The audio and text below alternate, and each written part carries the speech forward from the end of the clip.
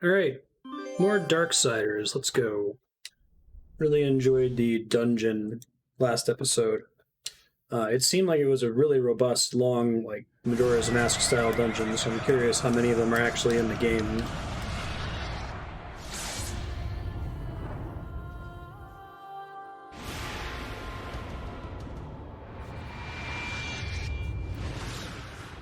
Continue.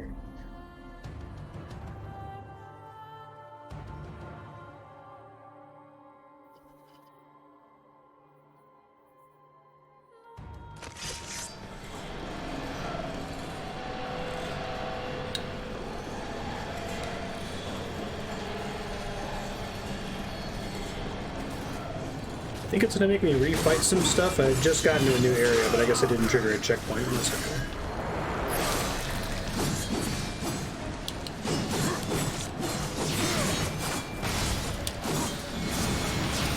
I want to start using my fancy new thing a bit. Also, this guy's annoying and can kill me. Blocking does help a lot with those.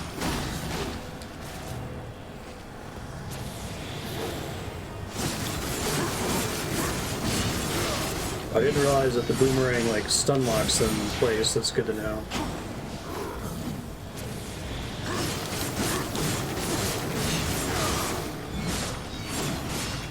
Maybe that's what I should have been doing with the previous boss.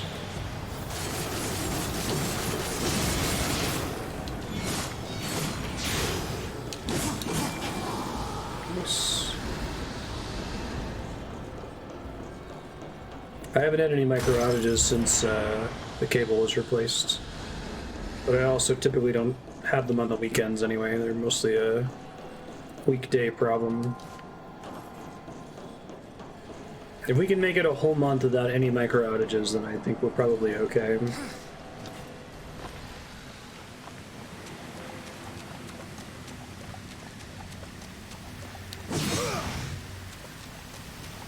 This is where we left off. Perfect.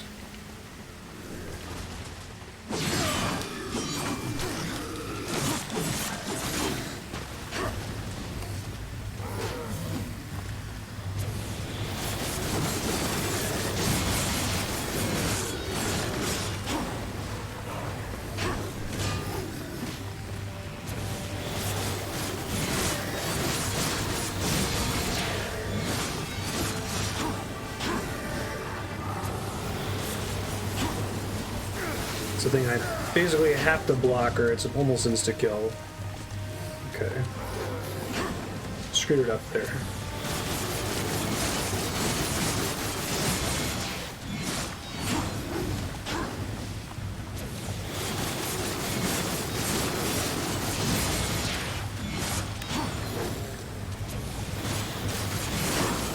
Okay, it doesn't always stun lock him, looks like. There we go.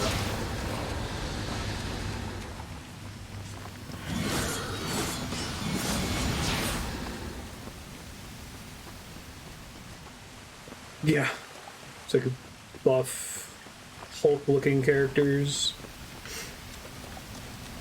Yeah, I was saying last episode that City of Heroes has 3 character genders. There's male, female, and Hulk.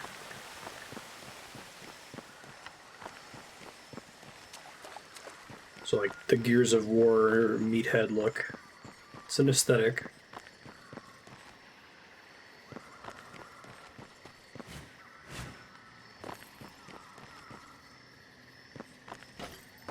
That doesn't go above the giant pauldrons.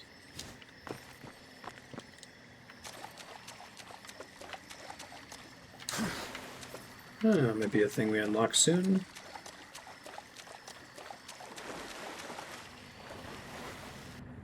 Swimming is a thing? Okay. That's neat. Underwater combat is a thing. That's less neat.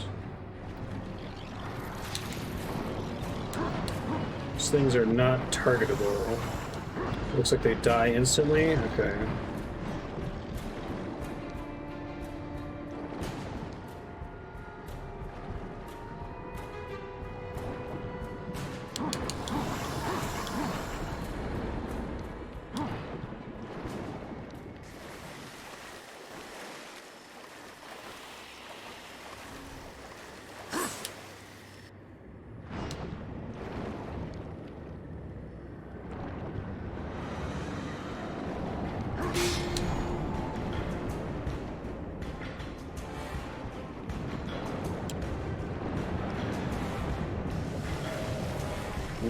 more of these around the place that I need to find?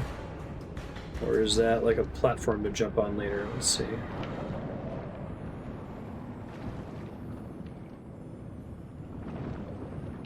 Something sounds good in here.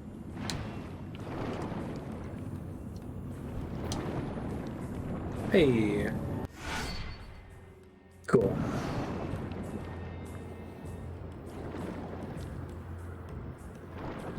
Gotta find Mr. Shop Demon.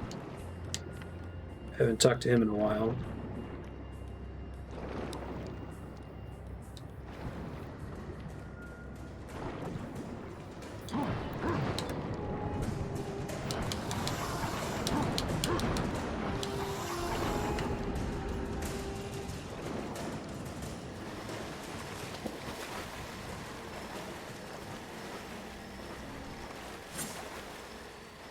Swim faster underwater. I might. Surprised this guy even, like, has any buoyancy at all.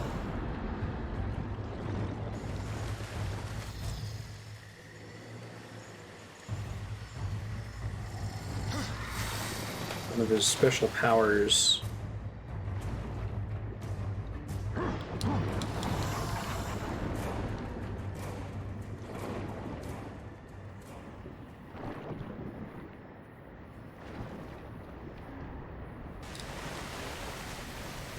This is the way I came in, but now I've got more things to do, so... Don't have access to the hook shot thing yet. Let's see what all else is out here, though.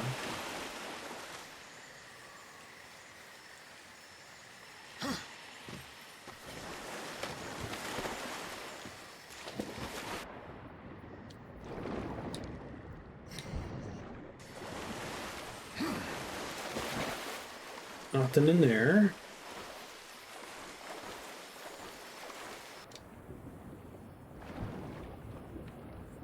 I do like the idea of those submerged office buildings. It's kind of cool.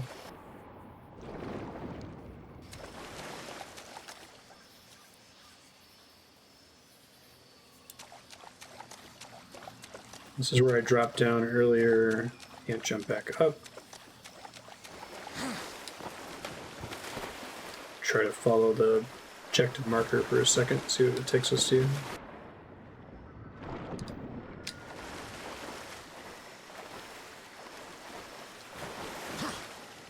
Might be something on the surface.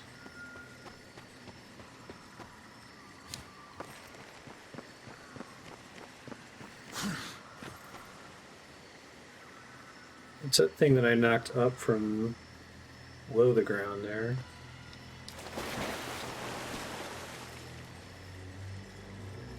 Hey, chest. Bunch of souls, cool.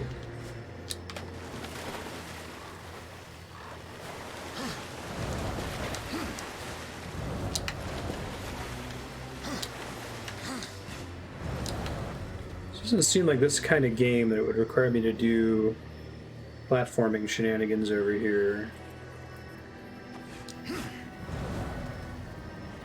Didn't think that was gonna work.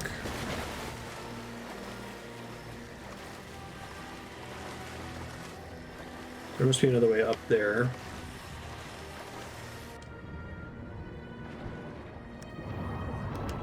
Oh, I can dash underwater. Okay, that's good to know. It looks like it's strictly faster too, unlike the open world dash, which has some slowdown at the end of it.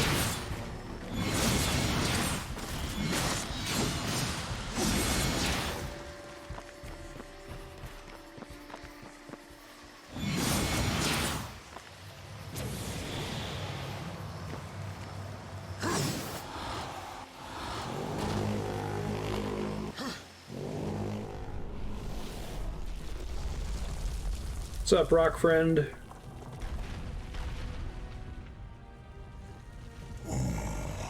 Forgive me, friend. I would grant you passage were it within my power.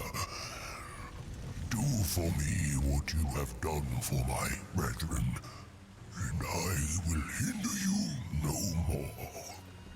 There must be another way. must be broken. Then you may pass.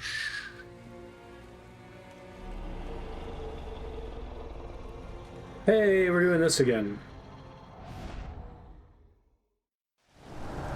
Find where these shadow lurkers hide and kill them all.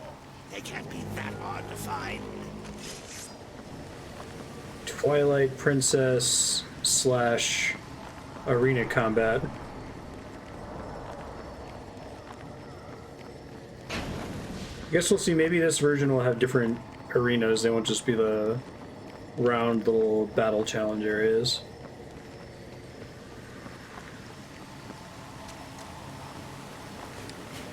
It's not a completely terrible mechanic, like it's not unforgivable.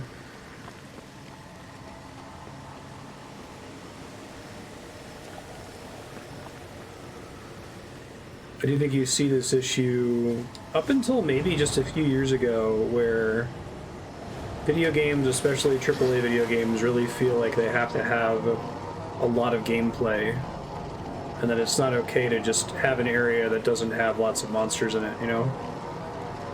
Or an enemy that you only encounter a few times.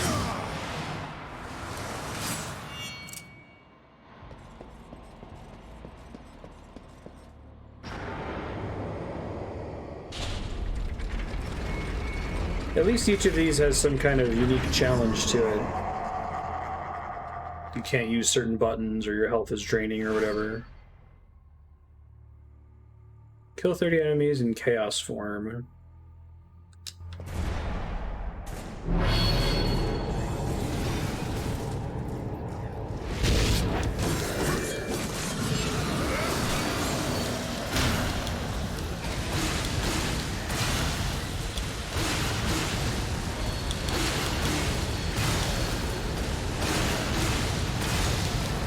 Oh, new enemy. Medusa thing?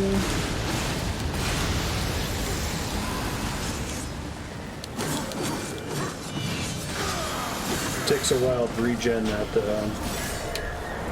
don't think finishers particularly help with it.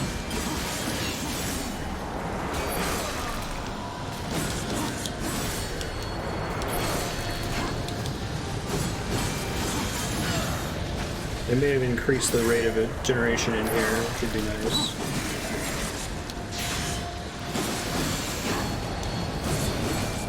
There we go.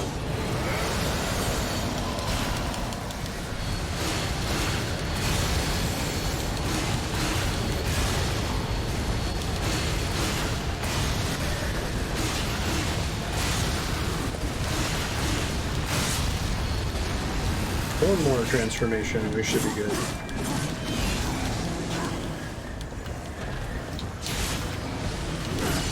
Ow, jeez. Now I got a bunch of big guys to deal with at the same time.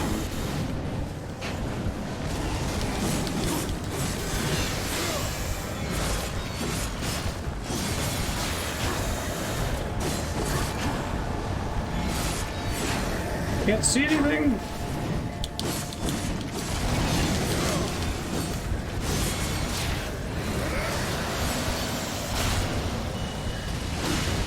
Okay. Context-sensitive health drops are happening, and we're okay. Sweet.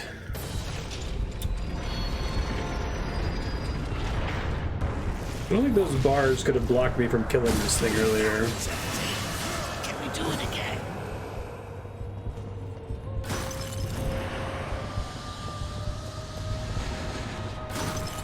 Awesome. Full meter.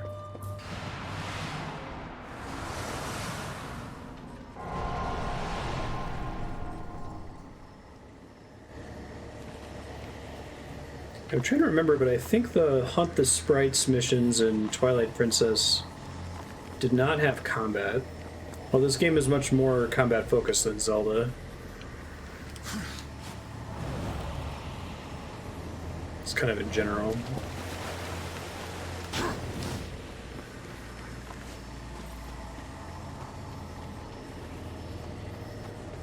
That's what that was. I thought it was like a trampoline power I would unlock later.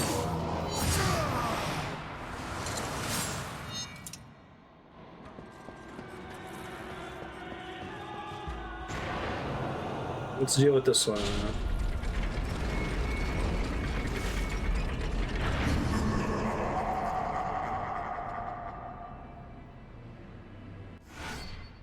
Counter killer. Okay, well, I guess this will force me to learn those a little bit better. Time block at point of impact, perform a block counter. Kill 5 enemies using only block and projectile counterattacks.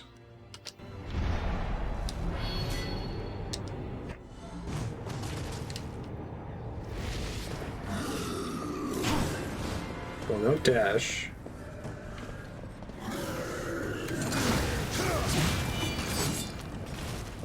Oh, but I have to actually kill them with it, okay.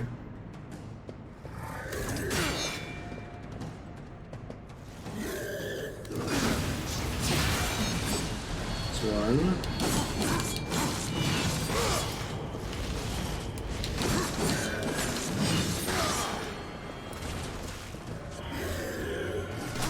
Ow. Too late.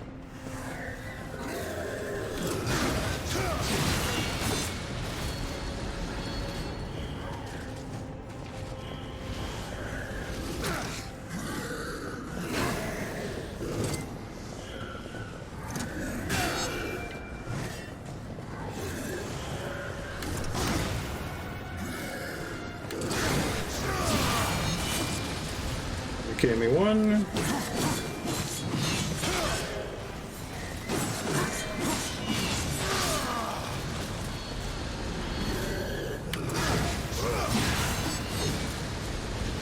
I hope the later Darksiders games build on that a little bit better. Like have some kind of indicator, global indicator for when you can parry. It feels good when you do it, but... Cool.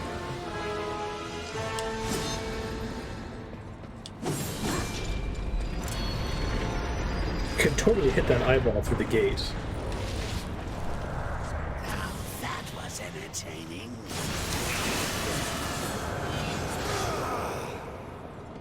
I know I beat the shit out of Mark Hamill earlier, but he's still here for some reason.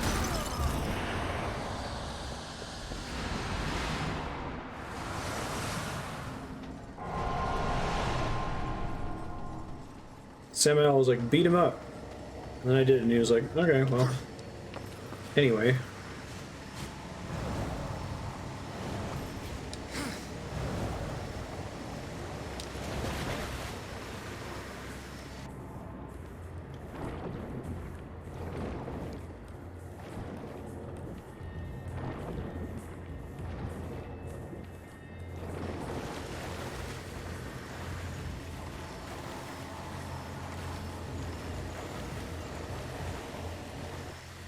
My way up top, it looks like.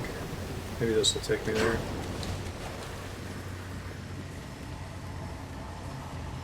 This has a pretty dead-end look to it.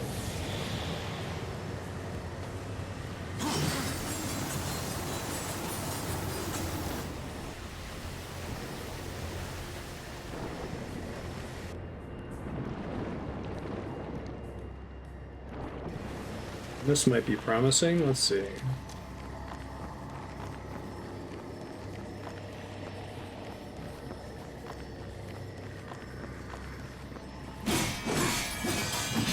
I don't think I have the power up to bust these yet. I don't think it's just regular bombs either.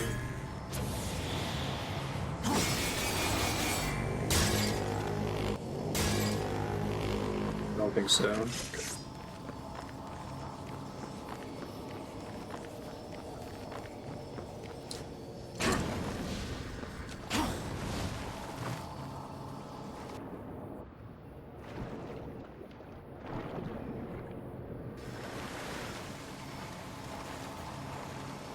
How do we get back up top? Which is a dead end.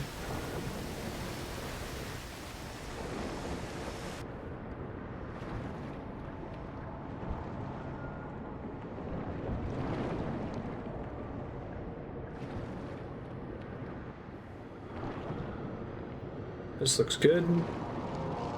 Progress.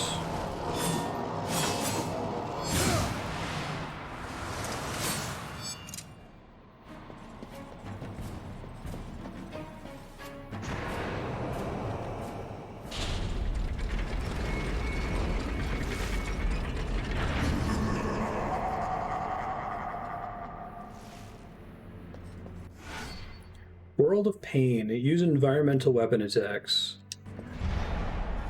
They should like start dropping cards from the... Alright, game. That's fine. Wonder if they originally planned for these to be in like the open world. Oh, I think I need to weaken them first, right?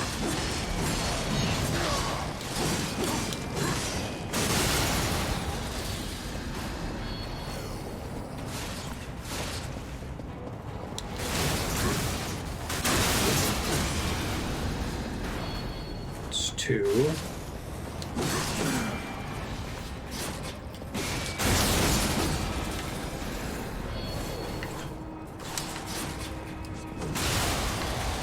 Very good.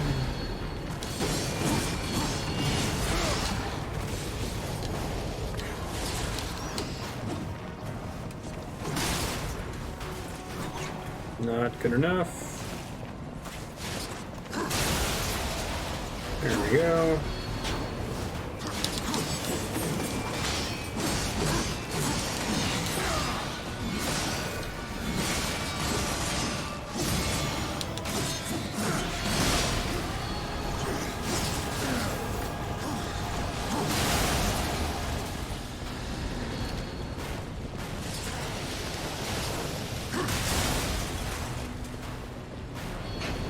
Just keep focusing on as many cars as we can here.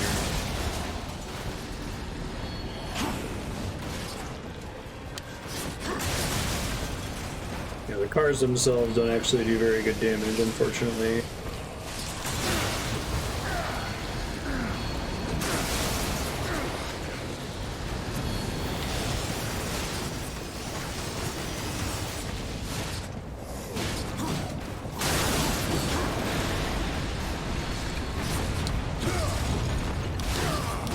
I'm a big guy.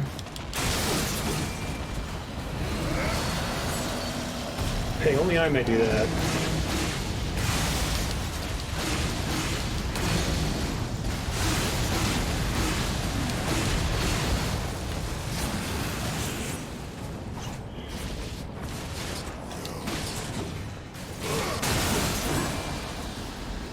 Ten.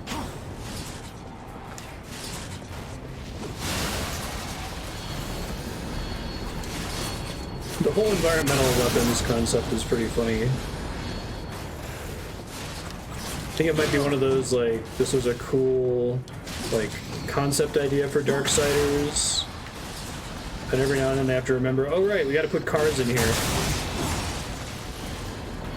I think I have an item right now that makes my environmental weapon attacks do more damage too.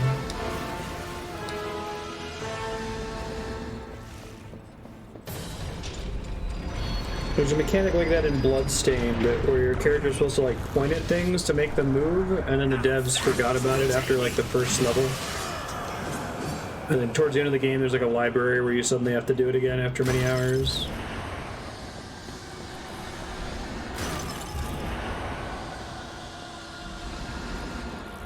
I like the solution in the arena is just to make cars fall from the sky.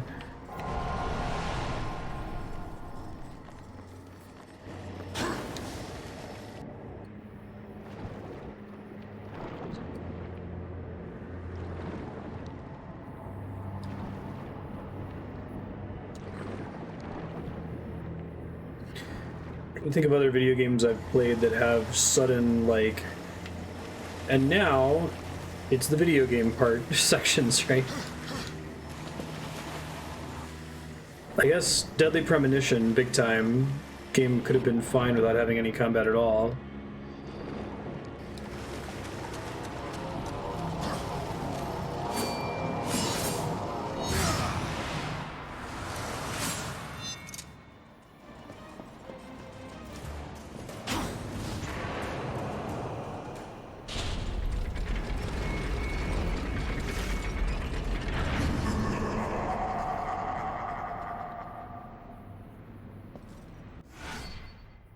Defender, keep at least one undead soldier alive throughout the time limit.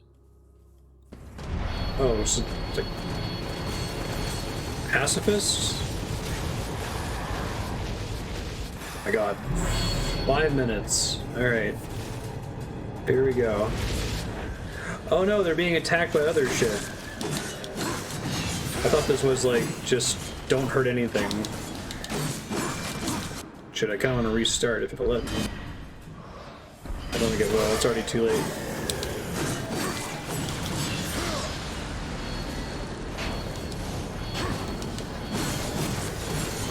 I'm looking for a heal.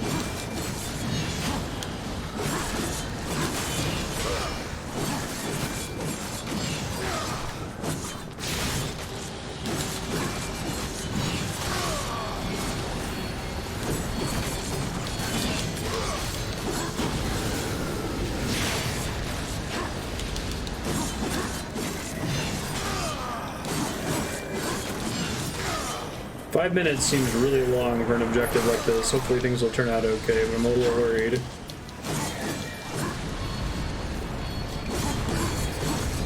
Especially if it starts to spawn real enemies, like the big guys.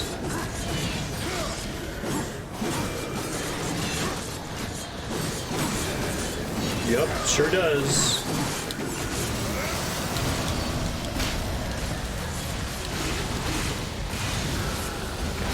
Please don't blow up on all of them. Oh, it totally did.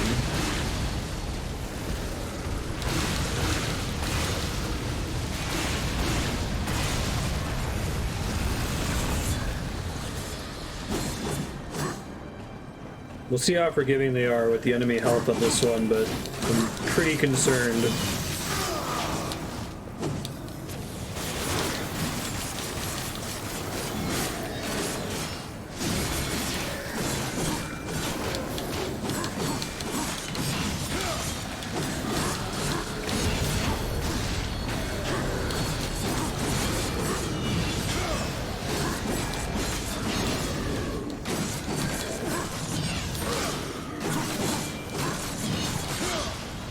New concern is like, are enemies spawning based on the timestamp or based on number of things I've killed, right? Is it better to like try to lock them down without killing them?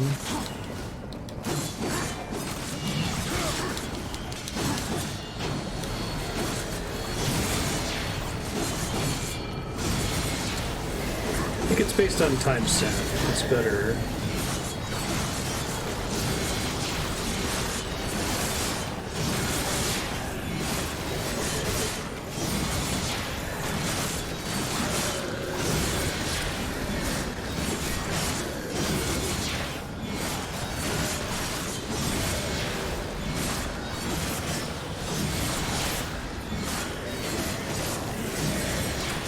Figures that like the last 30 seconds it spawns a really hard boss enemy that just insta-kills them and I have to start all over, right?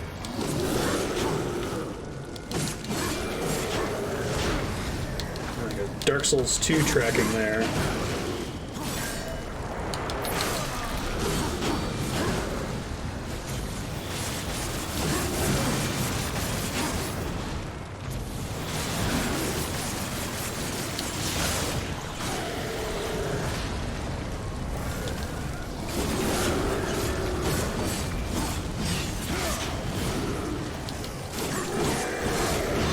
Now there's two of them.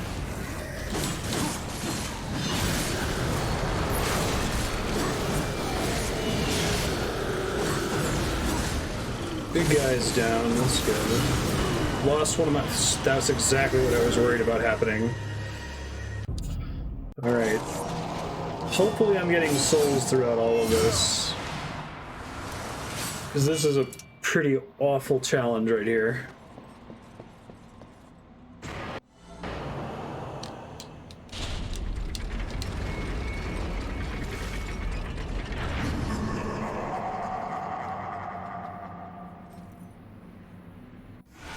I think I just have to save my chaos buff until the big guys spawn.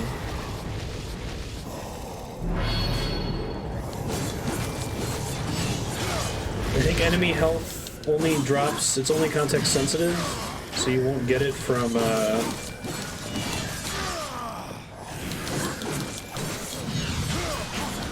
enemy kills until you're almost dead. It's other M rules.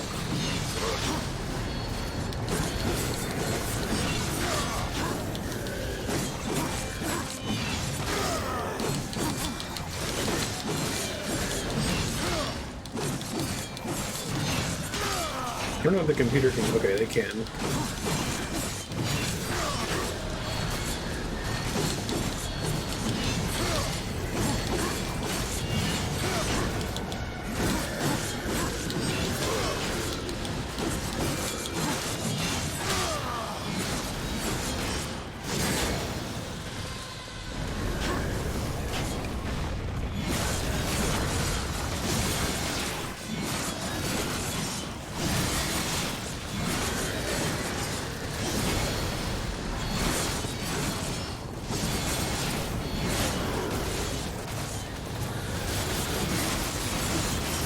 I'm gonna figure out what causes that to stun lock. It doesn't always work.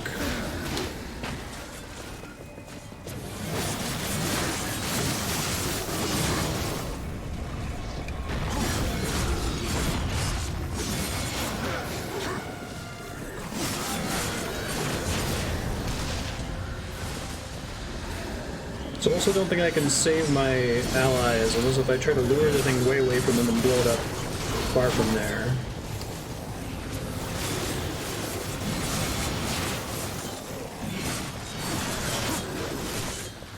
Come on, friend. Get away from the other guys.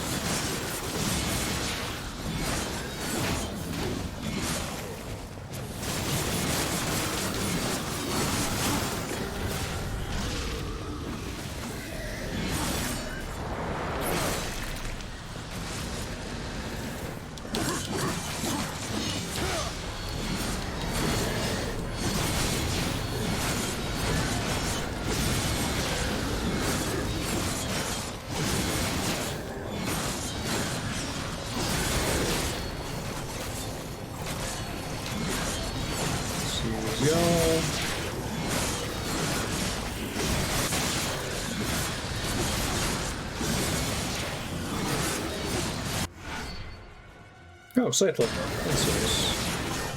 Thanks, game.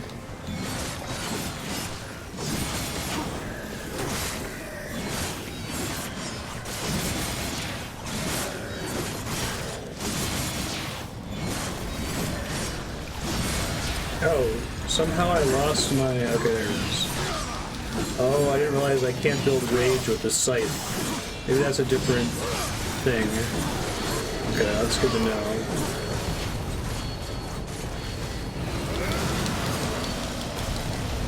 And this guy can basically one-shot the things I'm trying to protect, apparently.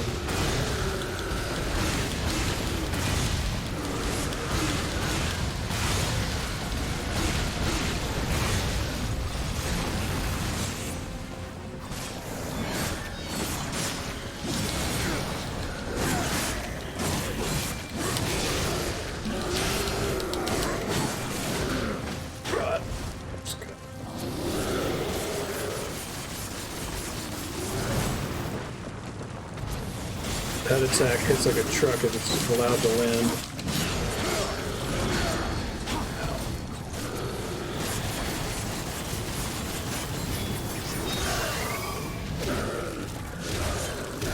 And hopefully he's the last big guy. I don't think the clock is still running during that animation, unfortunately.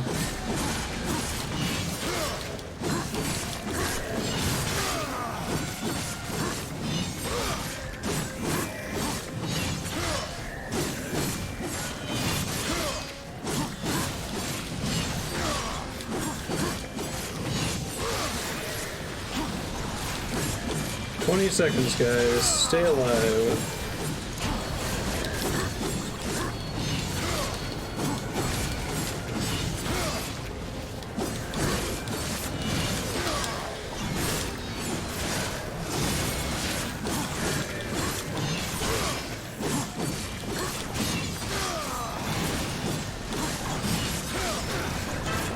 Hooray, first try.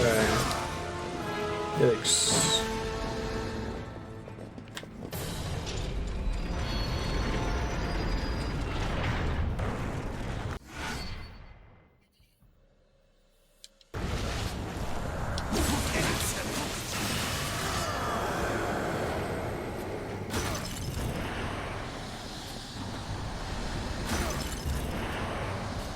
I think you keep your souls when you fail on this, which is nice. It's likely that things will feel like a waste of time. Looks like that was the last of them. Let's get out of here. Okie dokie, Mark Hamill.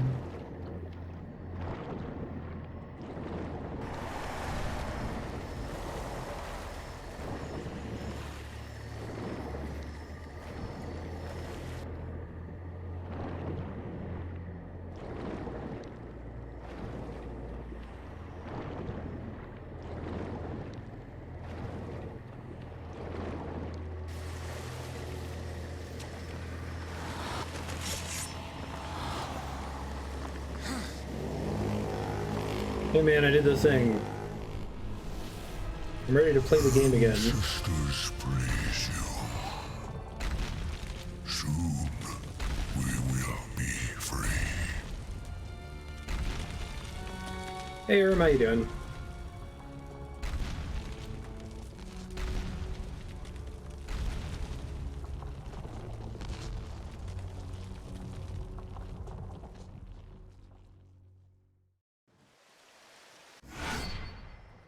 Abyssal armor piece. Collect 10 to complete the set.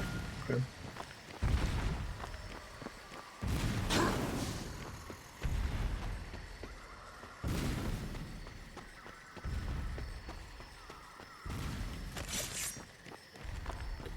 Get my boomerang back. Can't get through those yet.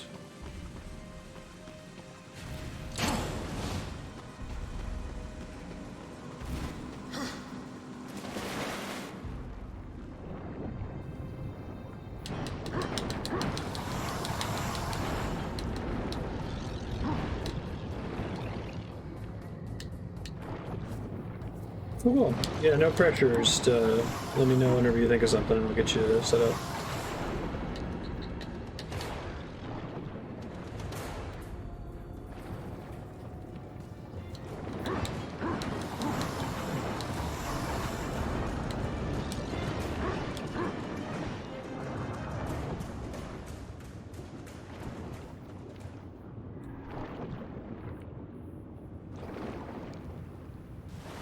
Yo. Okay.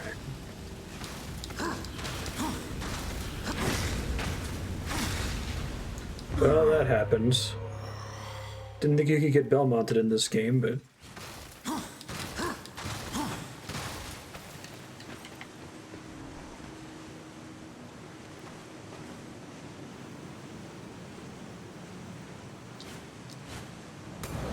There you go. You're gonna have to give me this one game.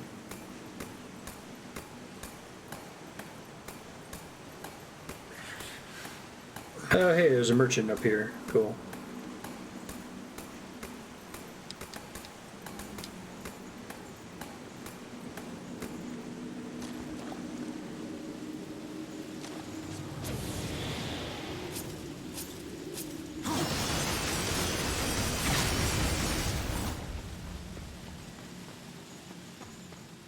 What's up, dude? Oh, and it's a teleport.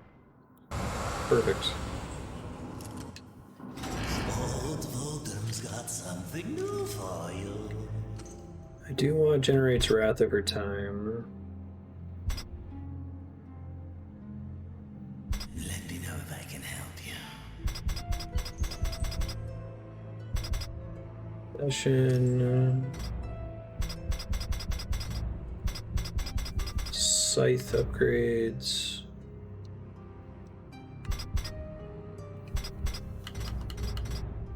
You are as wise as you are powerful.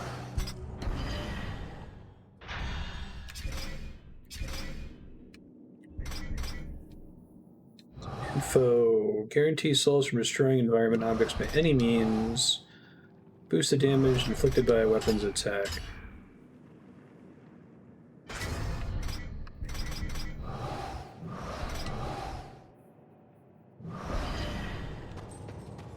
Having wrath generating all the time seems like it could be pretty good. Especially if it's on the weapon I intend to use less frequently. The upgrade path seems a lot more similar to Devil May Cry, and to some extent, Bayonetta. Anvil's Ford. Spooky Hell Tower.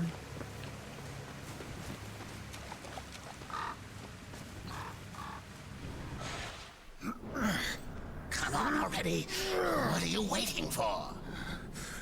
You plan on using them hands ever again?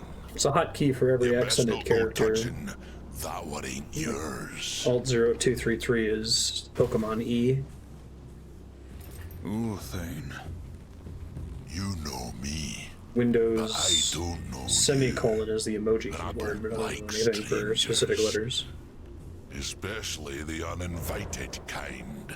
And maybe who you are don't matter as much as what you want. Oh, this I've guy come is for a the buff Black Space Hammer. Marine man compared to Really now? War. Well, you're welcome to give it another go. After that, I'll best not catch you around here again. It's you. What's that now? The Black Hammer. It's you. Do your worst. But let me tell you a little secret, boy. The one in the dirt is by far the easier of the two.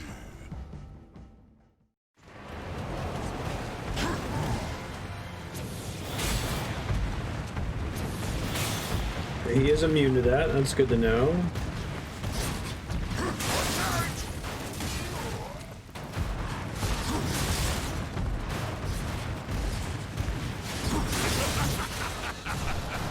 That blade of yours is useless against him. Perhaps there is another. Bear hug. Ouch.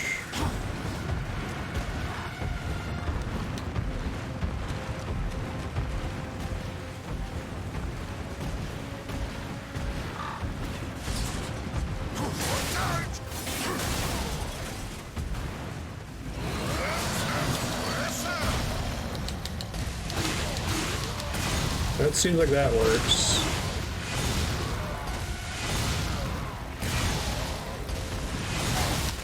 I ain't been tagged in millennia.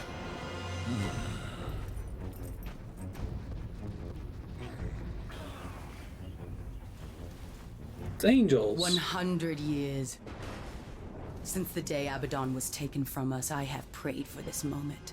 For your crimes, I would see you tried in the White City. But until this world is free of the Destroyer, its gates are closed to us, and justice will not wait. I sentence you here and now! What do you think their, like, Walmart brand god name is going to be? If Destroyer's Walmart Satan, they gotta do the Almighty, I guess. Your justice can wait till we finish our little scrap, missy. There ain't no sport in jumping into a tussle that don't concern you. Go on, fly away, pigeons, if I'll pluck ya. Blasphemer! It is you who take sides in a battle that doesn't concern you! Please, allow me.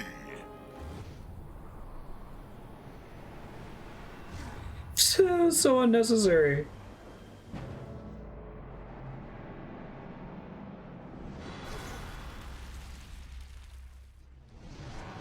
That's what you get for touching what ain't yours. I'd duck if I were you.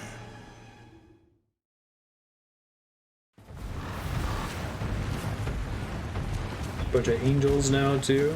Keep them feathers flying, boy!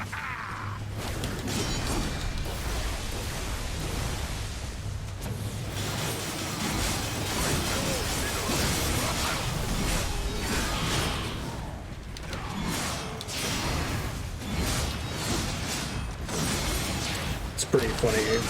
Pillows. My pillows need a little stuffing.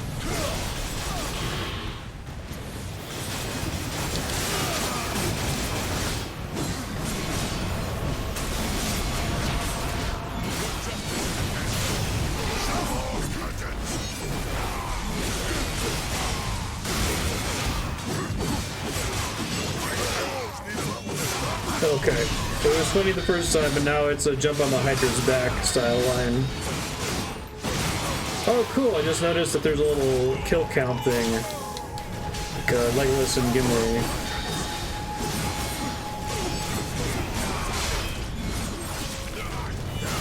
I do like that you always take their wings off. That's cool.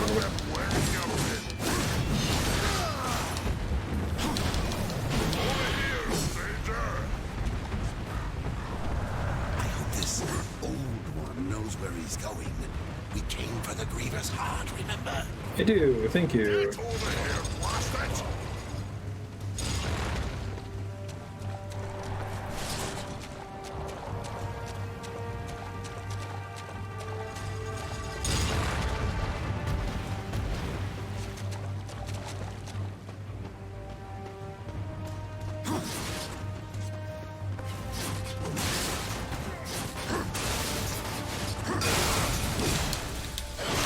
Whoa, that's pretty neat.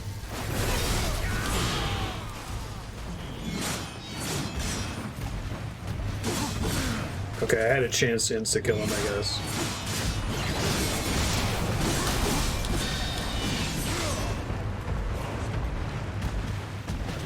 Your hammer break these things? Good to know, cool.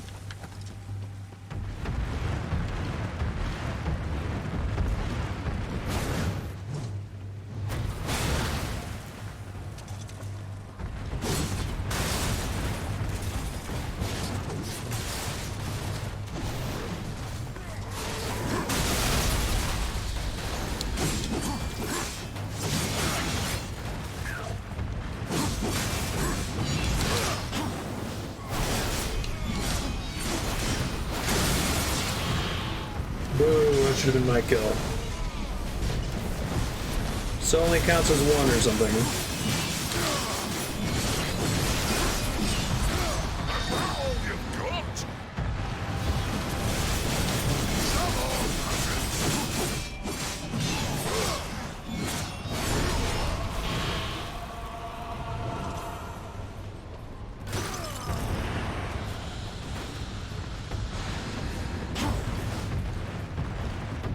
Get over here, Marstead!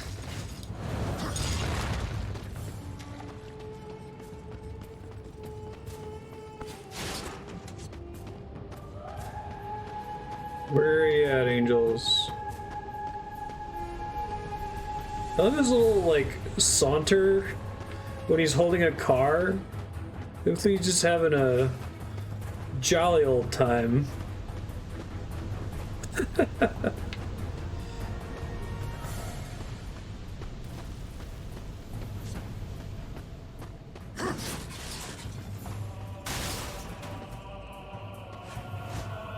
Coming, dude. I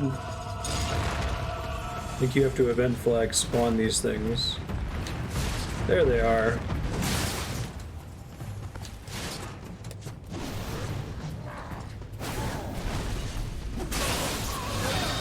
Nice.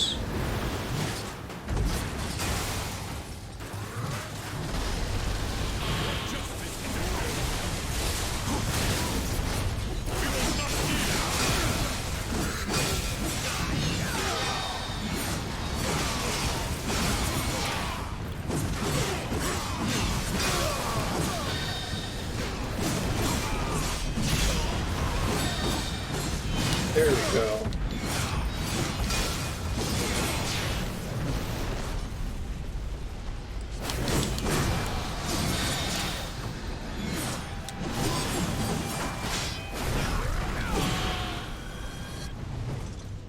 Some people's angels, man. I'll tell you what.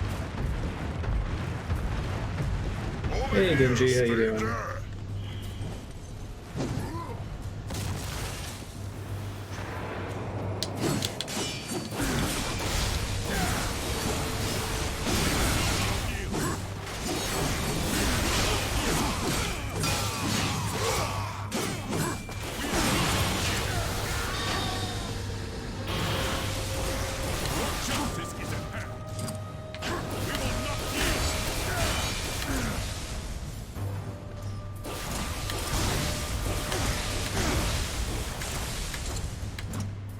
Doing alright. Checking out this game for the first time. That feels pretty good, actually. It's probably not worth doing in most cases when you're surrounded by enemies, but...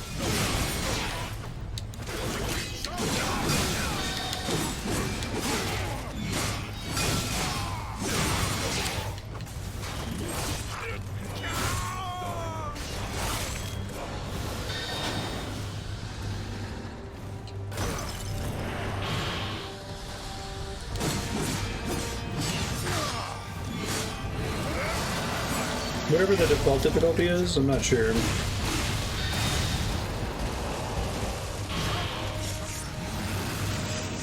Guess if I dismiss it early, I still lose the whole meter, unfortunately.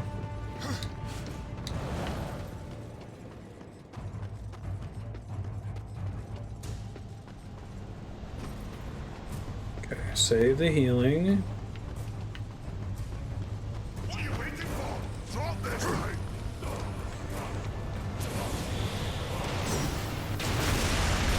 That's pretty neat.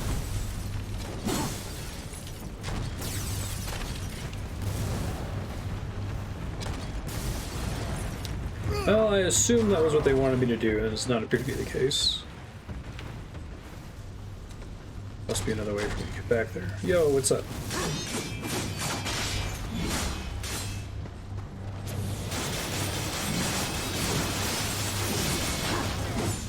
This angel guy reminds me of a specific boss in Diablo 3 Reaper of Souls. Also an angel with a big cannon.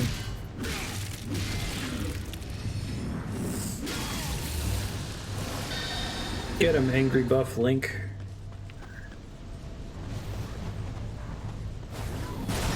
Oh, thanks, man.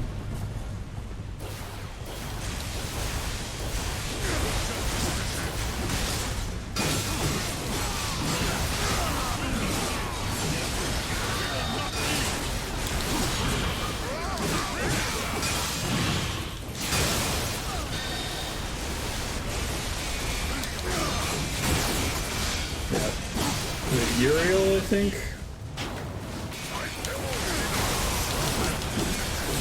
Oh, really? RNG could kill you? What would happen?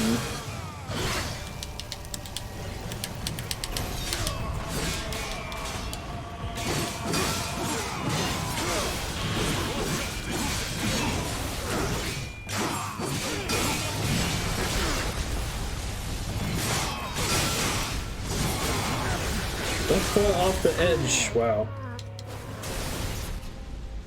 Got Belmonted.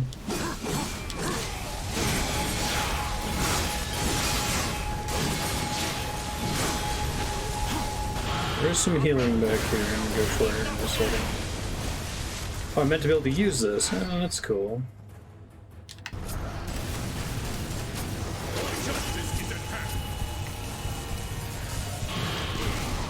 Nice.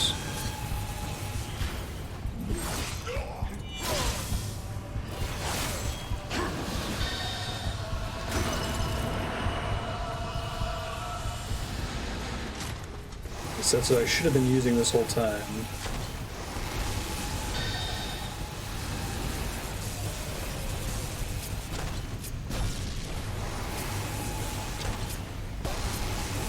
Yeah, I remember the planks falling, but I thought there was a telegraph for them, so you could always avoid them. You get enough time to see them. Yeah, definitely was supposed to bring this down here with me to make these guys more reasonable. Good to know.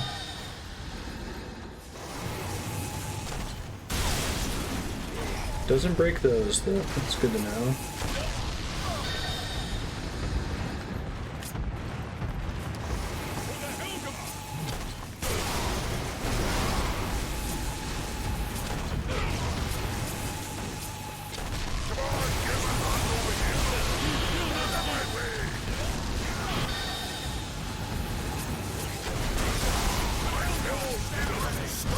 It's a cool sequence, though. I like the Legolas and Gimli thing.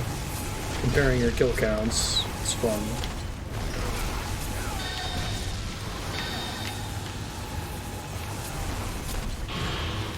I think there's some aim funneling here, or at least it's like locking on. I feel like I shouldn't be hitting a lot of these guys, but it's giving it to me, which I appreciate.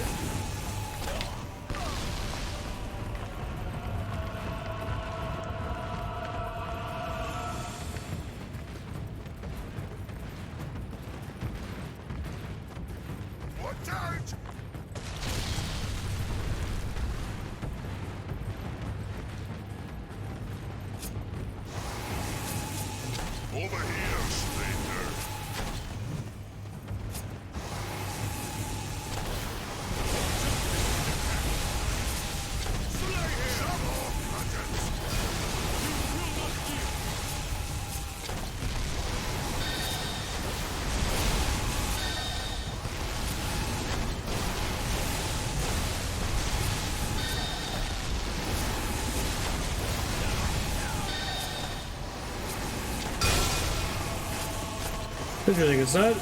It doesn't like heat seek onto them, but I guess it has a really generous hurt box. Stun you in 3 planks might decide to land on you because it's a scripted event at 50% HP. I see. So they had to change it so that it couldn't land on you while you were in that scripted stun.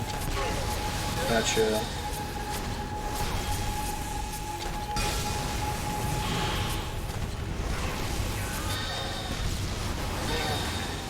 I'm gonna come out of this with a ton of souls.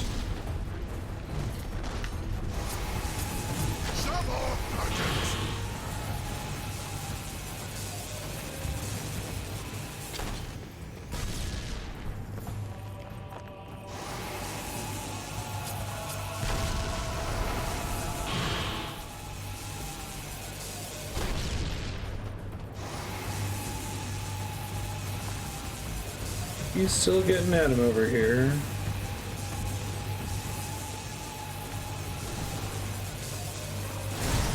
Nice. What are you waiting for? Over here, stranger. I don't want to give up my cool gun, but okay. Let me see what's up here really quick.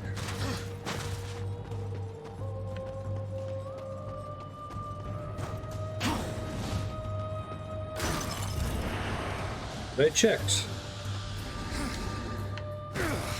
Over here, stranger. I'm coming.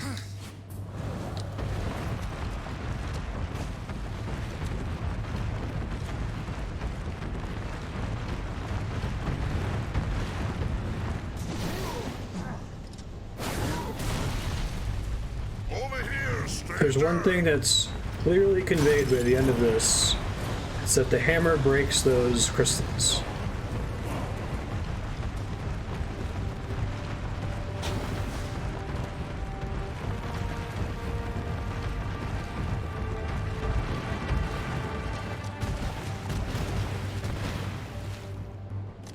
Ready? Where you want? Damn it. Fair and square. Who's counting? Combat lore. Increases the rate of weapon experience gathered. Oh. No good. That's cool. Is that a thing I have to equip, or is it just an always-on thing? It's a thing I have to equip. Shit.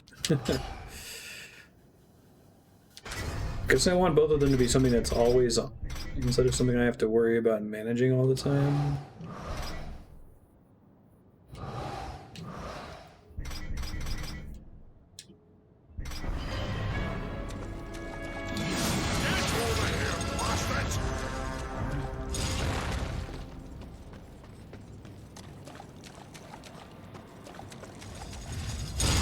You'll go nowhere, horseman. You cannot escape your fate. Abaddon will be avenged. Defend yourself. Abaddon's usually not the name of a nice angel person. I don't know if you knew that, lady. I'm just thinking about killing her, but I'll settle for watching you do it.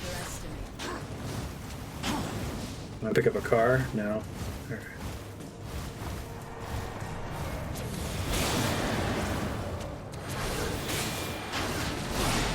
Ooh, yeah.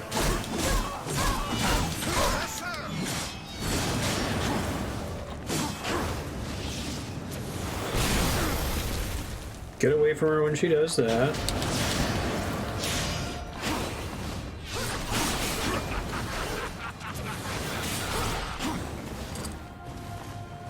Defend yourself, traitor.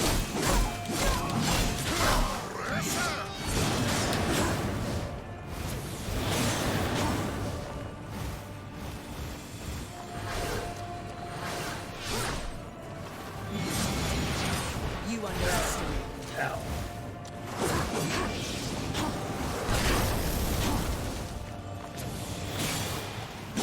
Okay, Boomerang just doesn't do anything to her at all. I shouldn't even try it too much. Probably deflect that if I time it right. I learned the attack animation. Defend yourself, traitor.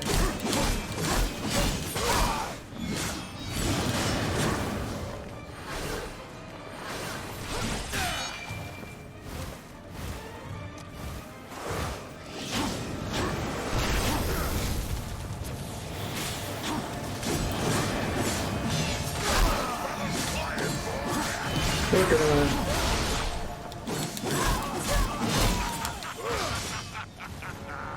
Do I get her wings? Oh, they carried her away. Okay. Hammer Bros just enjoying the show. Could be you really are who you say. Them pigeons seem mighty convinced, but I ain't. So once again, you know me, but I still don't know you. The Griever's lair. The Griever's beyond here. Had to Final seal Fantasy these VIII passages boss. up tight to keep our pets out of my yard. Little bastards kept dropping by uninvited, taking things what don't belong to them. I am who I claim to be.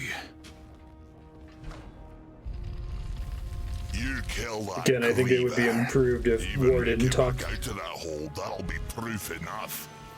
Then I promise we'll have words. Now get off of my property before more pigeons come looking at crap in my yard. Wonder if I get his hammer in, like if he like dies in the next dungeon or something. It's pretty cool. Oh, we'll get some way to deal with him in the dungeon.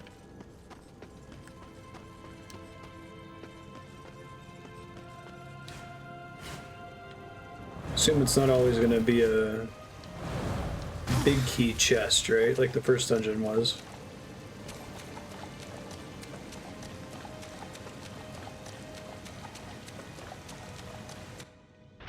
Let me review really quick.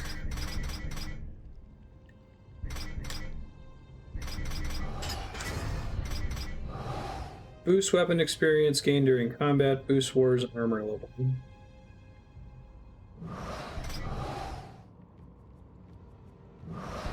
Oh, so slotted means you get something even if you don't have it equipped? That's kind of cool.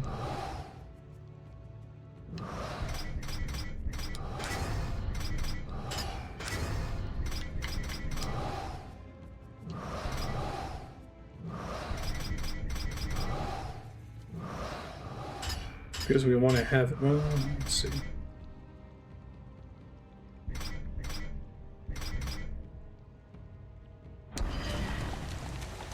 Looks like the main sword caps out at level 4, but I'm trying to use the scythe more. Let me swap them.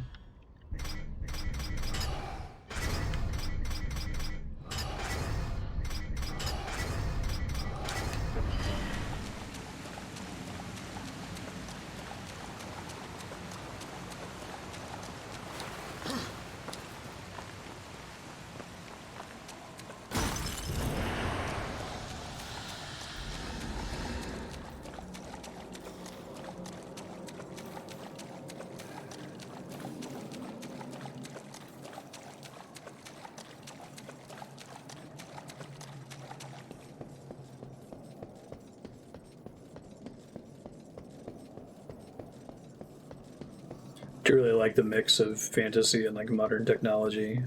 It's cool to set it like centuries after the apocalypse. The Hollows.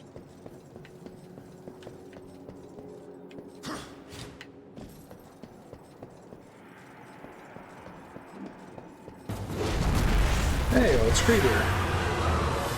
That was fast.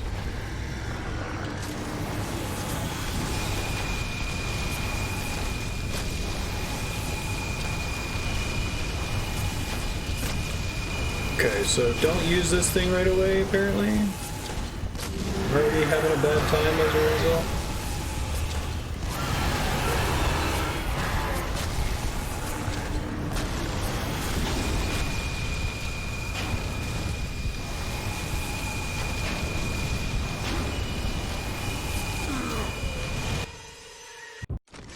Try that again.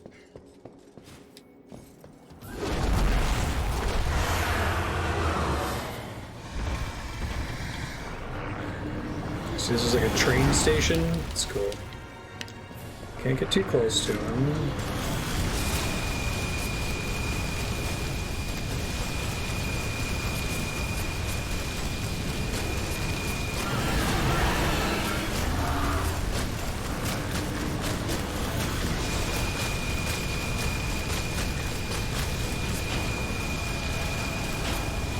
There's no iframes on my dodge, so that's not what they want me to do.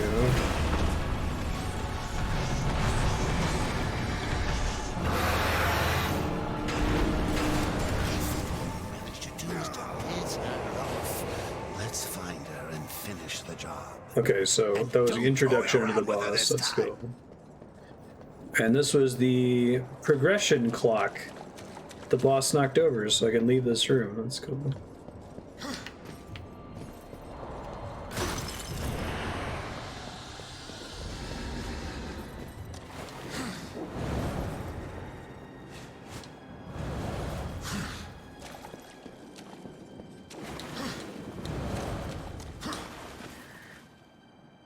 I thought this was a progression clock.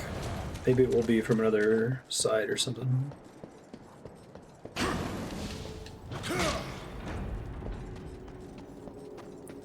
I will take some healing. First I thought this place was a church, and now it kind of looks more like a train station.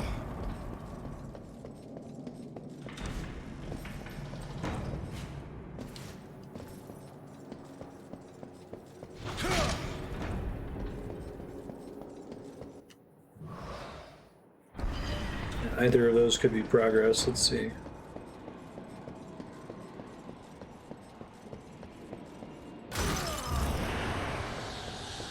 It fell. Why not both? These poor set piece angels that didn't get to disintegrate like the ones that we fight in normal combat.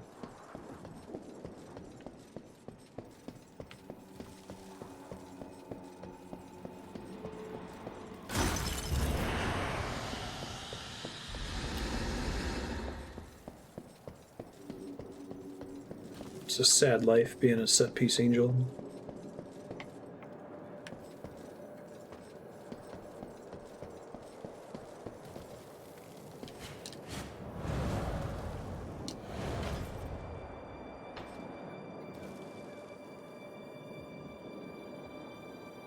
I don't know if that actually gets us anywhere. Are these jump onto them? Nope. They do not have that feature. Because it wasn't a progression clock.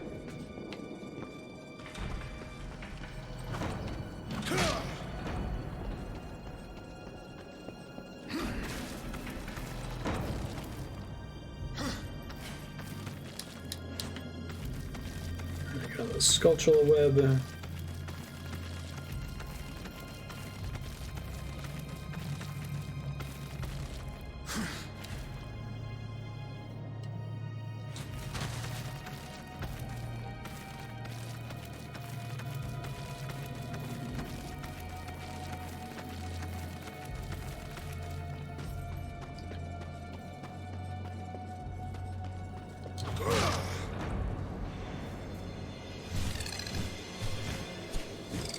That didn't look good.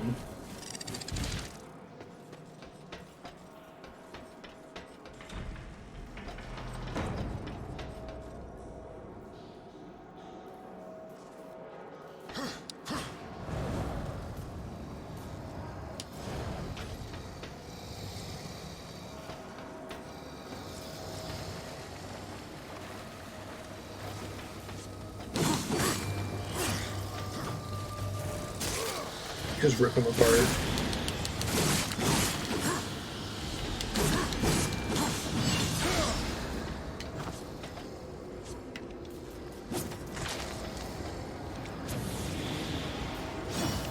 Oh, but this is a dormant one, right? So I have to find fire somewhere else? Or lightning? Interesting.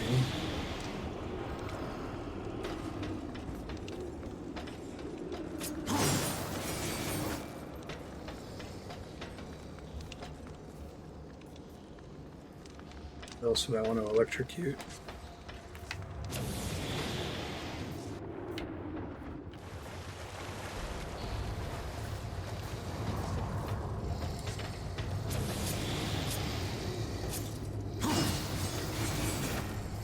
Do the other order, right?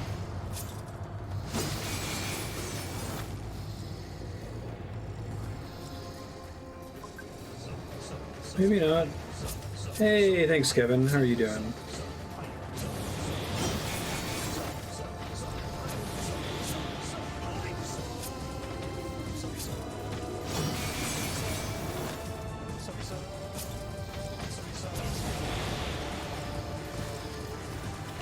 Let me confirm that this blows them up here.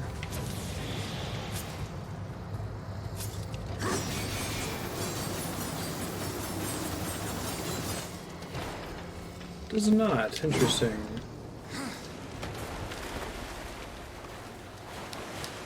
Nice.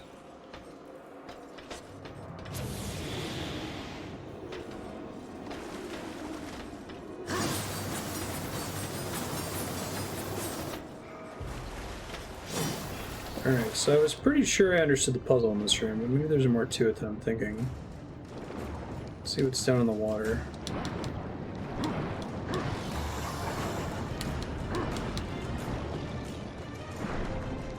Hey, Serp, how you doing?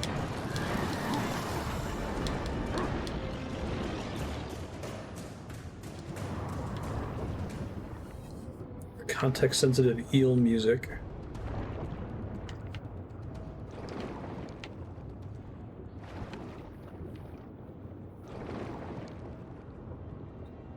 Okay, so we'll definitely be getting the ability to blow up those walls.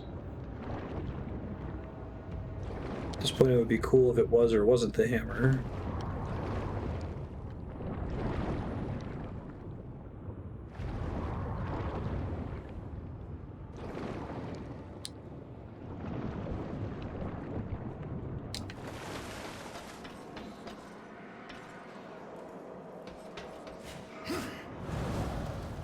Really, no, there's no way back up.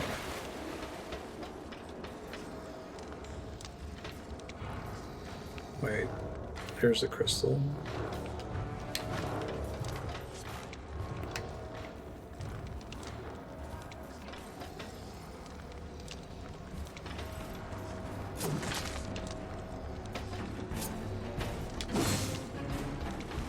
See if electricity works to trigger these or if it has to be fire.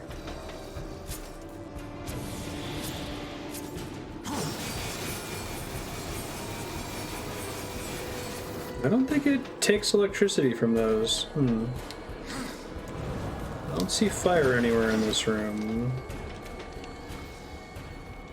Still playing the scary eel music. Let me see if there's any down here that can make it go away.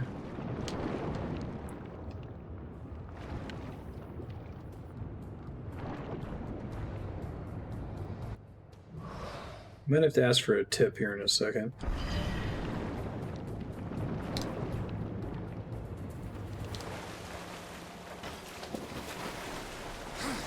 You're down here that I can't move.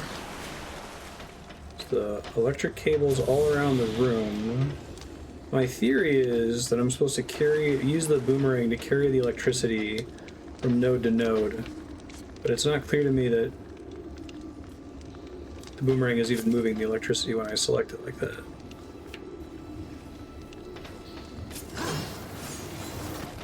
Right.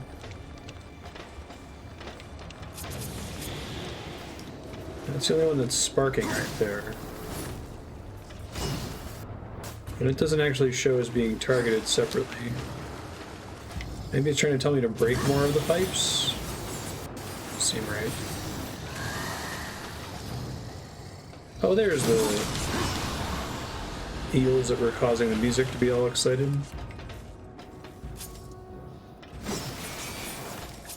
Right, so the cable that's sparking isn't actually targetable. So things near the cable. I guess I can try tracking the wire down. I don't know if it's that kind of puzzle. No, it doesn't look like it.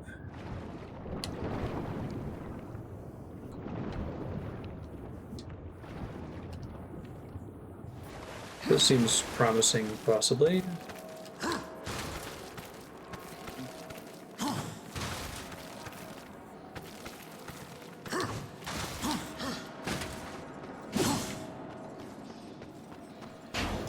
Okay, cool, here we go. Must have been why I was stuck. There we go. Now I get it. It's a water temple.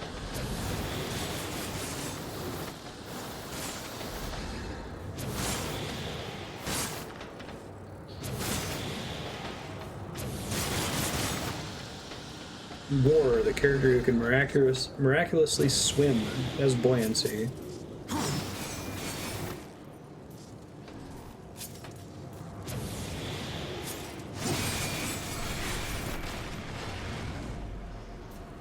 More fire. More of those all around the room.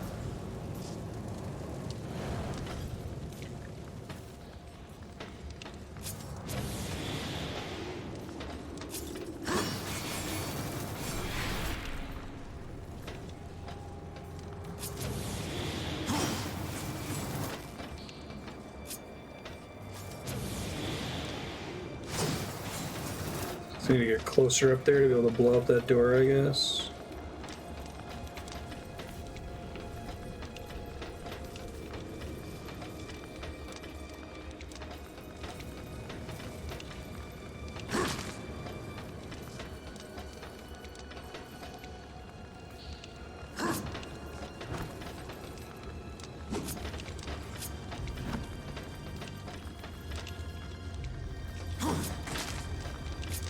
I don't know if there's a limit to the number of bomb flowers I can have trailing off here.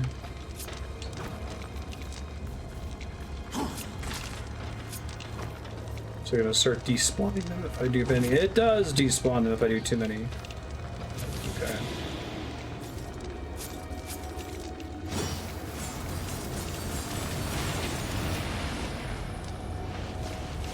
Didn't quite reach him. Okay. Ah. Alright, let me get closer over there really quick.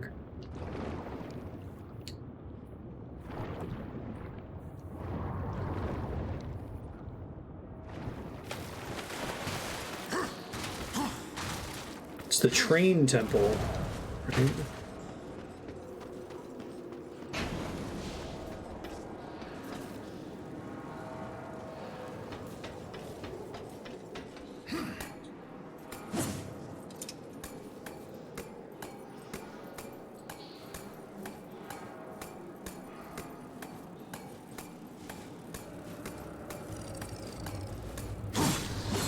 Hooray!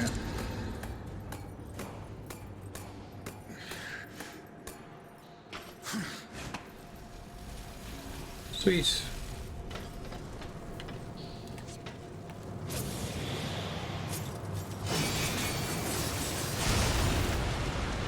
Progress. That door withstood a huge explosion.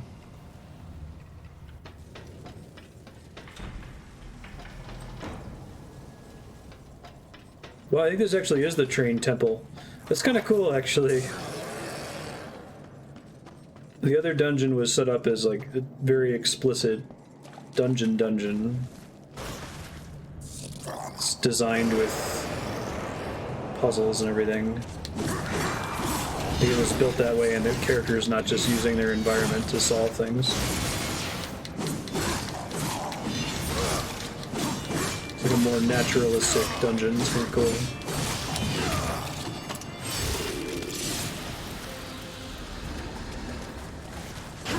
There's more of them.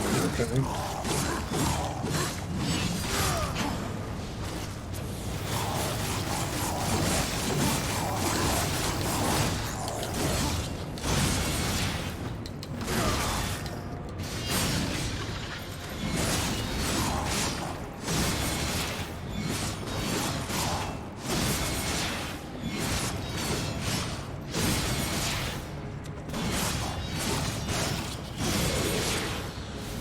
Cool.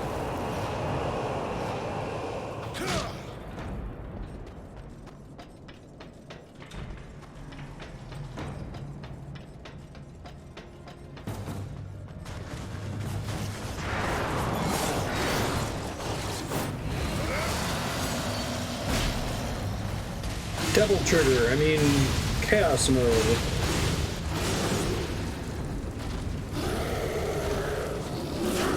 Oh, that deactivated my ship.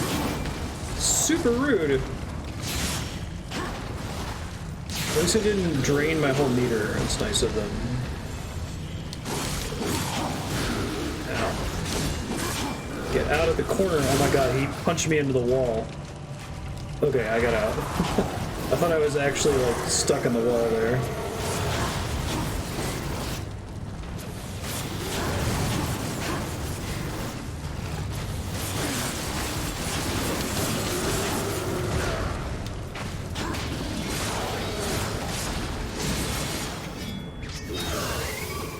Kimchi's clearly using the house.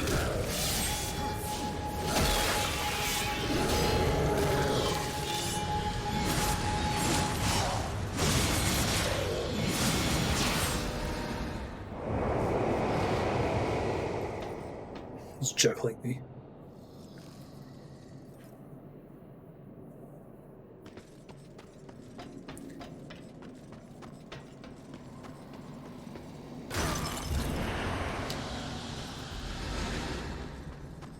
Someone should make a Futurama Zelda game and make the Temple of Bureaucracy. Oh, what's in here? Oh, Abyssal Armor Piece. That's cool.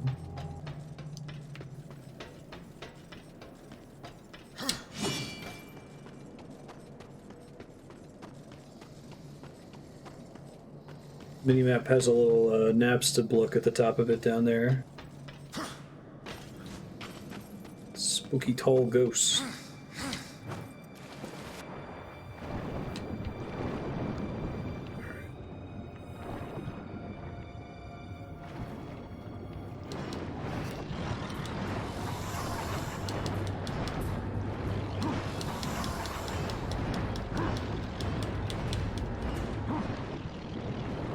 They gotta add scary eel music to Subnautica. That would make it less scary.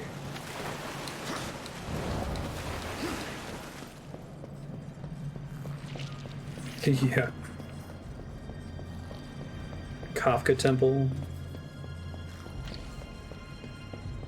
Wait a real world hour for a platform cycle. Yeah, I didn't say a Temple of Jonathan Blow.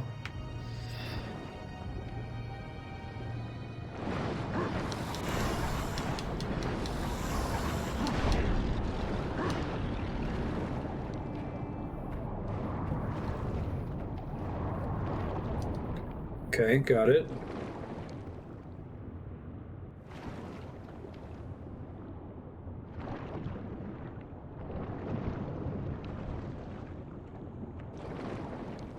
This is a really cool level. I'm digging this so far. So I think this game shines in its dungeon design. Reaper. Boost the harvest of souls from slain enemies. Damn it, game. Why do you do this to me? Oh, additional soul rewards when assigned to Scythe. I just want all of these.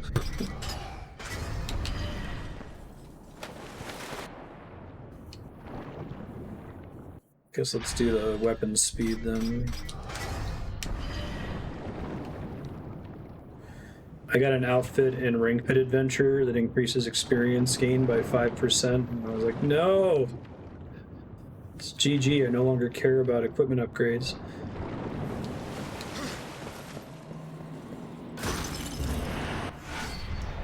Wrath Shard. Piece of Wrath Heart.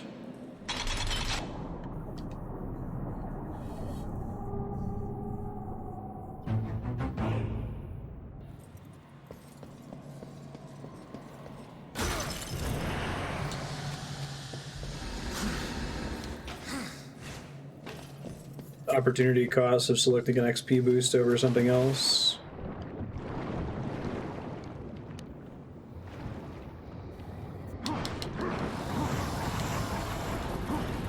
Yeah, I know, right, sir? It's impossible to tell, though, is the problem.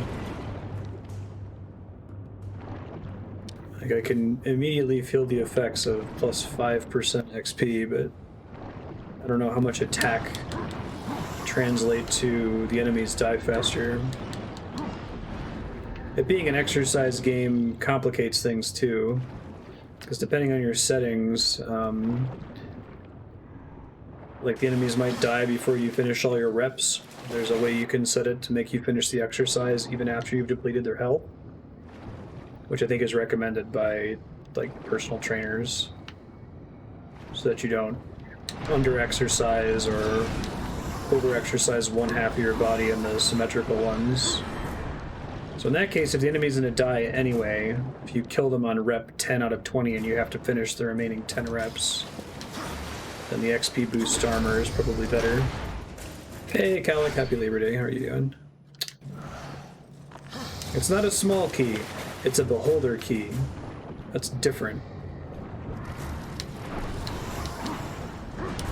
Oh, I can break these barnacle wings.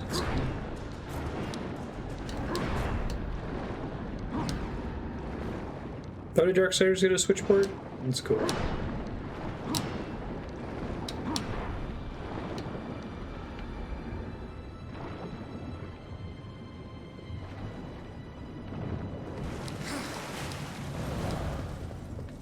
No bonus XP from heirloom items or the socket gem.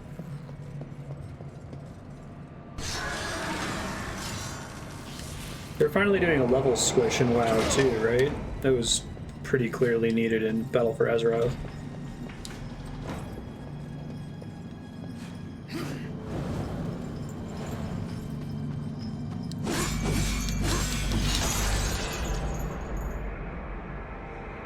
Oh, this is the big chest, right?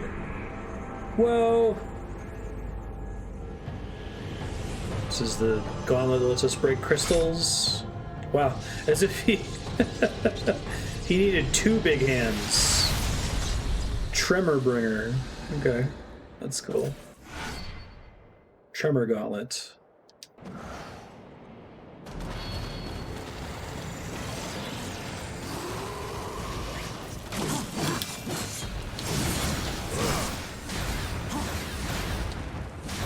Attacks on it are kind of cool.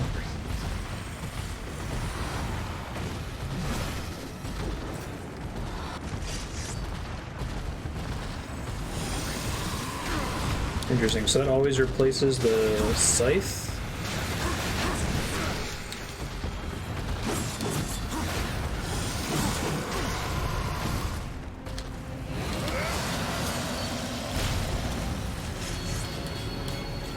Stop triggering cutscenes after I turn this on, game. Oh my god, every time it happens, it disables my transformation.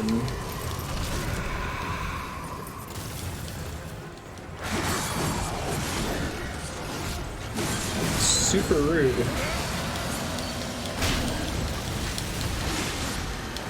Oh my god! Pressing the finisher button completely drained it. You know how long it takes to build Devil Trigger in this?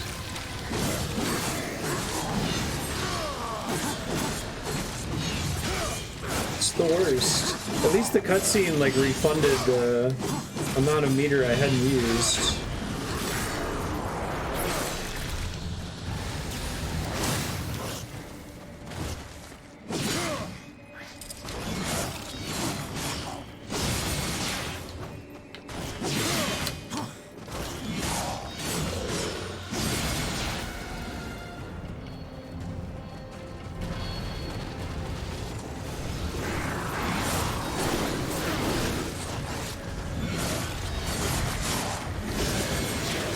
Pick an expansion to level in. Oh, so you can pick any expansion? It's too bad that you'll hit the cap before completing the main story. That was definitely a problem with Battle for Azeroth, that like, as I was leveling through the game, I kept out-leveling an expansion before I finished the story. So I got to see like the first 40% of every expansion.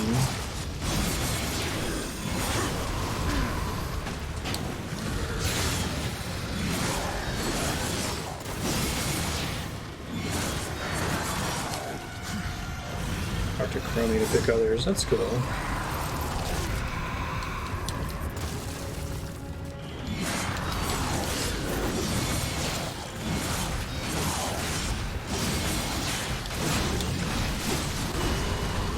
Ow. Get out over there.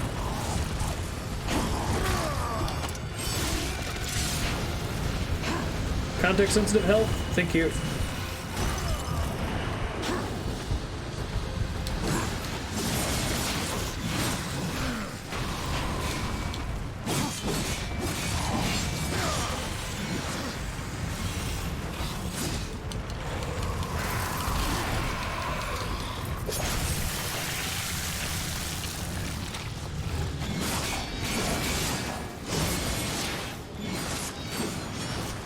Wait, does this gauntlet have its own equipment slot? It does. Okay.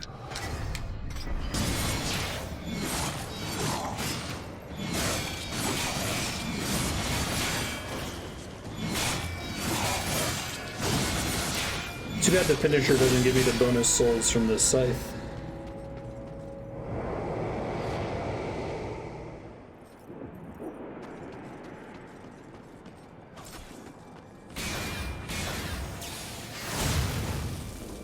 Oh, in that case, I appreciate that the cutscene showed me that this is what blows up the crystals. You can't just punch them.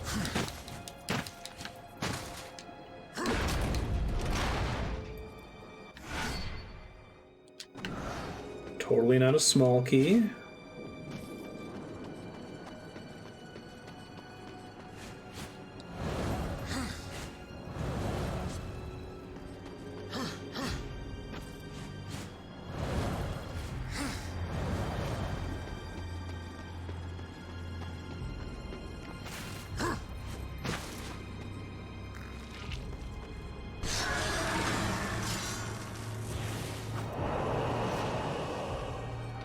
That's kind of neat, though. I mean, WoW has already kind of doubled down on the whole ult concept. I think that one of their smartest innovations was adding account-bound unlocks. So just saying, hey, you're going to pick an expansion and that's where you'll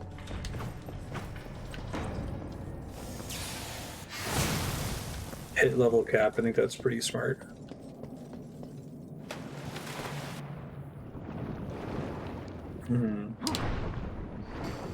Account-bound unlocks help with that.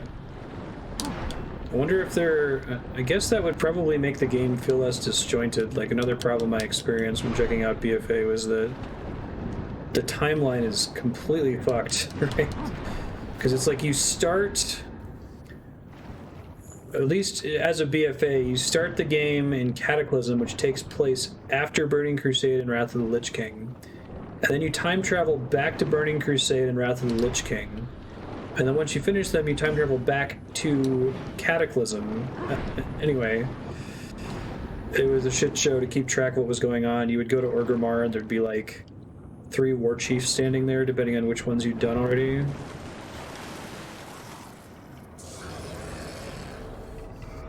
The concept of the main story quest in Final Fantasy XIV is deeply flawed, and I have a lot of problems with it, but at least it makes sure that all players are on the same page. If you're on the latest expansion, that means you have definitely seen sequentially all of the story content that leads up to that point.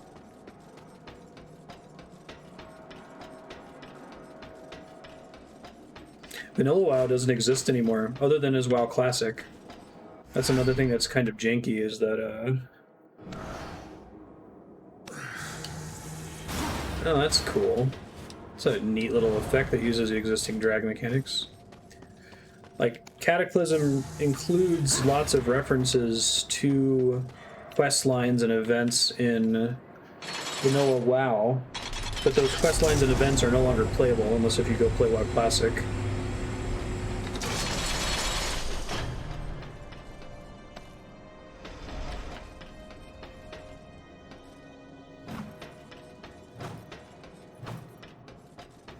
Cutscene skipping and matching to text.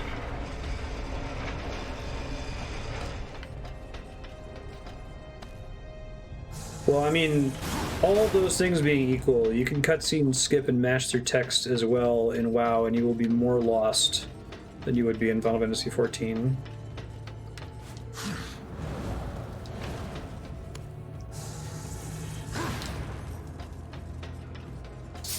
Interesting.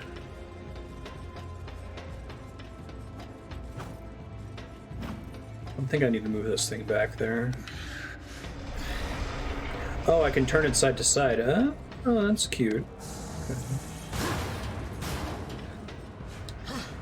I think I get it.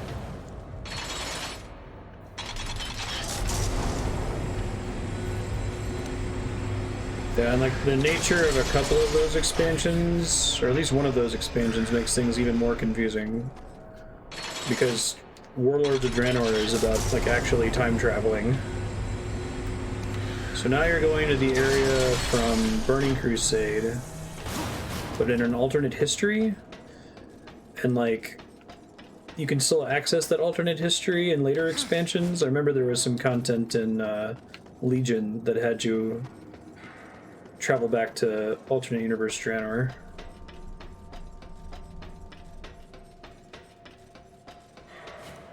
But I think as far as the story is concerned, the portal to that place is supposed to be closed.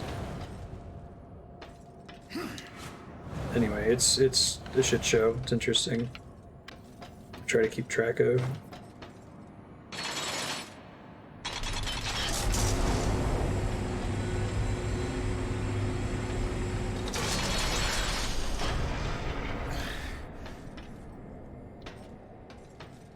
Well, they're trying to solve a problem that's difficult to solve. How do you progress the main story while recognizing that your player base is progressing through it at their own pace and over, right?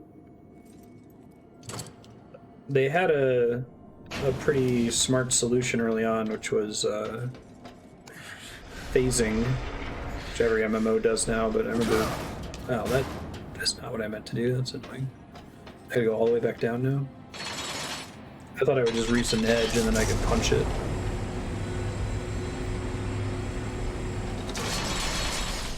That sucks. Alright, well.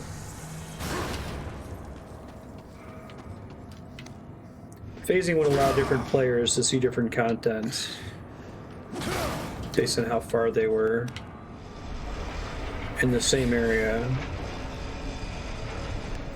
So if there's an NPC who died in the story, you wouldn't see them anymore, and another player who didn't get as far as you would still see them.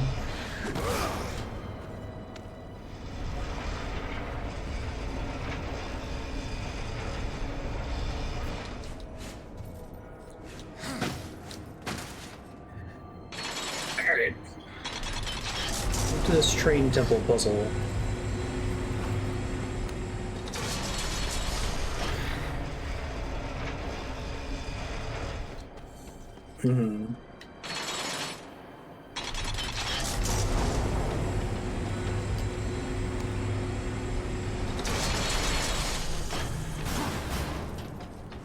This is a cool puzzle, though. I'm digging it.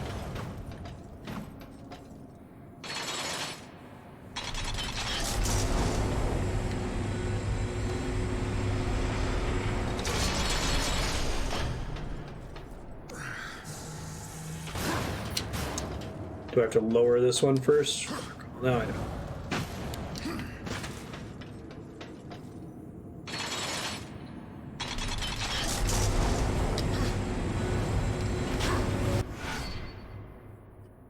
Turn on the hologram and he'll reward you.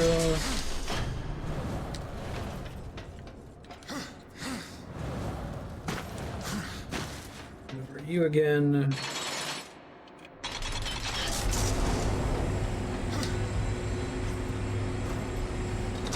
That makes sense, yeah.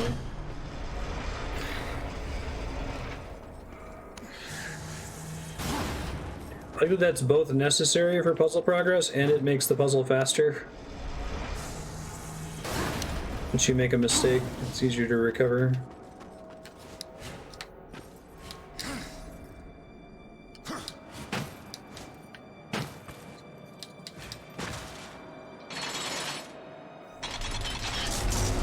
I guess compared to your typical Zelda game, because he can jump so high, compared to Link, you can have a lot more verticality in your dungeon design.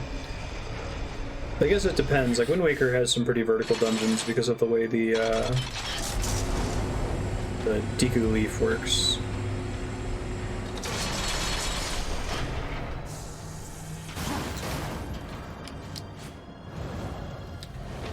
Raise you up.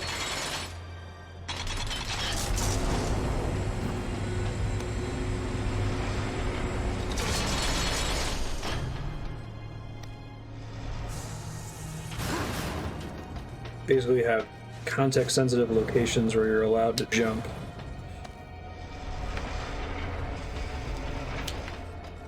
Raise this again.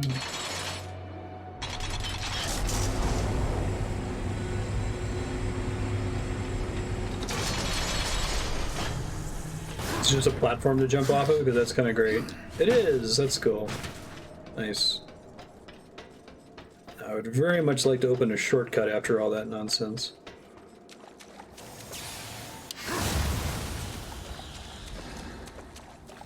Grand Central Temple.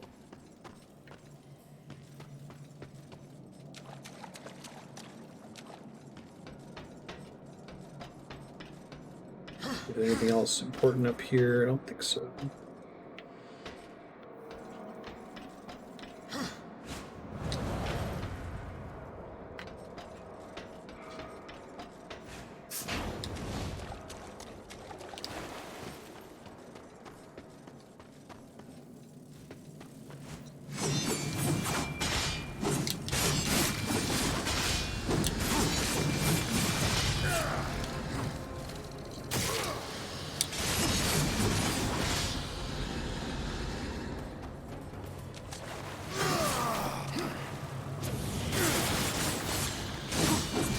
Probably boomerang these guys. I know, right? I mean, demon keys or something. They're too far. Oh, that's not what I meant to do. That's unfortunate. Didn't realize there was a drop there. Okay, I think I can get back, though.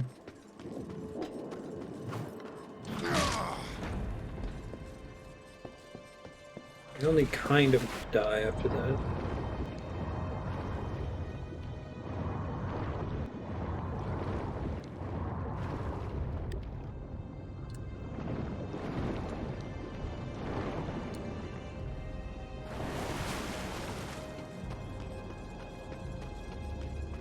My block is permanently in place. I shouldn't have to move any of these platforms anymore.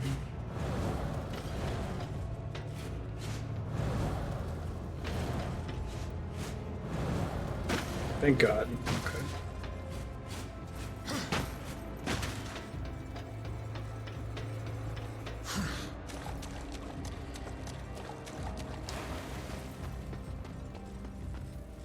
Hey guys.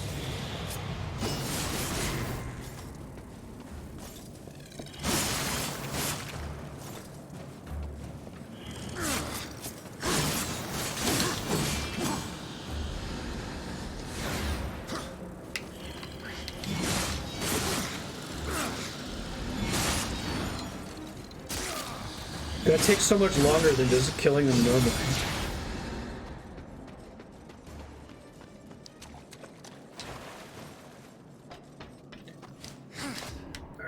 Don't walk off the ledge this time.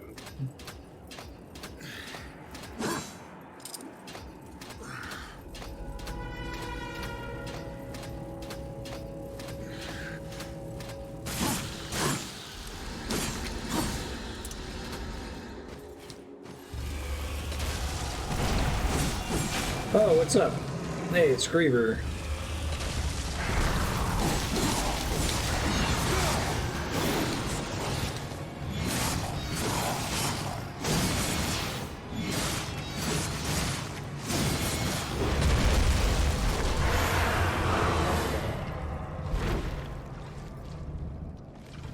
I do like that that's been a theme so far. The previous dungeon, we kept seeing the bat boss the whole time.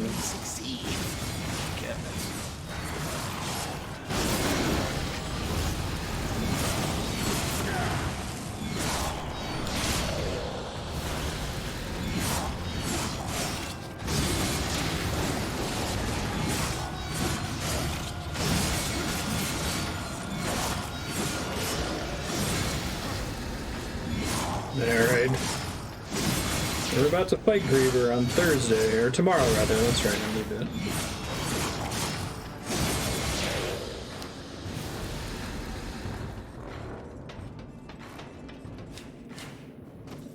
So maybe I'm a lion, the one that's, the riff is like straight from Deep Purple.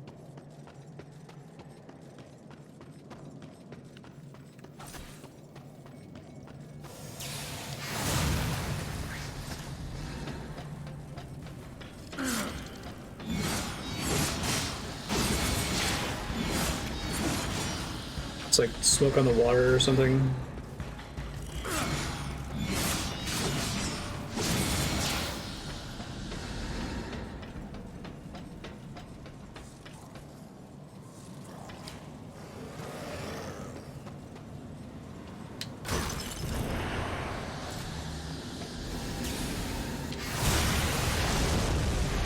Oh my god, it is a water temple. Goodness gracious.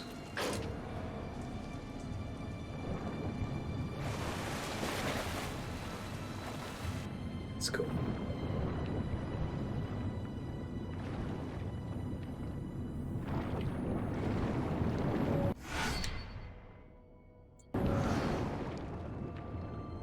New thingy for Volgrim.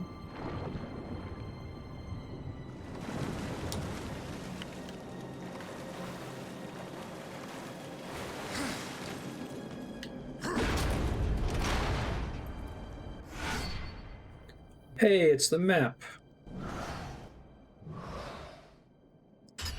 Wow. This is a really cool dungeon.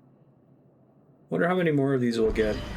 I mean, I guess the first dungeon was also meant to be like a real location, bell tower or whatever, but it definitely felt more video gamey, right? Like, some crazy demon installed all these crazy puzzles.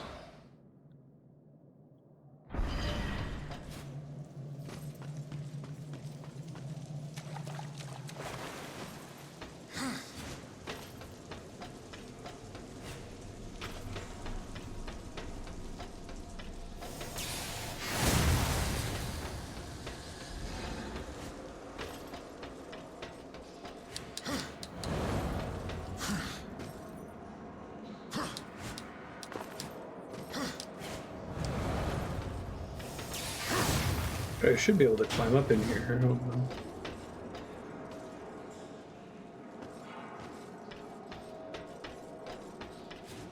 Maybe I have to raise the water level again.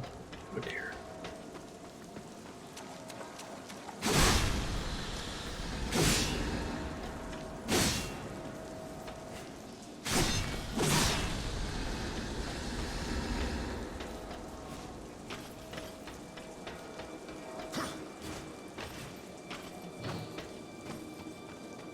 Oh, cute.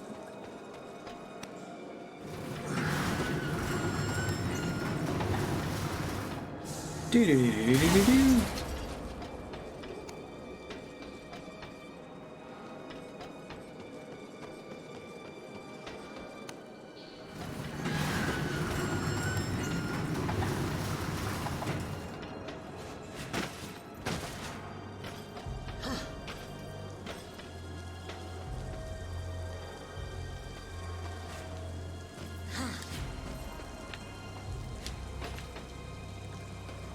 Going backwards.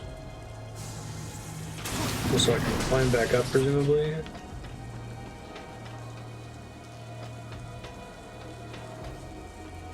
Oh, cool. So there's gonna be a little train switch for these too. That's pretty neat. I get it. I think it may have even shown me the switch once the water got drained. I think it's up there. 1 sec.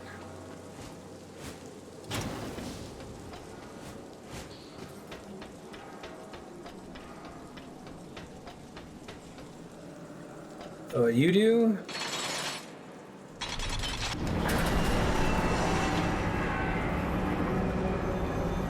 That's pretty fun. Neat.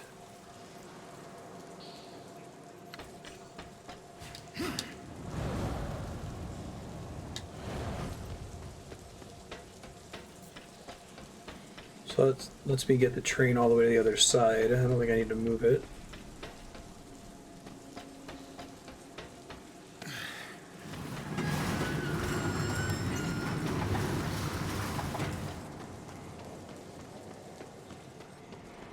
Definitely more of these, please.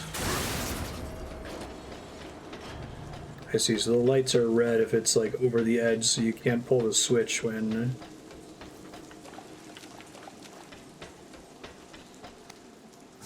something's like blocking the corner of it. That makes sense. There we go. That's cool.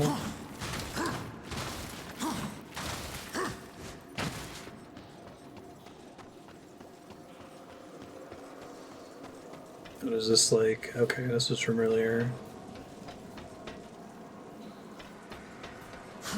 So let's make it back to parts of the dungeon I've already been to. But I'll do that for now, why not?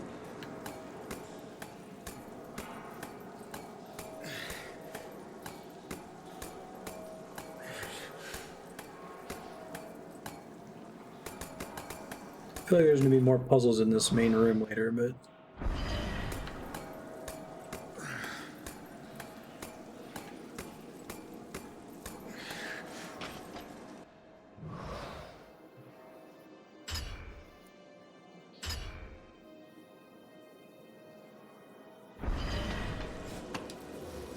Whee!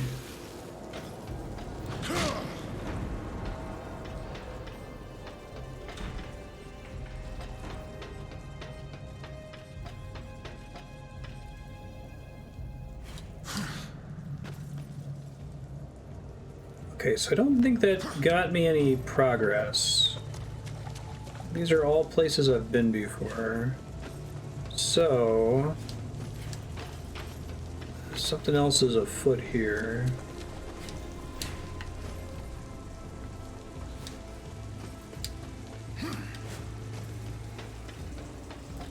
Question is this tall enough to jump onto this one? No, I gotta move a train over here. Okay.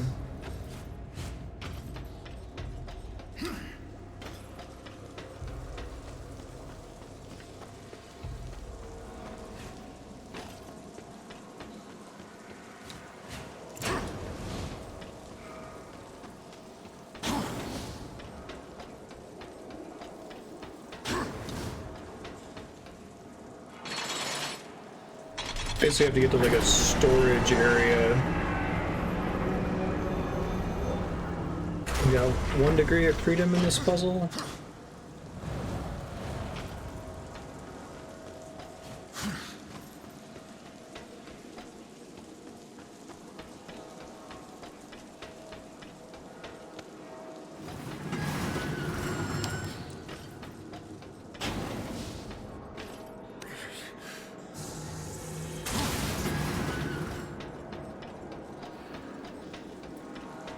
This one can't move off this side because there's like wreckage in the way. Okay.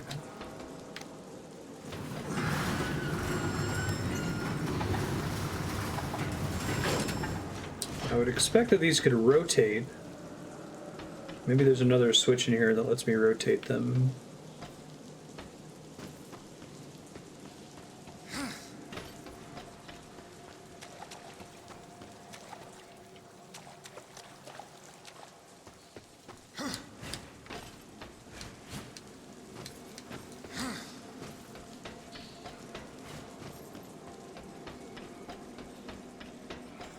I'm the opposite side, see if there's a separate rotatey thing. I don't think there is, though. I think it's just the one switch.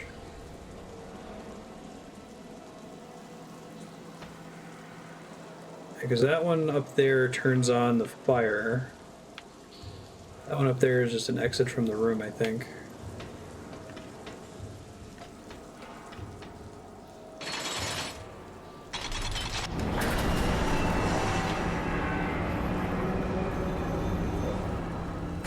I think I can get her out of the way here.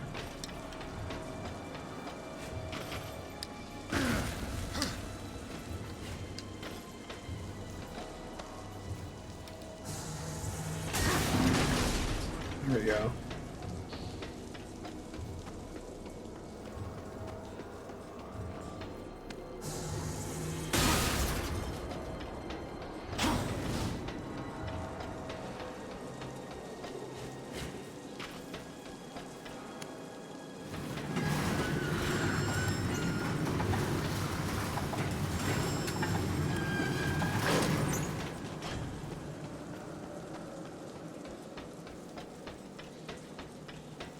Suddenly worried that I'm just putting things back to the way the map started. We'll find out in a second.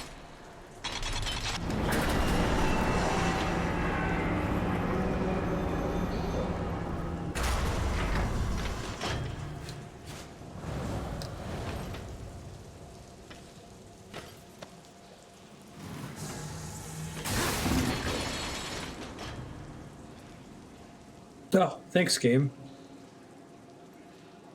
Yeah.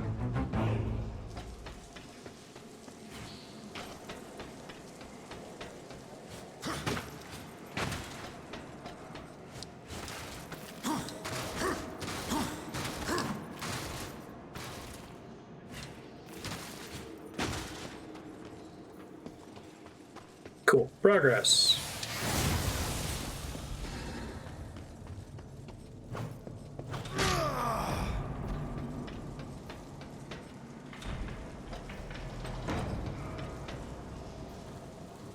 Okay, this is just the other side of that room. That makes sense. Sure could get back in here.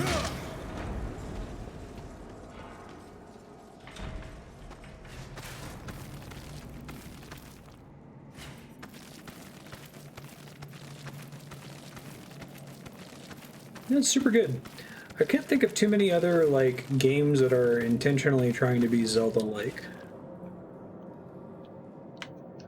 Unlike Metroidvanias, I think Zelda just has a lot in common with a lot of other games.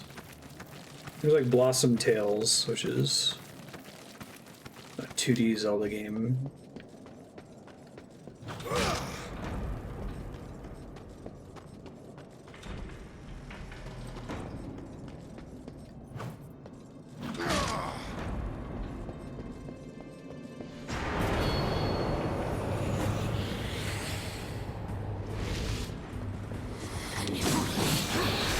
I guess this game is changing it up by making it part spectacle brawler, part Zelda.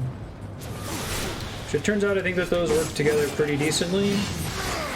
I don't like the Twilight Princess challenges where you have to fight in these little arenas just for the sake of fighting. I don't think they work as well as the dungeons or normal enemy encounters in the board map.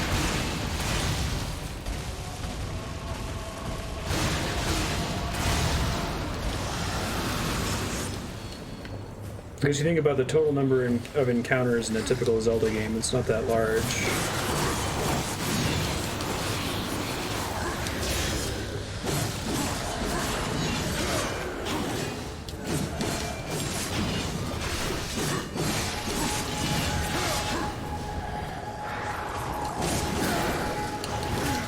Ow.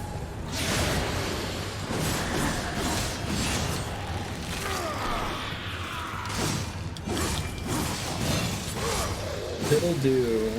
Link to the past styles, although with pirates, that's cool.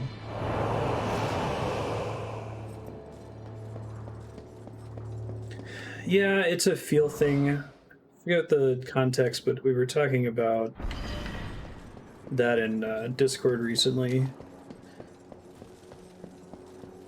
The Metroidvanias and Zelda games, if you just try to like bullet out their features, there's almost 100% overlap between them, but they're definitely not the same. I think it just comes down to a discretion thing.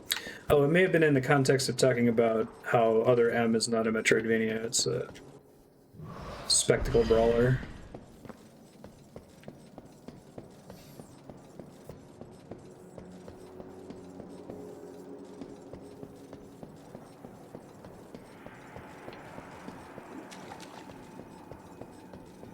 Oh man, the giant clock despawned. That's funny.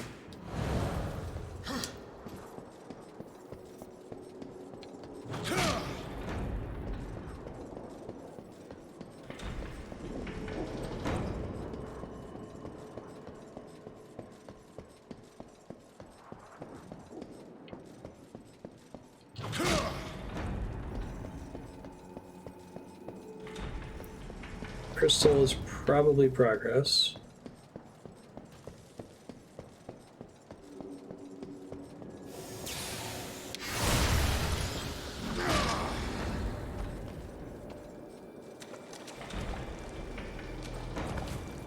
Okay, cool. Oh yeah, destructible objects. That's a thing.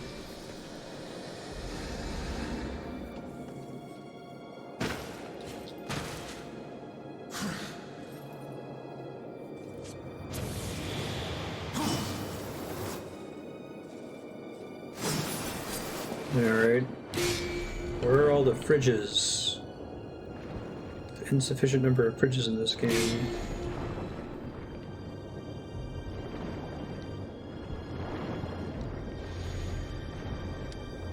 Right.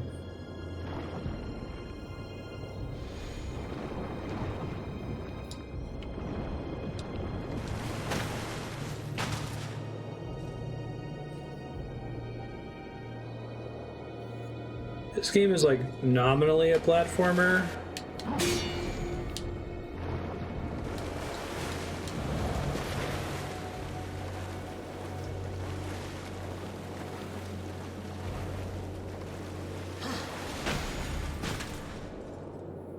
I think that the platforming is ultimately not that different from, I wonder if I can do this.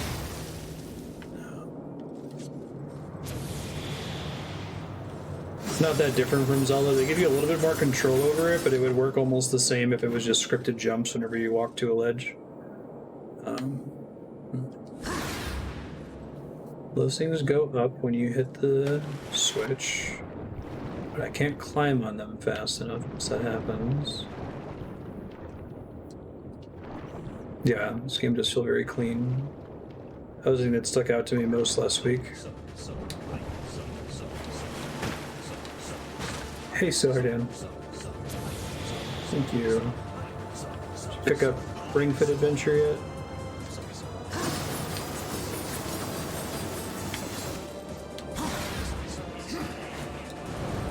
Don't think I can do that.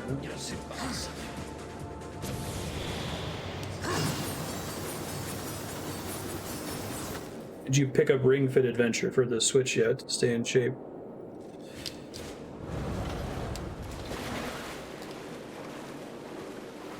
I don't think I can just hit it because I don't think I can get on top of it fast enough. Or maybe not. Okay, so that's the way I just came. Let's try going this way.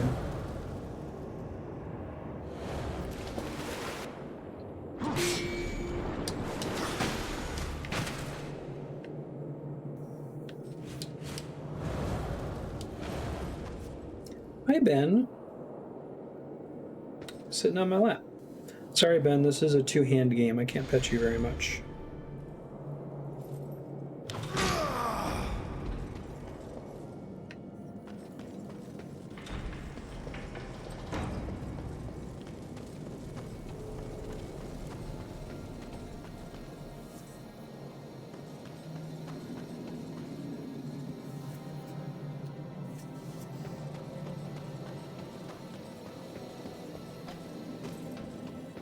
It's badass Liam O'Brien post-apocalyptic Zelda.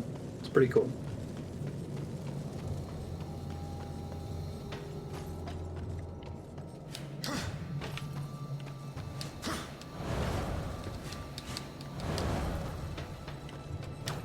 Can't pull these guys.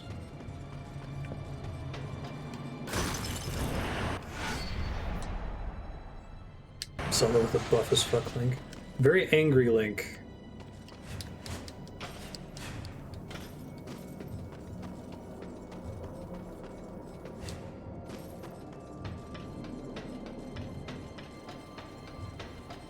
Tear him apart! It's where it starts to get challenging though, because like you unlock new areas with upgrades in Zelda games as well, right?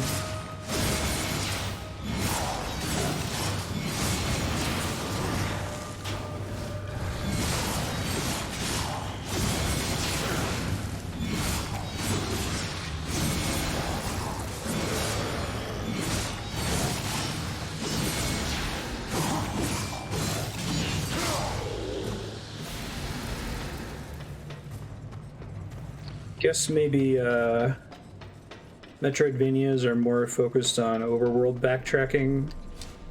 Like you're going to backtrack through the entire map. Whereas Zelda's, that's more contained to dungeons. You want to put on Fall Guys? Okay, sure.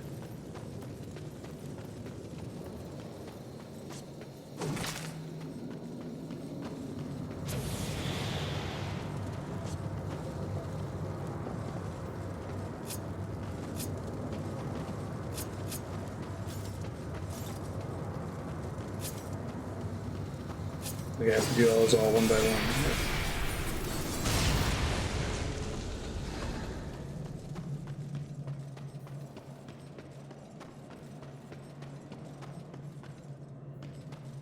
It's not a Metroidvania, it's not an XP system? Super Metroid's not a Metroidvania? I don't think XP progression is particularly core. Like I'd say that more Metroidvanias I've played don't have one. Do have one.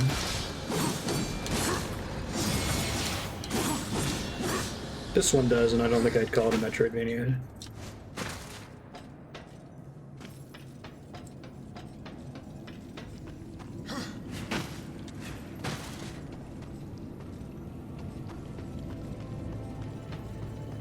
I think it depends on how the backtracking is handled.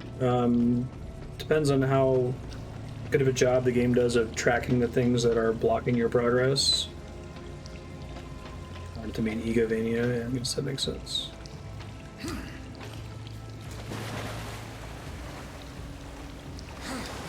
We can hit the nihilism button pretty quickly and be like, genre classification is stupid. Let's do the metal fan fight. Is this doom metal or zombie core? Dude, I don't know. It can be useful though to be like, if you like this game, you'll probably like this game. Yeah.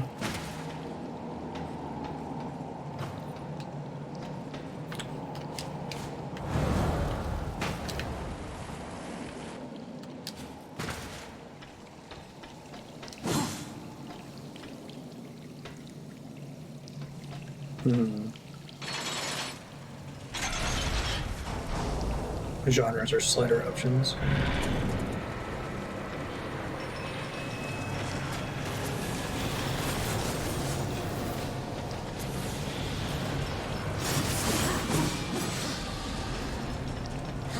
Check marks.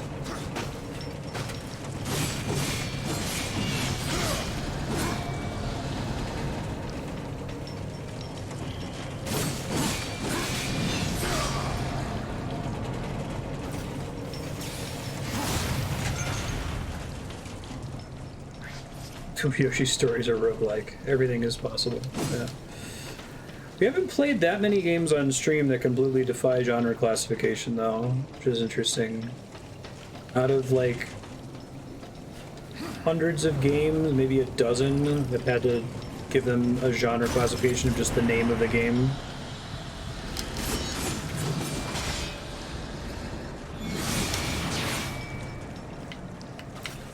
I don't think that's necessarily a bad thing.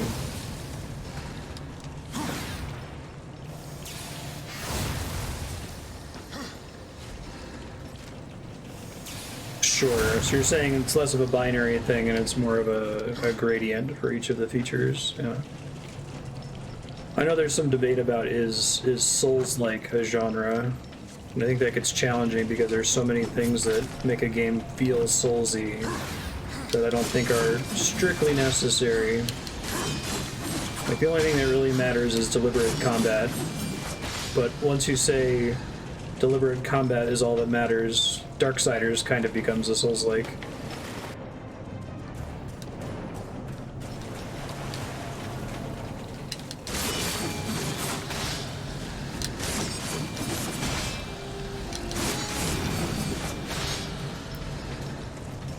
I guess it's one of those things where, like, genre isn't real, and at the end of the day, it's much better to talk about the nuance of what makes games different from each other.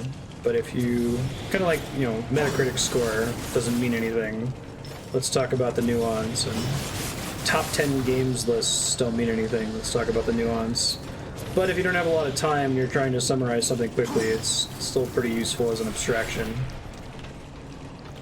Like, saying Darksiders is like Zelda is meaningful.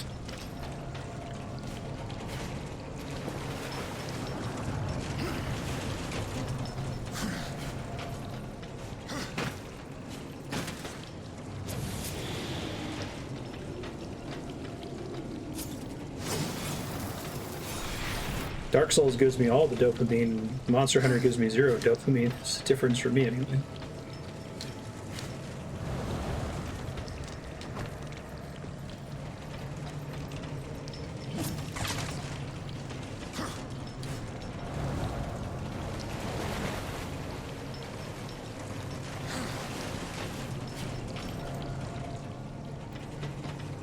I think you can make a Soulsborne game that's set in a Rainbow Sunshine Pony World.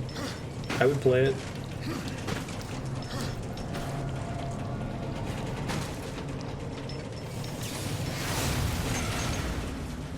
Cool. There can't be more than 4 dungeons in this game, right? They're a similar level of quality and length to the Majora's Mask ones. Yeah, exactly. Whimsyshire. Give me a Whimsyshire Souls game. I'd play the shit out of that.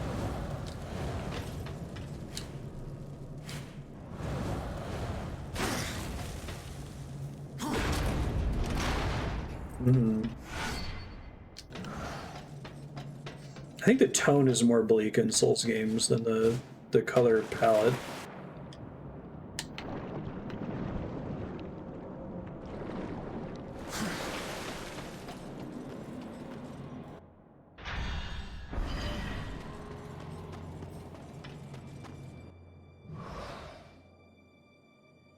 Oh, it's all the way down.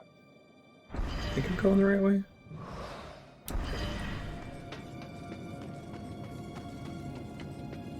Viva Pinata, die again.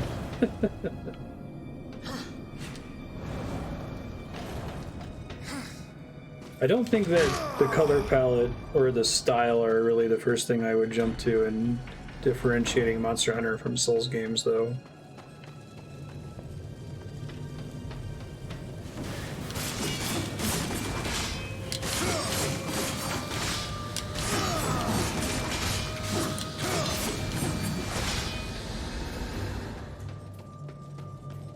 Little Witch Nobita. Cute anime Souls.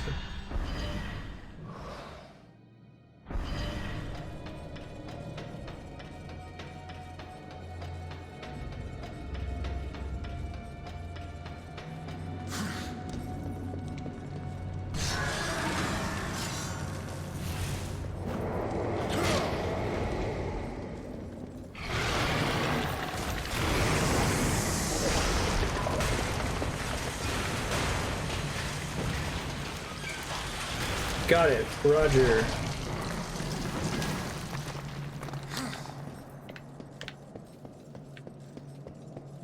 Yeah, but I'm not talking about... I don't think that the tone...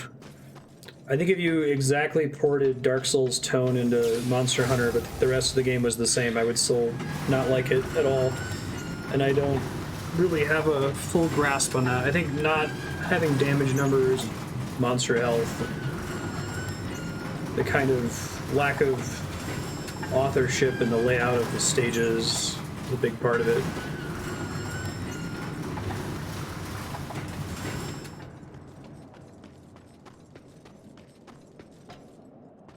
Okay, that was what I thought it was going to be.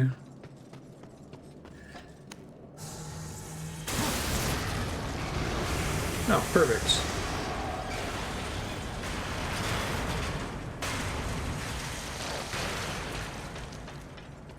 That was what I was expecting.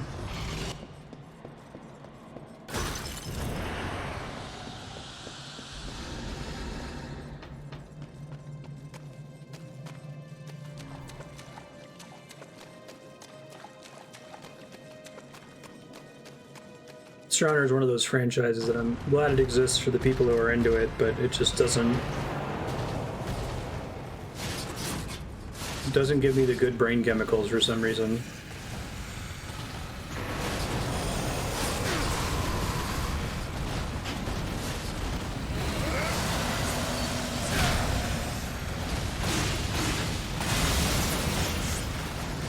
Oh my god. Cutscenes. Stop spawning cutscenes that take my power-ups away, game. It's incredibly rude.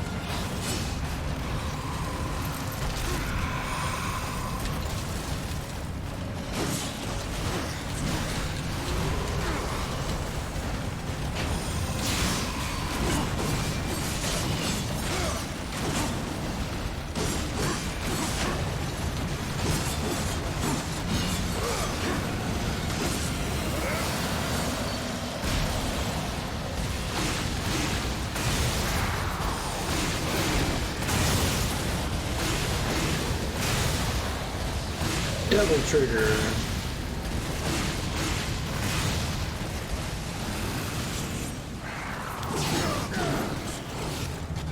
Basically ignore the plot or piece it together through cryptic hints.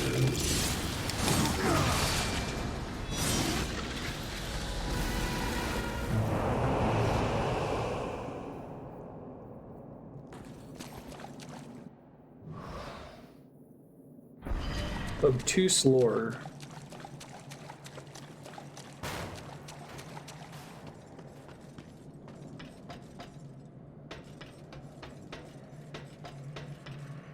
Hey Ben. Very cute.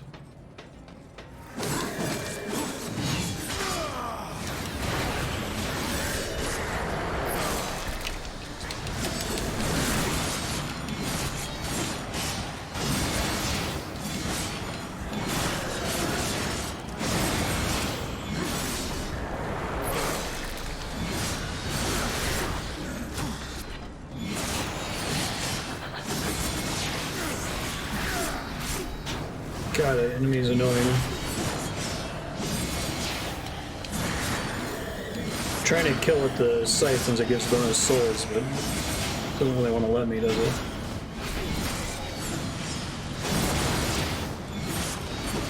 There we go.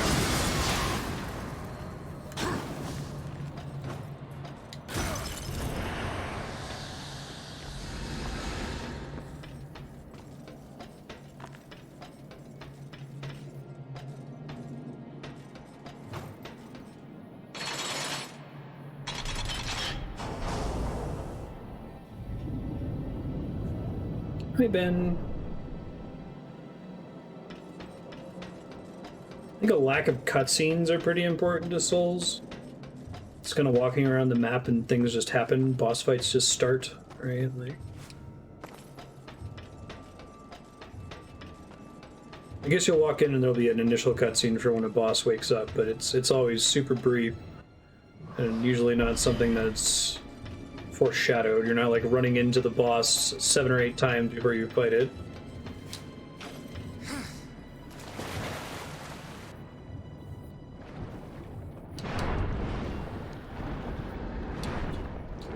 Usually don't talk to you. You're usually not like processing them throughout the stage. Like the first time you meet them is when you fight them most of the time.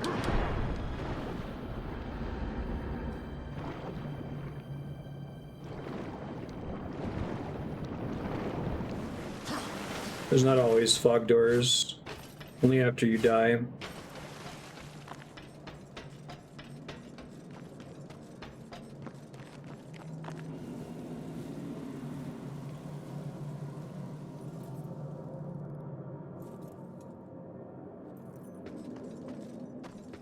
A boss fight focus I would probably include if I were trying to divine Souls-like games.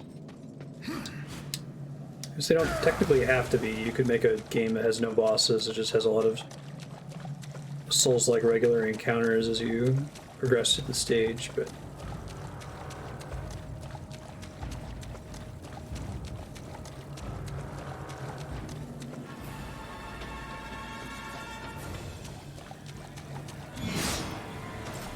Probably just comes with the territory of deliberate combat, but also the feeling that like all of the enemy encounters in the game are non-degenerate. Even if you're fighting the same hollow, the fact that you're fighting the hollow in this particular hallway significantly changes the way the fight's going to play out. Feels very authored. It doesn't really feel like they're copying and pasting the same 7 keys that you fought a million times, right?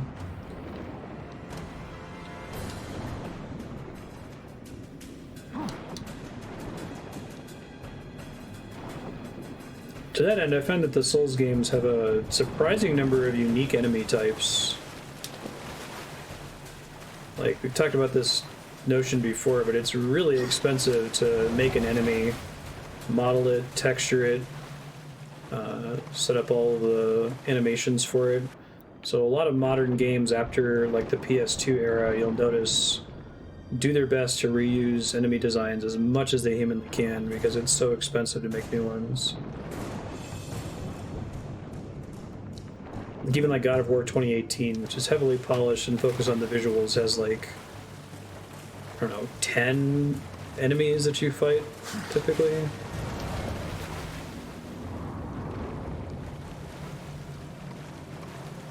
The Dark Souls 2 DLCs all have a ton of level before you even see the boss. Yeah.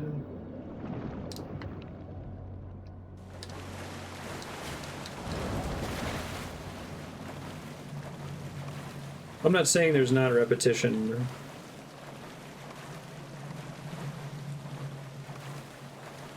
Compared to the standard for the industry. I'm confused. I don't think there's a way for me to get out of the water. I can't jump high enough out of the water to grab onto any of these. Oh wait, here we go. Maybe. It's not a grabbable ledge.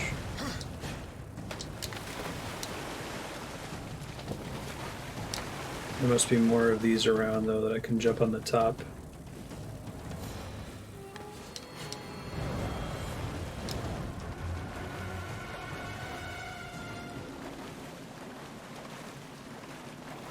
Gotta get it to make the combat music go away from those keys in the corner.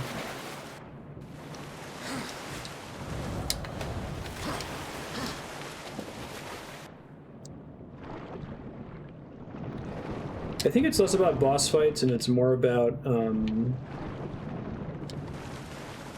me think of the right word for it while I try to find a way out of here.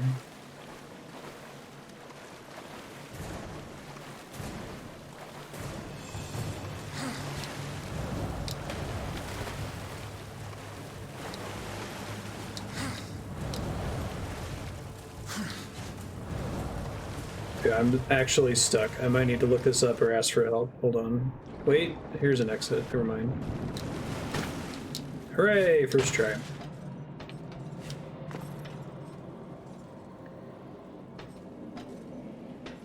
Like, I would say the Anor Londo archers are as much a boss as Ornstein and Smo, so it's less about boss fights and more about overcoming significant impediments to progress that once overcome never have to be experienced again. They're basically put behind you once you get to that next bonfire, right? So I think it's more the bonfire design and that whole feeling of risk-reward. Like, do I keep pushing forward even though I'm low on resources in the hopes that I'll get to the next bonfire?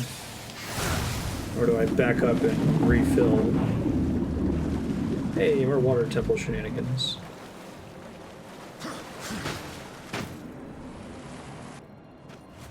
Like that Dark Souls makes all bosses runs easy to define. Yeah, I would agree with that.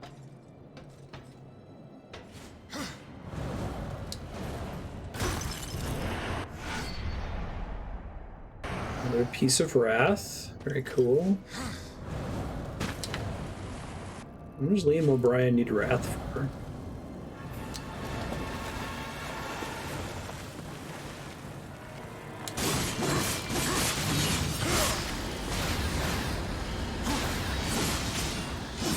Oh, I switched to the scythe a little late there.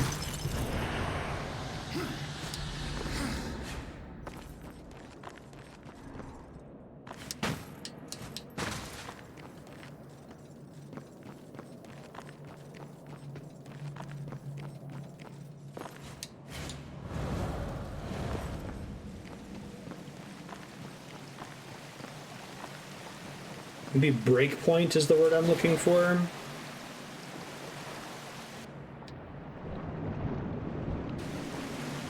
The game is separated into a series of discrete challenges that, once completed, need not be repeated.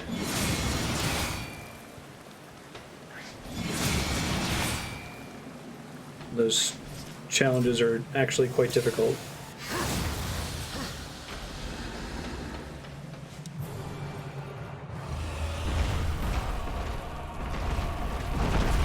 I guess almost any linear game could be described like that, but it's different somehow. I don't know.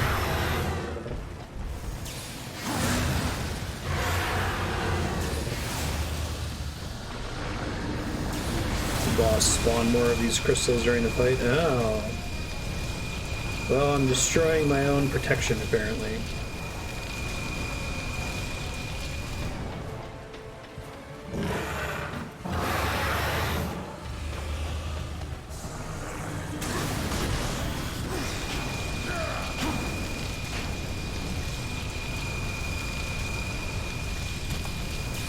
This will let me melee him, I think is what's going on here.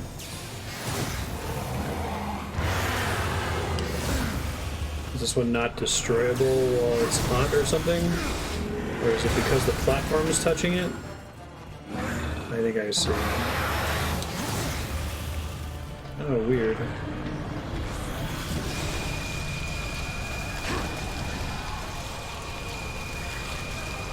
Doesn't go off the platform there.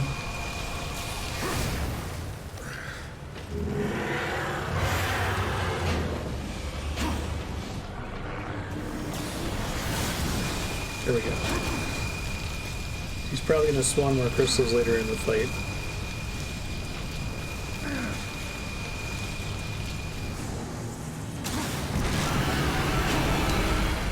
I'm coming. Ow, dick.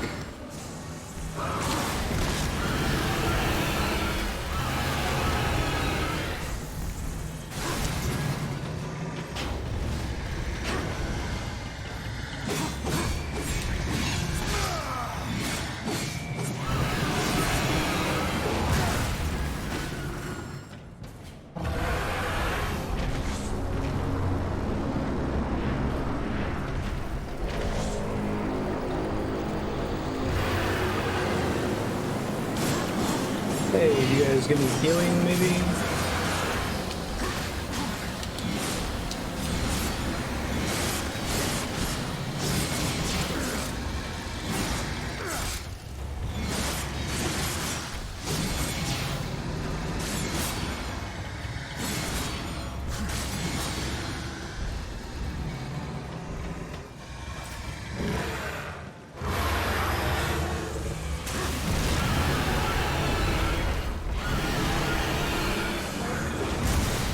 Shit. I was able to do that last time.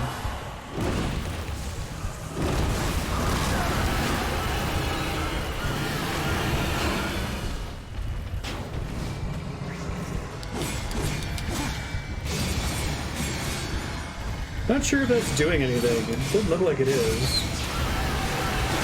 Oh, it's okay. That makes sense why it wasn't working before. Because it's the same crystal that I've been punching before.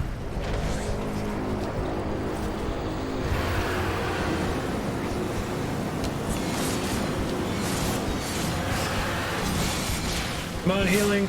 Yay, healing keys. Thanks, guys. Ow. Stop it.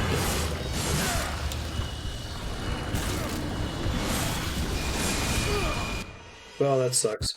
Man, I don't know why the death animation is so instant in this game. It's like you die and it pulls up that return to waypoint screen in like a single frame.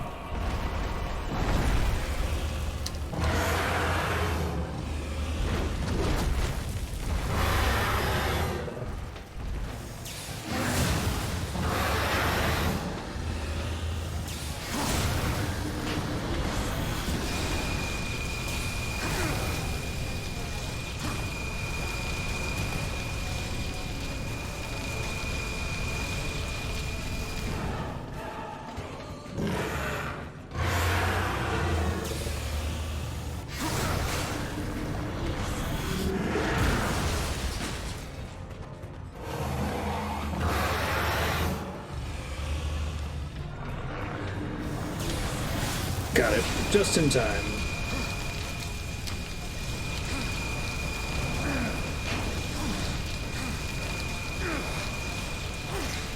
It's a really annoying laser.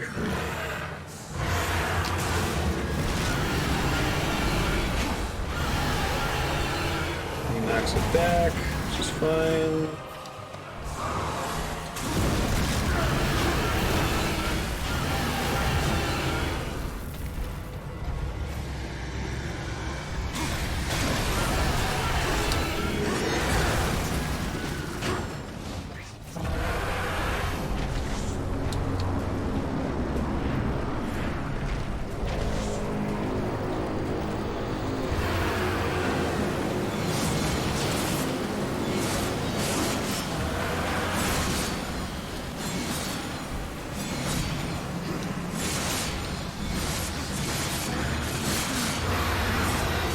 I went better than last time, okay.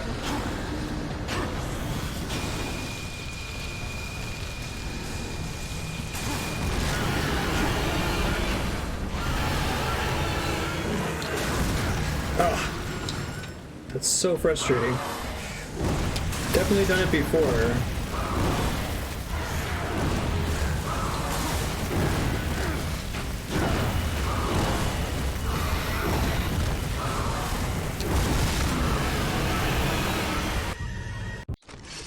Okay. Wish there was a cutscene skip in this game.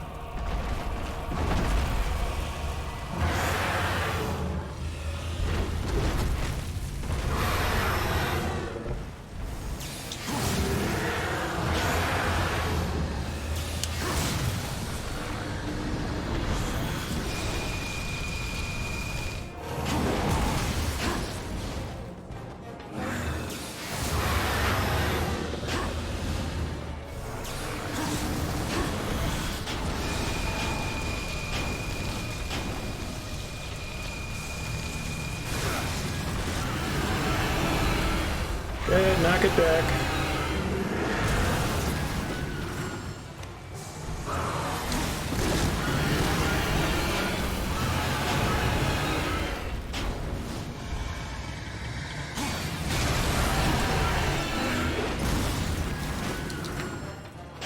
I think that's unavoidable damage, but I'm not sure.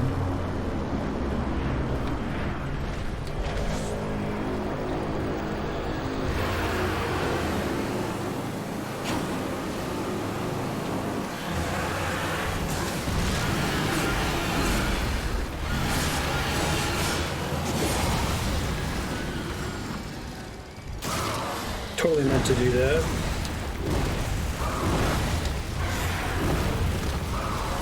I guess I have to run around while he's knocking stalactites down.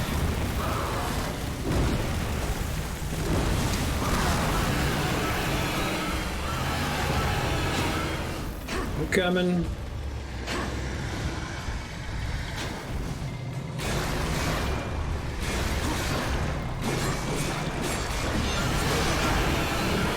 God, you get like no damage in during that phase.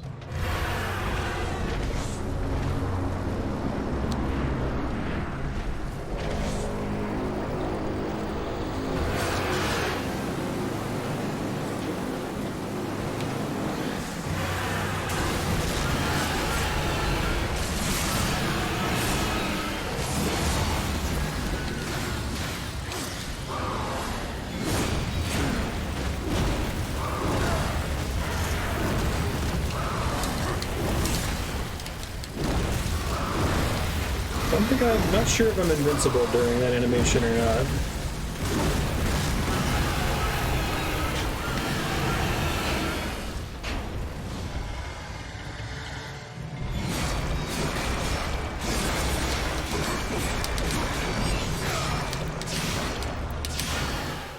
There we go. And then the BGM gets really quiet in the cutscenes. The voice is turned to max for some reason.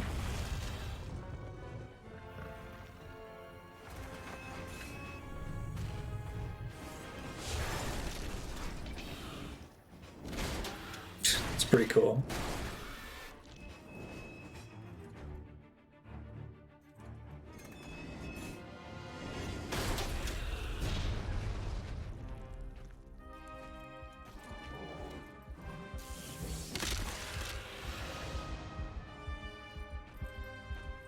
Yay, I got another heart. Squeezes it into hammer space.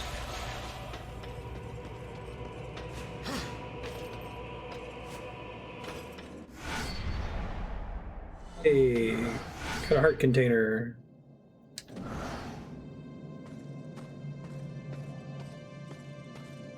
Once again, cool dungeon, cool boss fight. Yep, Griever was the name.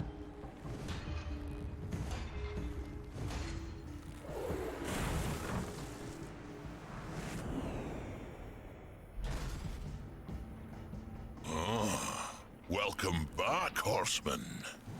You could have knocked, but I suppose that isn't your way, is it? Why are you here? Strange question, seeing as how you're the one broke into my house.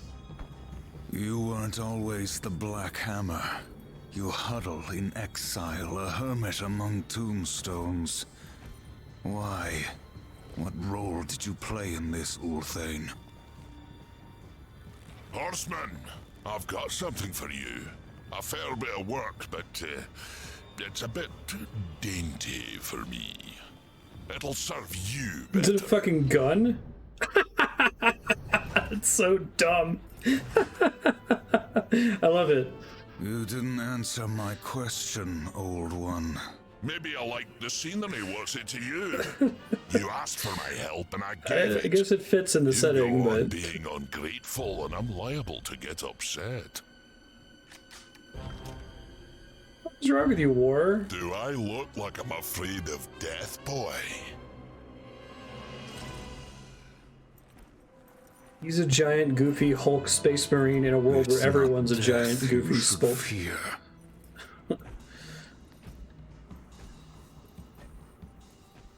It's War, the other horseman, or Pestilence, maybe.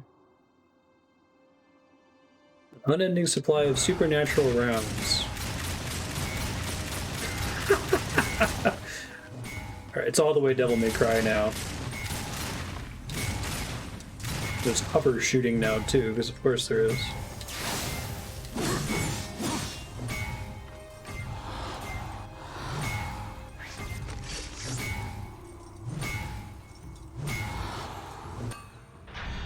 Where do I go to equip this stuff?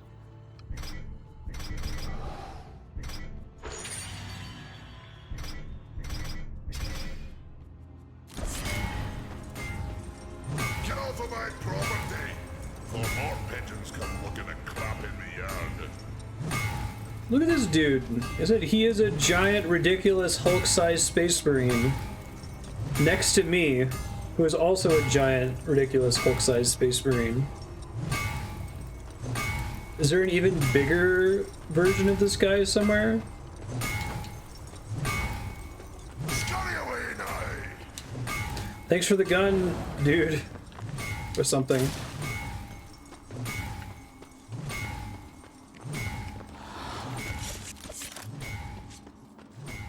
Is this game's bow and arrow?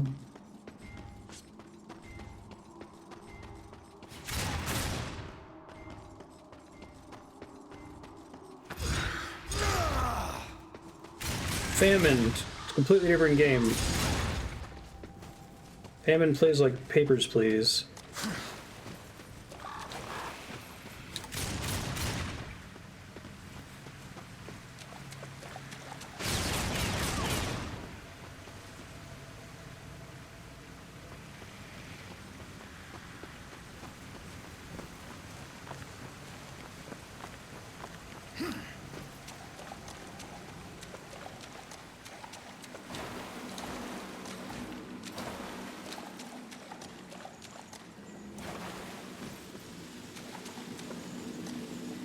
I could see them doing all the horsemen and have each one just be another angry buff dude.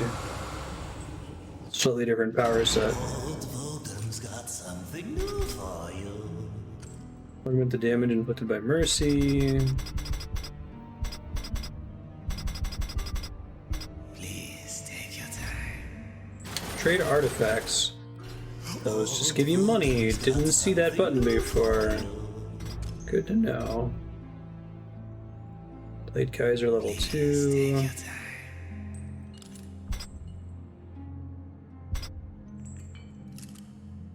Damage over time.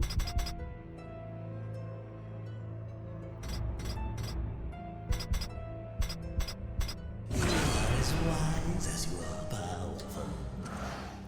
Cool.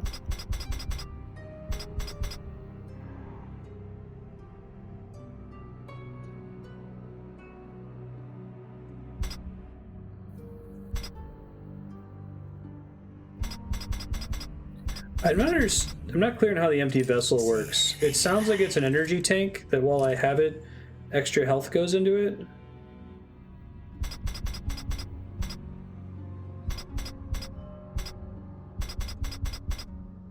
Alright, Nice.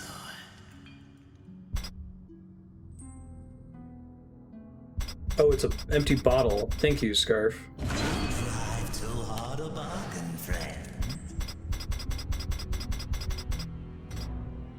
Please take your time. Are things that I might conceivably actually use from this list here?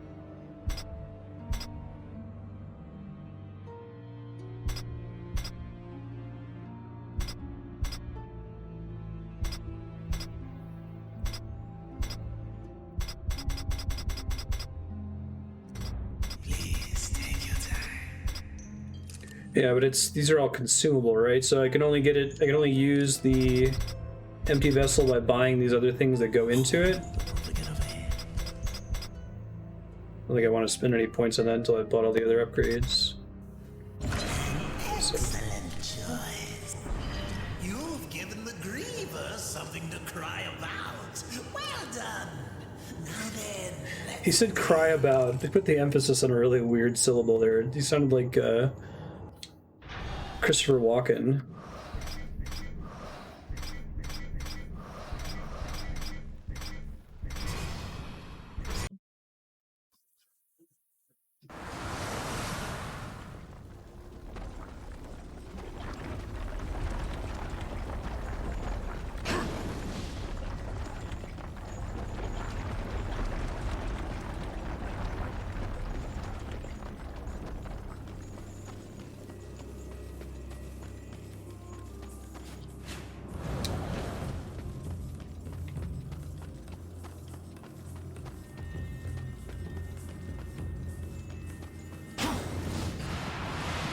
What's up, Samael? What you got for me next? You want me to beat up Mark Hamill some more? what would you ask of this humble merchant?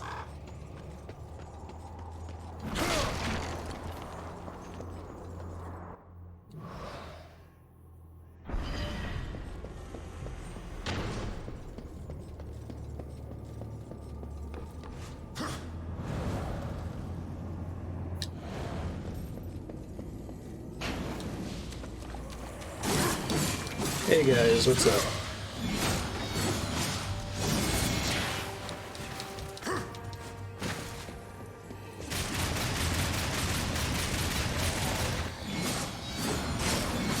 Okay, so like Devil May Cry, the gun isn't super great when it comes to damage. Keeping your combo up, I guess. I don't know if that actually has an effect. Maybe it affects the number of souls you get after killing an enemy. Oh, I should have just warped to Scalding Gallow. Now I know.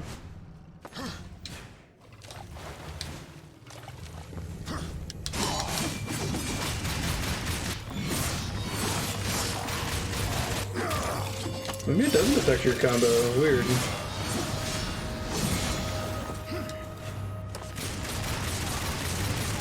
Oh, I can just hold the button down. Okay.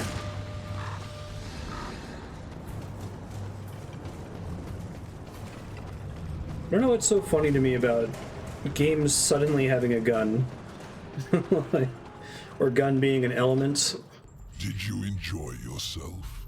War in the Black Hammer, plucking pigeons. You see a great many things from inside a prison, Samael. There is little you can keep from me, horseman. Once I have a mind to know it. And what do you know of Uriel? I thought the horsemen were above such earthly pursuits. She believes I killed Abaddon. The Hellguard worshipped their fallen lord and leader. And Uriel? Some might say her admiration was less than professional. She will stop at nothing to punish the one responsible. That makes sense that Abaddon's I fought the fallen demon who then. killed Abaddon, and he will be punished. Straga is the strongest of the Chosen. No doubt you'll face him again. He draws power from the spire and won't stand to be away from it for long. With all I have taught you, you might even survive the reunion. Whose heart would you have, demon? The Stygian Some mod that adds a gun to Dark Souls 3. that now plague the Ashlands. It Just like a won't be pistol? easy. The worms grow well in such fertile ground. Fertile. Do they make any effort to balance it, or is it just like a meme mod? Decay. All the land is covered in it. The ashes of the dead. But you may be in luck. It seems that some fool demons have taken to capturing the worms for sport, and they hunt other creatures as well. The strongest are made Sorry. to fight in cruel arenas. The demons seek to tame Gotcha. the Stygian, not knowing that within the monster there beats the black heart of the Chosen. How do the demons avoid the ashworms? You know of the chronospheres? Oh my god, there's so many nouns in this, proper nouns in this conversation. To master the chronosphere is to master time itself. One could stop time, or even move it forward and back. Indeed. None of the old masters exist, but the demons have learned to use them to a lesser degree. Time I puzzles. can grant you a basic understanding of the chronospheres. It won't be much. Perhaps just enough to avoid the Yes, worms. I will use this knowledge in my hand. Perhaps not. What in this life is certain, horseman? Maybe the Other horsemen's than brains are in their outward, fists. of course.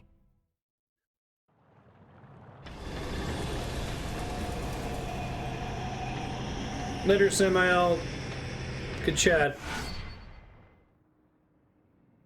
Can now activate chronospheres and temporarily slow down time. Seems pretty cool.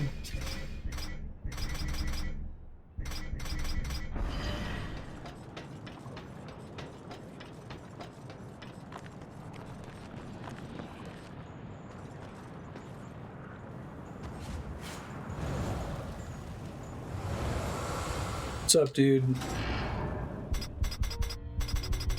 You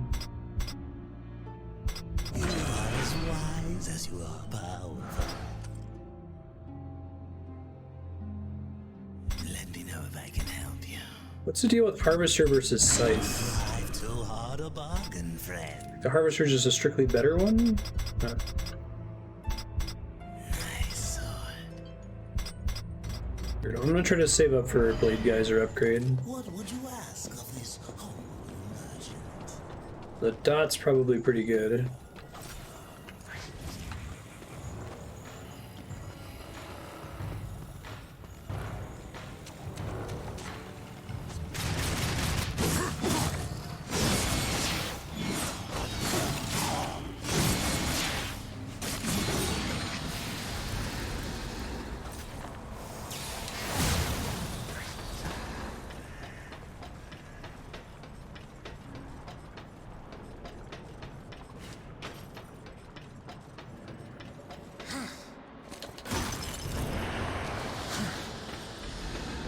I get Sword Saint Ishin has the power of gun, doesn't he?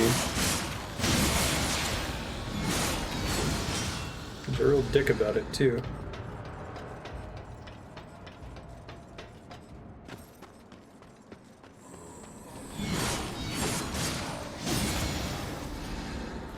Is it like a DLC thing or something? I'm surprised why they even let me not use it.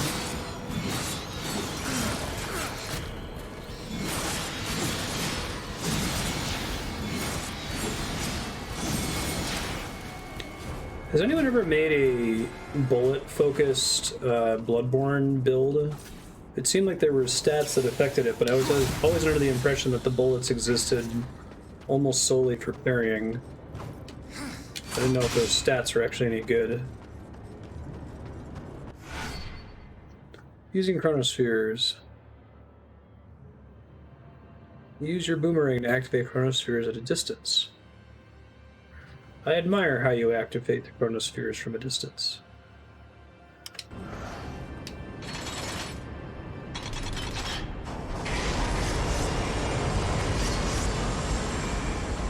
Griever bonus? Oh, okay. That's cool.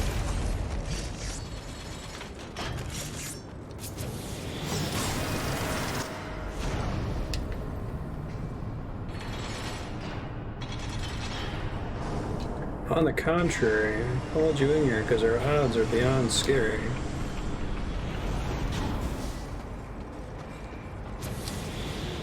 Alright, so we gotta do that last, I guess.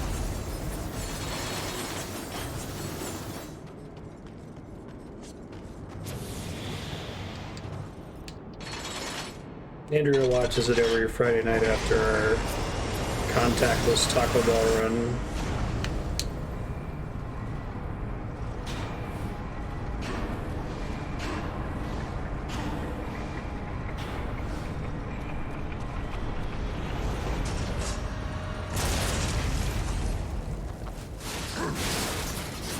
I love how the cards don't blow up the first time you throw them. I guess it's realistic, but it looks kind of silly when a card just like deflects off of a monster. There we go.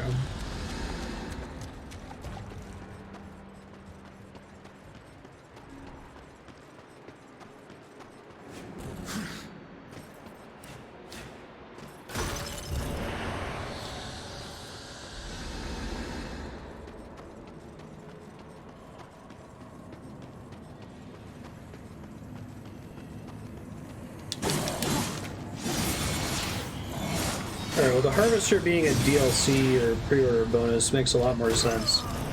Like, man, putting a soul reward on getting the last hit with a specific weapon feels kind of bad. Because it discourages doing combos and...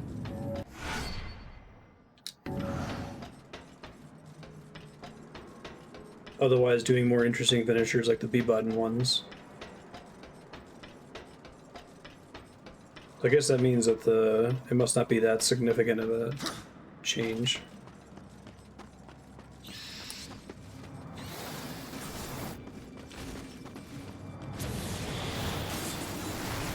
Hard gun.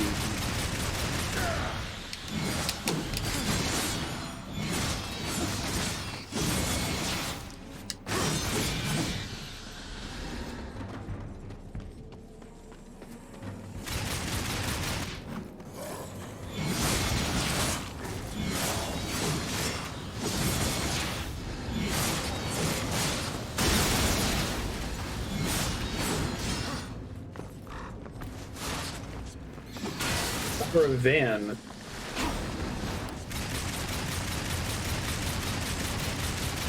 God, I wish this game had damage numbers. The later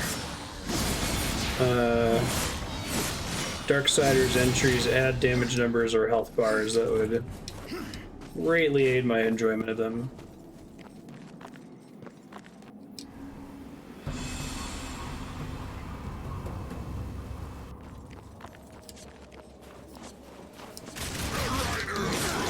You don't need them in Zelda games, because they're not as combat focused, right? Hey, they're Reaper of Souls angels.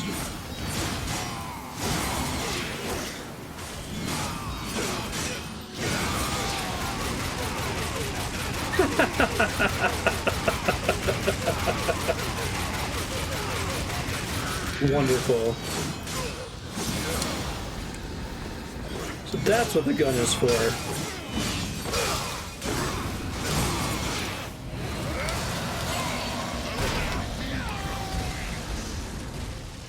Well, that's unfortunate. I wish dismissing this gave you your meter back.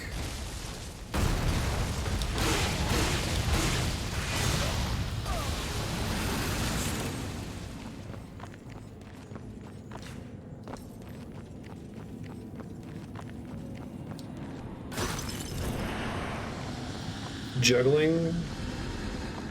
I thought it was supposed to be combo continuation. And there's a bunch of enemies that are extremely dangerous to fight up close, but you can chip them to death with your guns.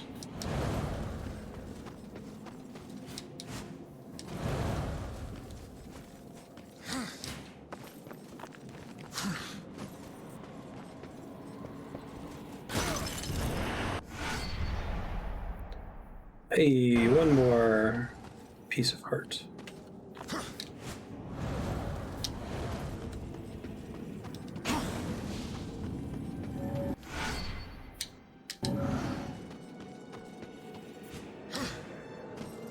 Shit.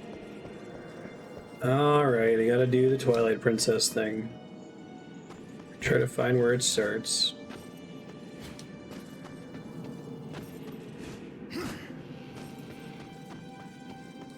There's that spooky hell tower we're working our way to.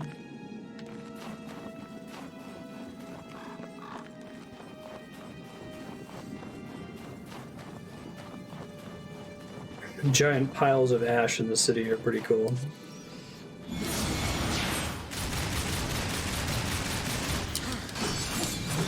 I wonder why they went to the trouble of showing the opening video with the North American continent on it when they haven't established what exact city we're in.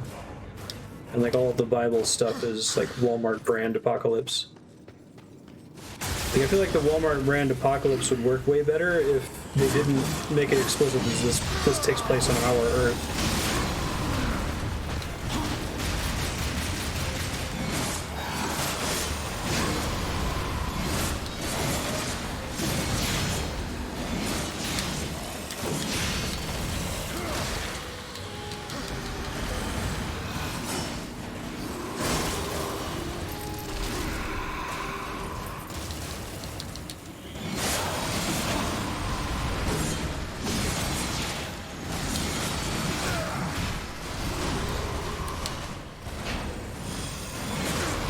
Ow.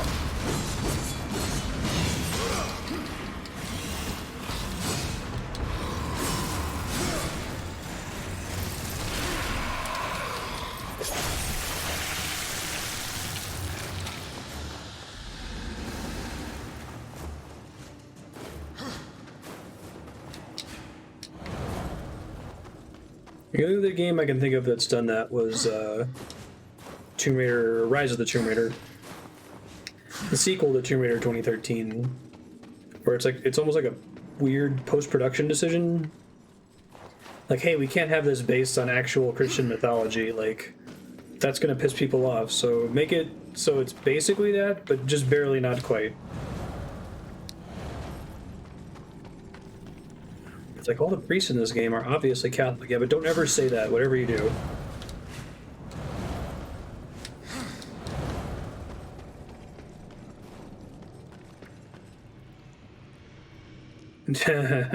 Right arm. Hey, and that, my friends, is the power of gun.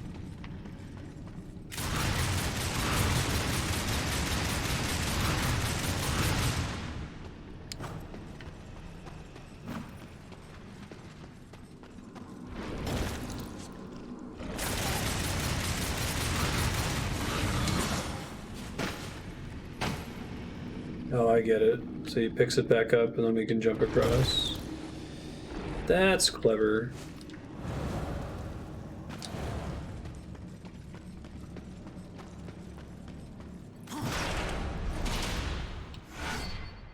Carnage. War fills with hatred and generates chaos at an accelerated rate. Is that a thing I have to pay for? It is.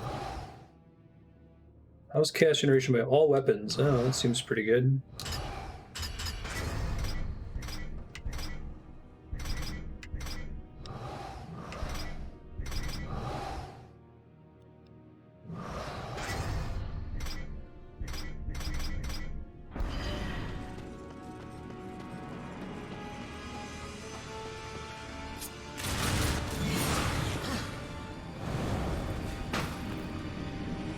Some of the power-ups they give you are in really weird locations.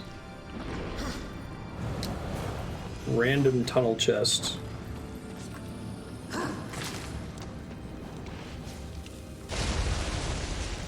Thank you, totally not a bomb flower.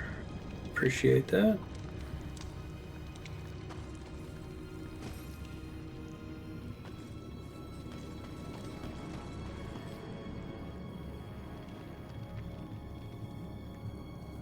It doesn't seem like I'm actually meant to go in there, right?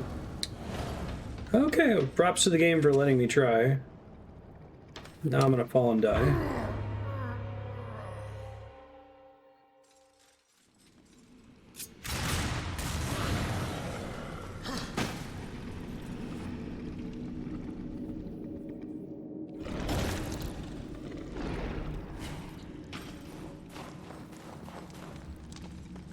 God, why are there so many of them?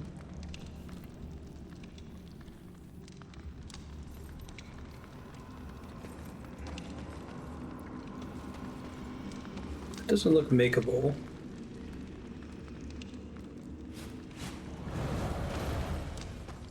Maybe it is? Whoops! Just a rocket jump over there. Whoa, I'm on fire. Stop being on fire.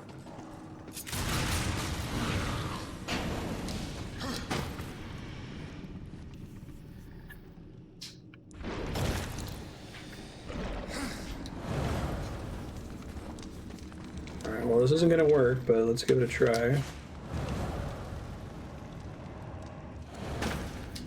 Oh, hey, they can grab onto that. Okay, good to know.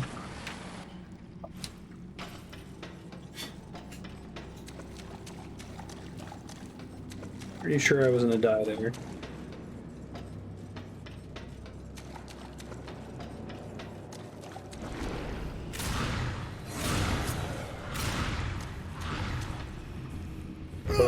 Whoops.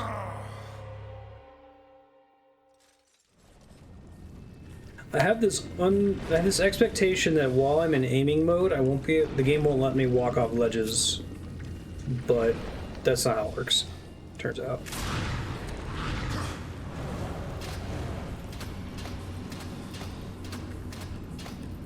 Can I aim the gun from here? No.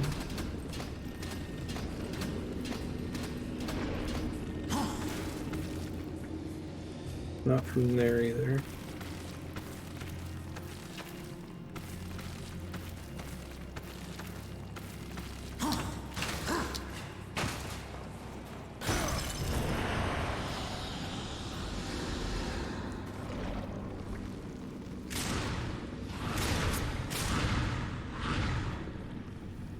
I don't think you have enough time to cross it, do you? Doesn't look like it.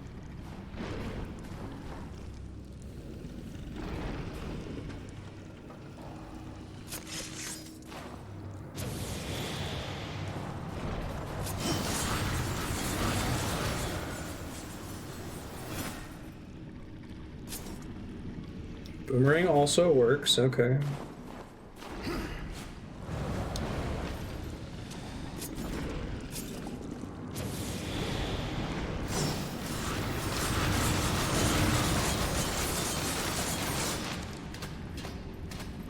This isn't gonna work. I'm shocked. Shocked. No, not that shocked.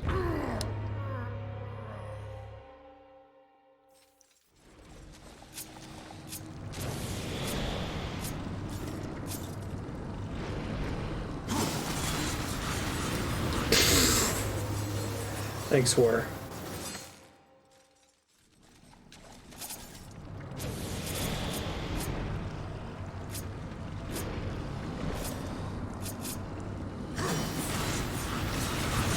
Oh my god, he doesn't want to jump until the boomerang comes back to him, apparently.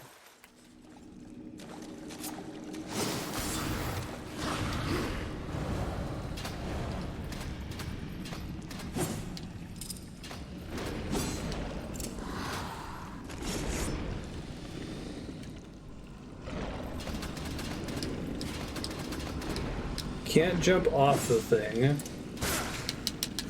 can't attack him from here. So there's some other shenanigan here that I need to do. I don't have any bombs to throw to permanently kill them. I can go left, that just takes me to a chest, as far as I can tell.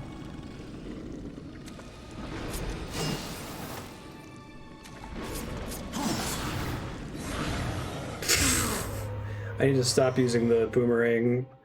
I was unable to jump so long as the boomerang is in the air, but there's no indicator that that's the case. And you can jump immediately after firing the gun, though.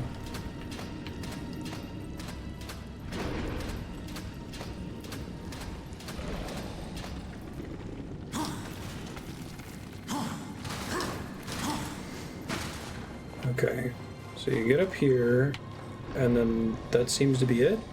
Like, maybe I can float all the way to that other exit, but... And what's all this on this side for?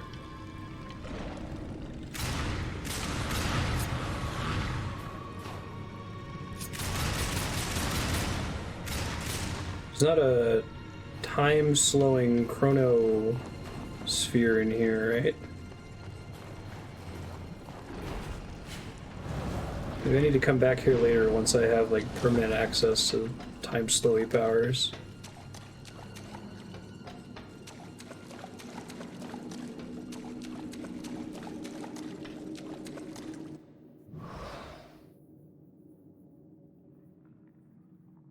Looks like that's the only possible way across.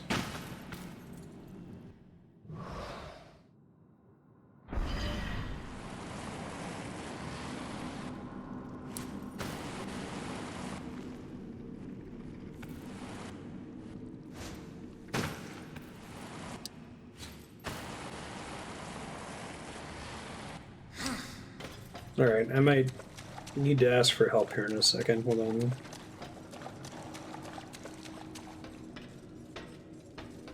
It'd be one thing if I was allowed to shoot while climbing on the wire.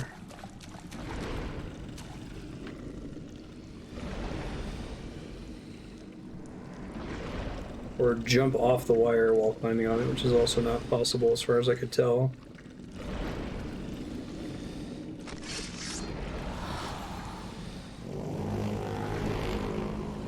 None of them do shit.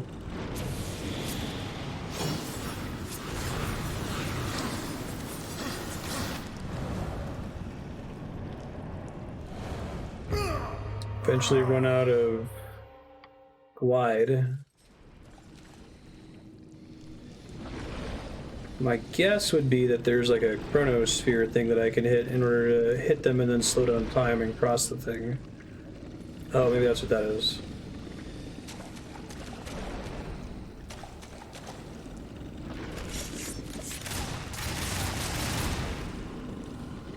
What the fuck is that?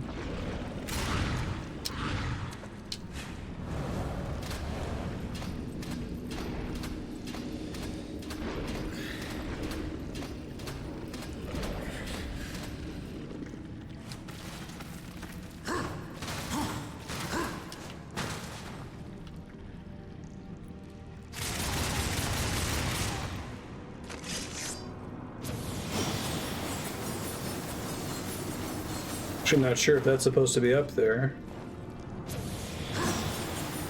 So like a hookshot thing?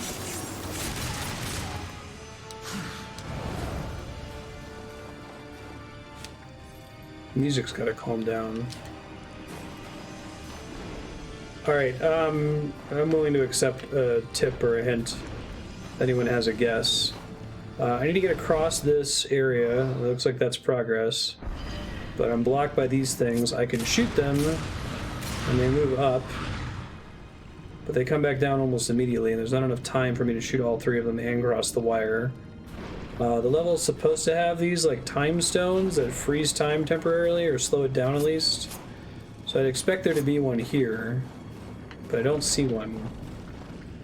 And so far the game hasn't really required me to backtrack in a room like this. So I don't think this is meant to be impassable because the objective marker's right there.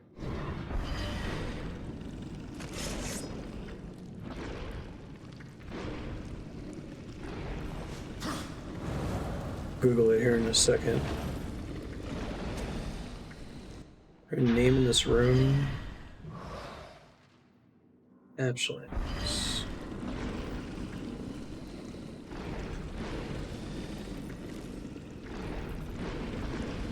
Yeah, I could try that again. That was one of the things I did first, and it happened to not work, so it was maybe I just timed it slightly badly and didn't think it was possible.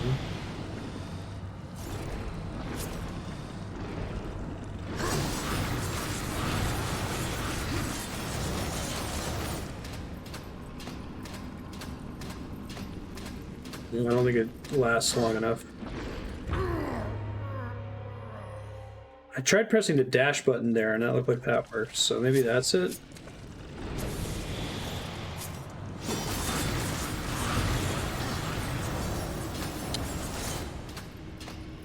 Yeah, like I have to dash under it really fast or something. Nope, that didn't do it.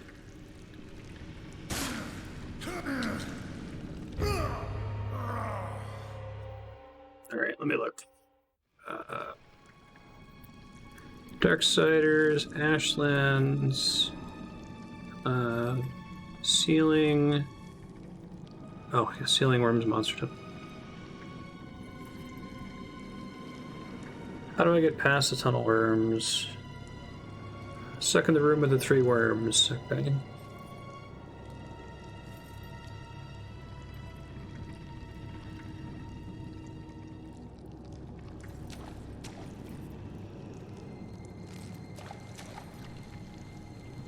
Wow.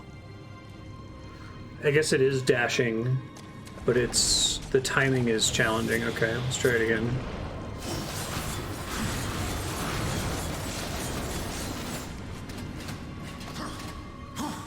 Okay. Man, I haven't had to dash on one of those cables for the whole game. I don't even think I knew that was possible. I know you can dash on these to like jump up.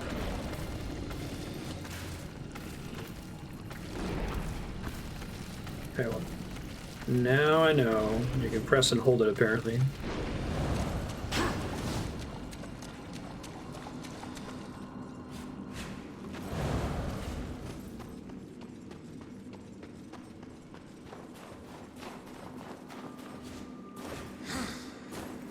Hey, it's the merchant. What's up, dude?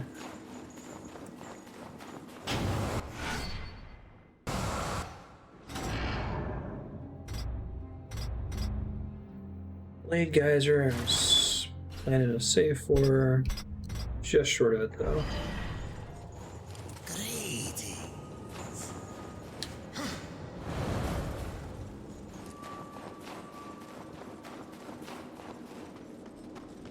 Ashlands.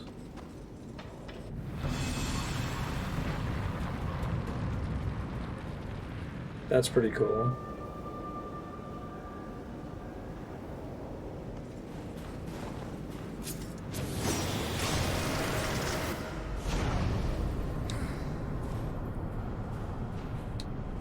Oh, you're not allowed to dash when you're in the ash. That's scary.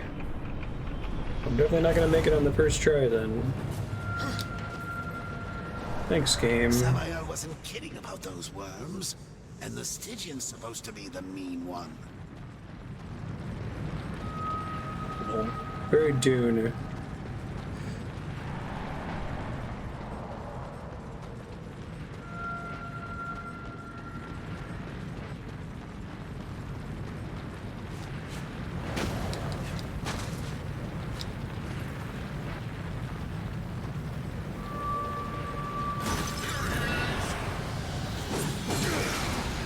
Our corrupted angels.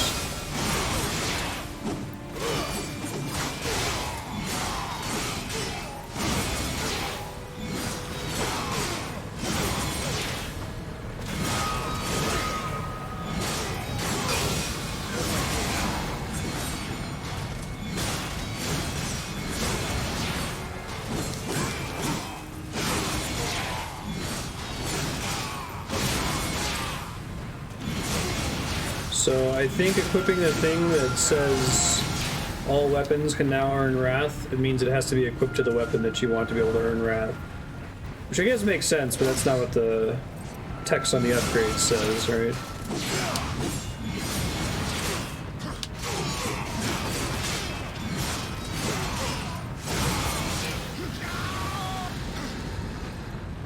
Now we're at 5k. So that makes that quite a bit less good. I think Bane is always on. And if Carnage is not. Yeah. Basically, I want to have everything on that's passive that doesn't require me to actually use that weapon.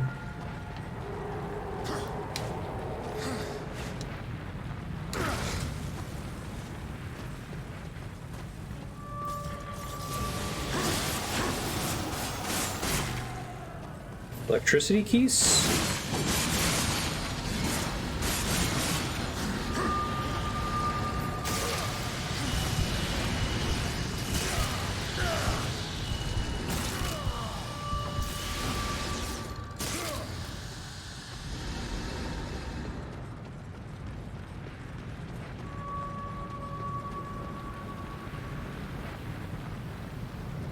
So you don't accidentally walk onto this thinking this is normal terrain. It's like the floor is lava.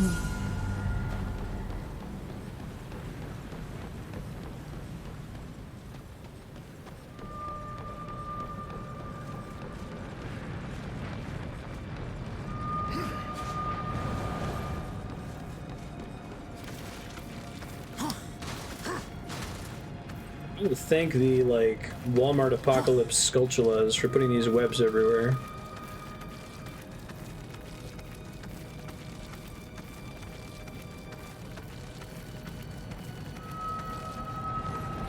Great value, Apocalypse.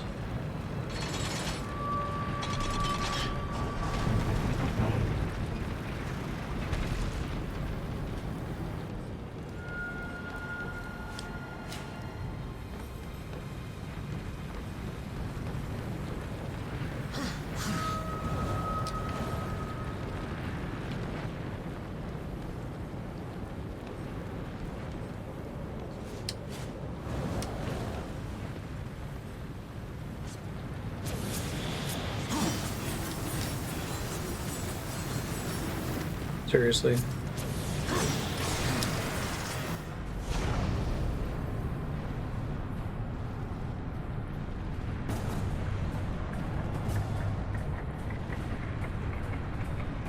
Please, coming.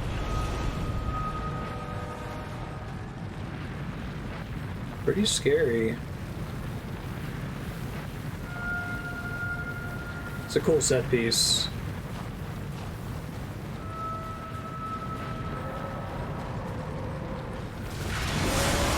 Whoa! Speaking of cool set pieces, I think all the enemies made sure that you were facing the right way for that there.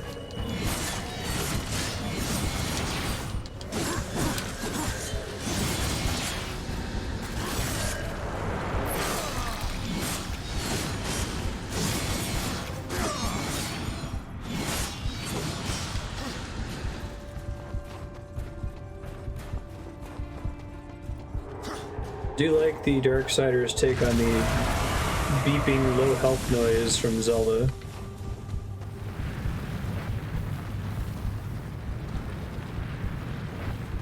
A set piece.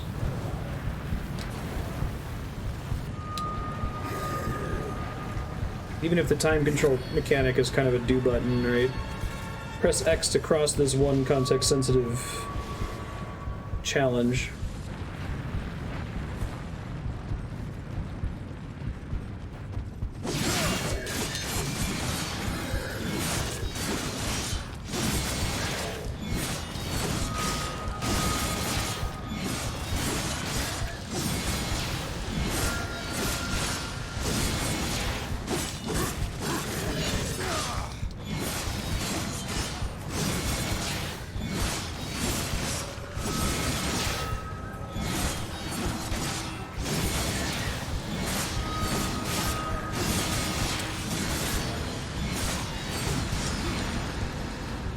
Makes me wonder if the game originally had a typical free control time slow ability and it was like too strong or something, so they put it on these context sensitive stones that you have to hit.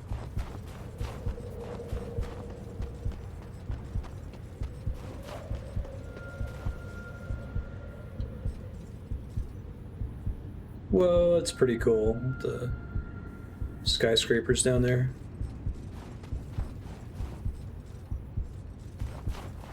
I like how this game manages to go for like the sepia tone, like brown and gray and bloom 2010s look, but is also very colorful with a lot of its character and enemy designs. This is when we were just coming out of that late aughts, everything looks like mud phase.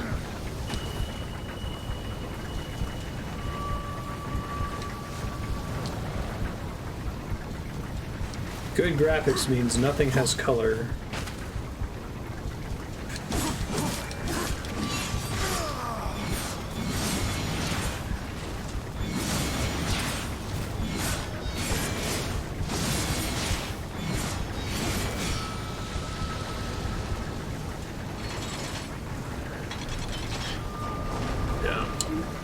God of War, Gears of War, Zelda Twilight Princess.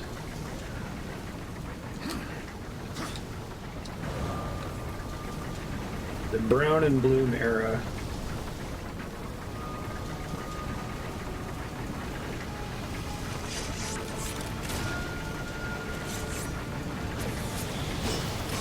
It's a good thing my boomerang can activate that.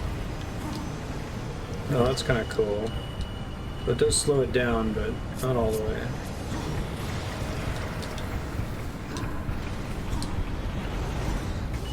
Okay, you can't refresh that. That's good to know.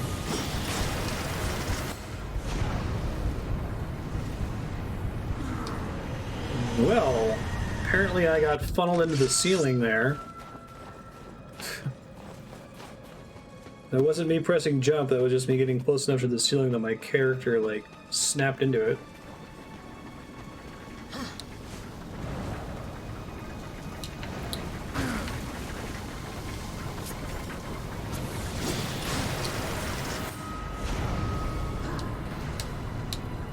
I think I need to run once I get up there.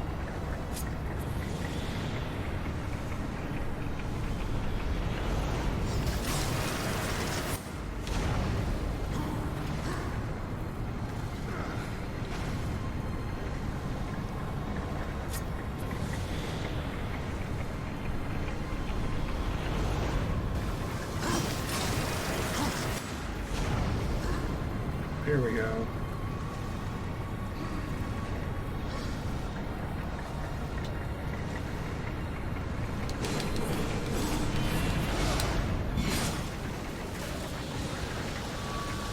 That was pretty cool. I'm glad coming here made me learn that I can dash while hanging from a ceiling.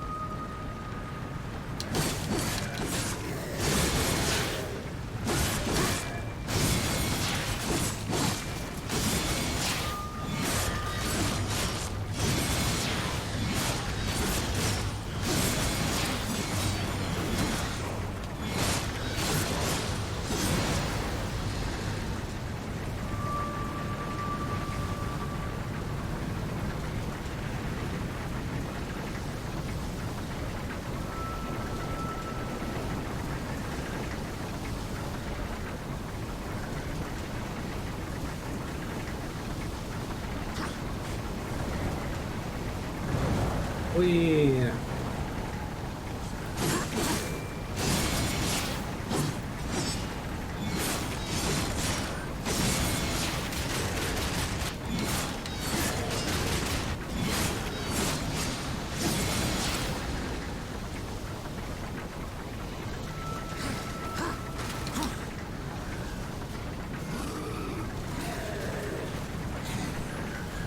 What's up, dudes?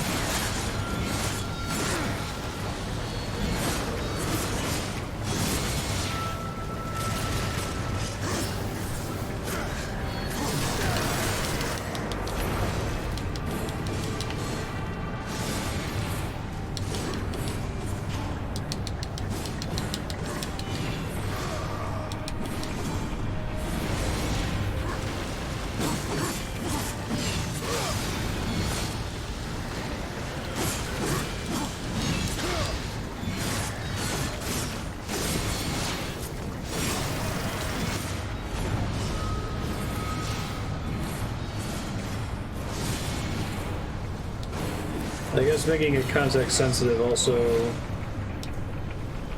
helps with the problem of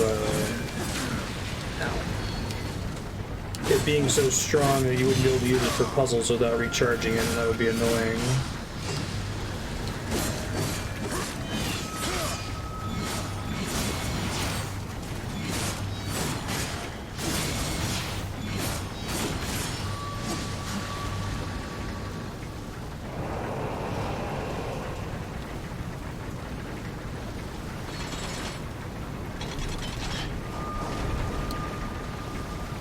Cool that I was able to use that during the fight.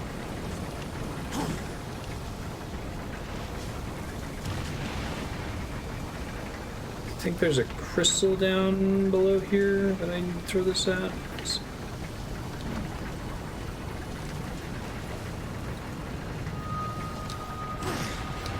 Not like that. Oh god, I'm super dead now.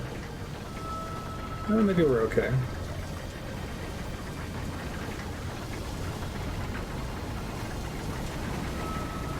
Maybe I needed to already use the time slow before I move that up. Let's see if I can change it here.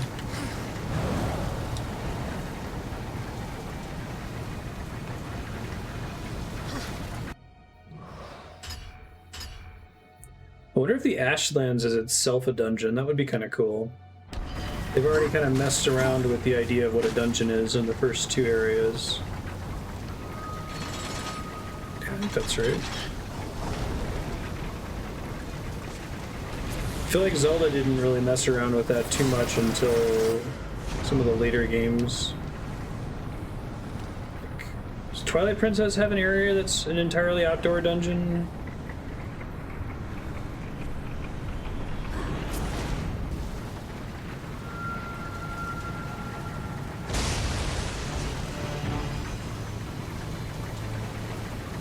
Thanks for the victory music, game. How does that help me?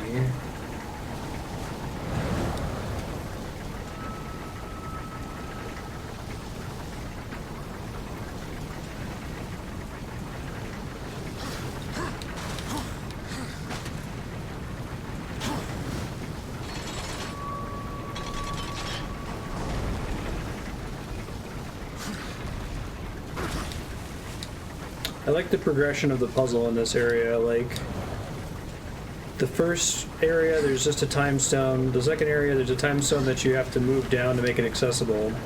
The third area, there's a time stone that you don't want to move down until after you're already done getting rid of a wall, right?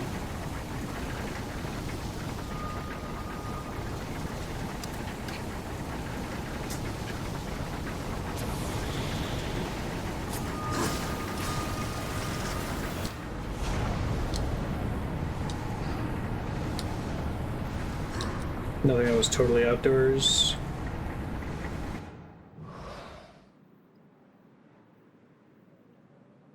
Seems tough, but that's where they want me to go. I'm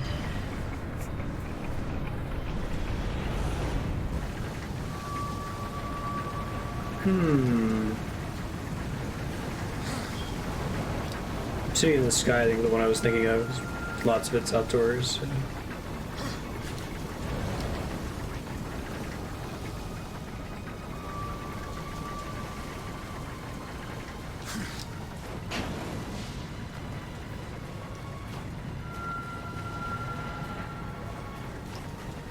So we got all these rocks here that block me from running across the plain. Why would I want to lower this here? Why does this matter?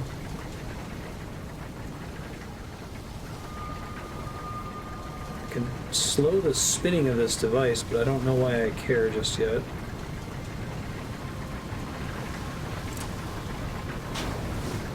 I can get on the ceiling of that, I guess? Hold on.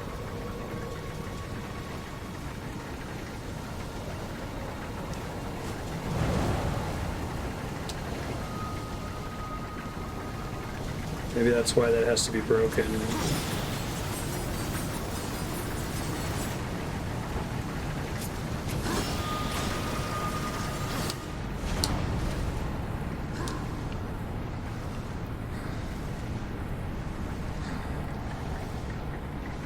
There we go. This looks like progress.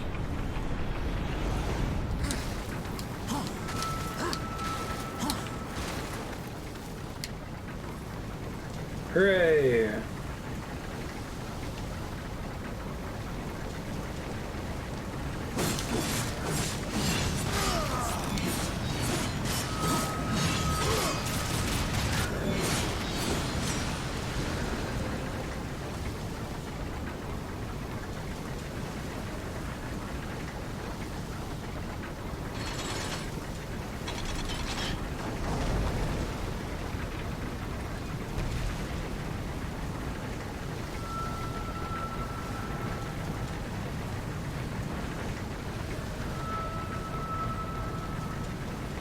I think I can just drop straight down from here. I think I'm done in this room.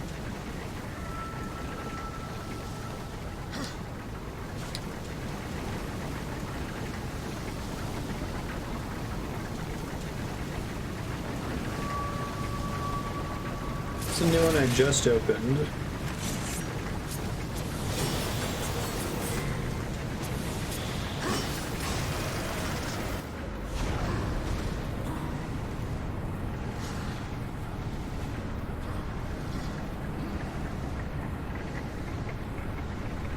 Trickier than the last one.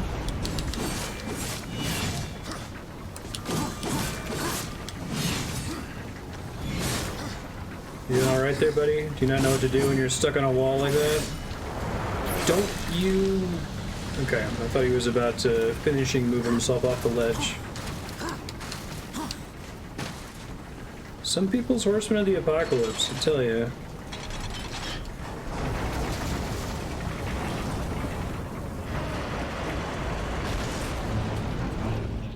Oh, that's cool.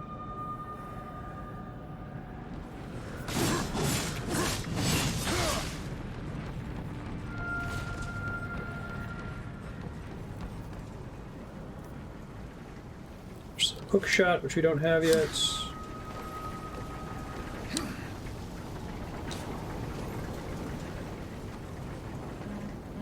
Whoa! That's pretty cool. There's some great set pieces in this game.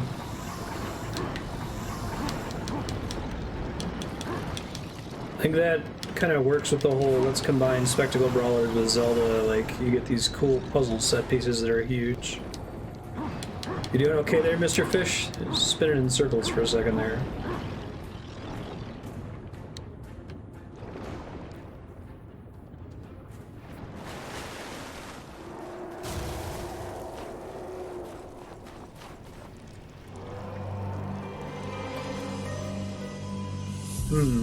Wonder if I'm gonna get permanent access. I'm gonna get a bomb bag in here. Guessing it's either that or the hook shot finally.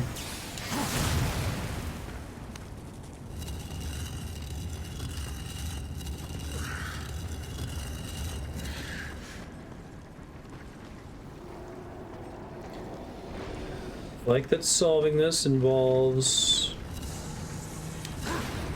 Oh, nice. That's cool. Having done a thing in the room outside here. You're doing it again, but it's more complicated now. That's cool.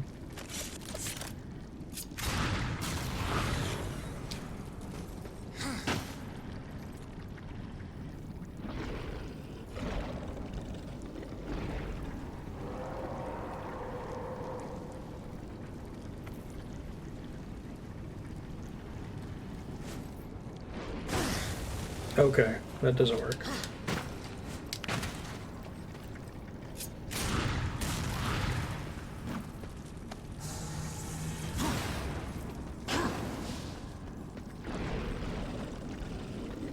Is this thing not allowed to go over the edge?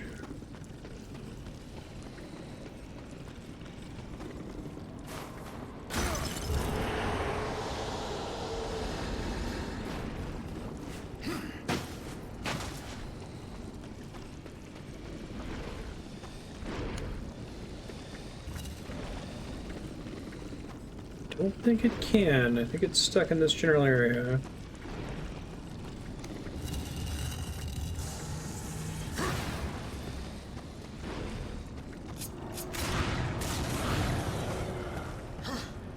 I only grab onto the side of it on one edge. Yeah, that changes things. Thanks, game. Appreciate you removing options there. That's cool. Alright. Oh, interesting.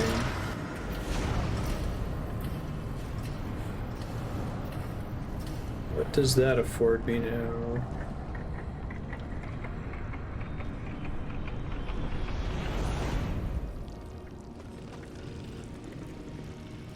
Just this room without getting harassed?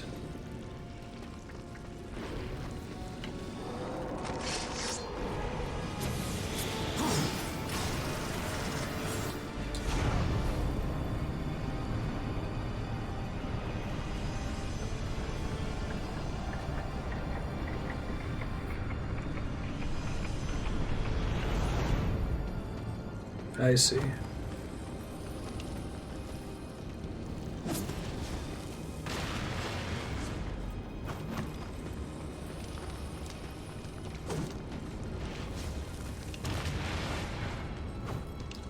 Not sure if this can permanently kill them. I don't think it can.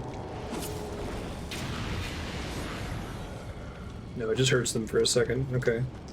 Because they're puzzle-solving Half-Life worms.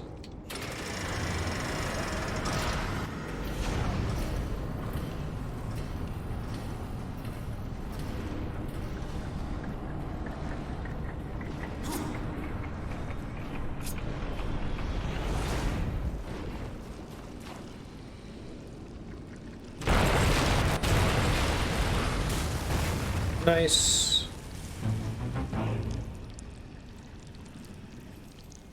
If you put Half-Life up, said something. I will have to get VR, I guess. I'm still waiting though, like there haven't been any major improvements in VR tech or pricing in a long time, right?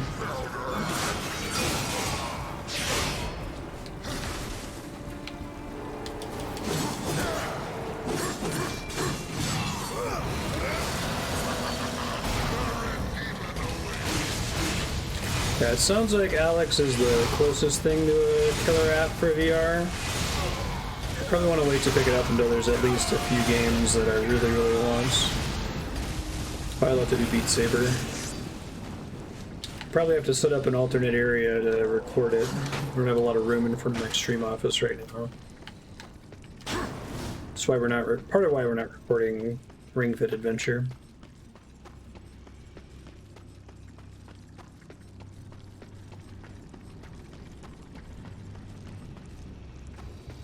For all future Oculus projects, you have to tie to your Facebook account. Gross. The idea of headset exclusivity is the grossest thing to me. It would be like if I could only play Darksiders on an Asus monitor. I feel like that's going to be the death of VR. I played Beat Saber at a couple people's places, yeah. Better at your place, Matt's. Did, Super Hot VR, which I think is the most impressive thing I've done in VR so far.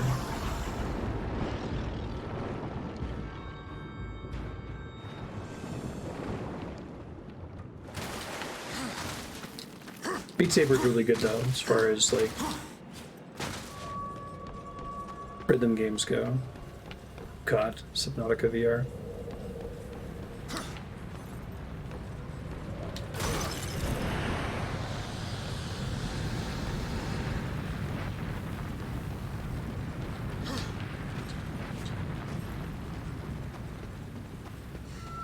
Now to do Fall Guys though, I think Kat was planning to put it on Sublock for a while.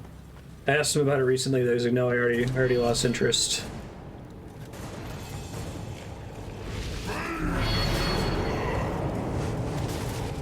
Does my guy even have blood? He's like a horseman of the apocalypse.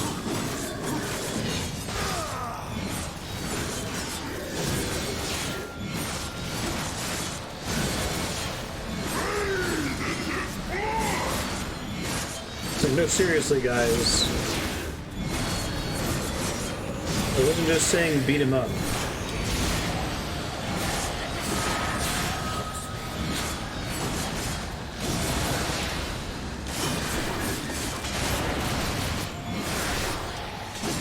Yeah, Cat was enjoying Fall Guys for like 2 weeks, and then I guess the meta got too complicated and he was over it.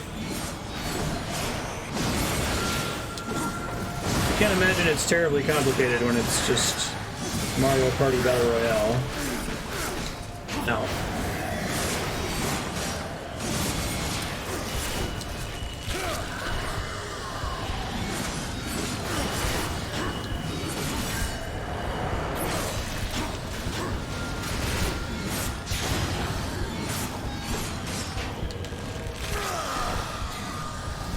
Having a context-sensitive health drops.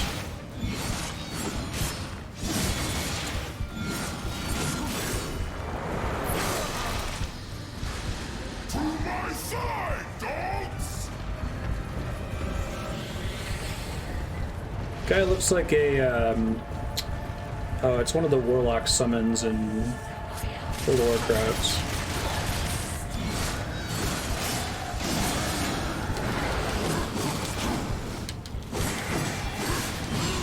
What they're called? Fell something something? I guess everything in Warcraft is fell. That just means, it's a fancy word that means green.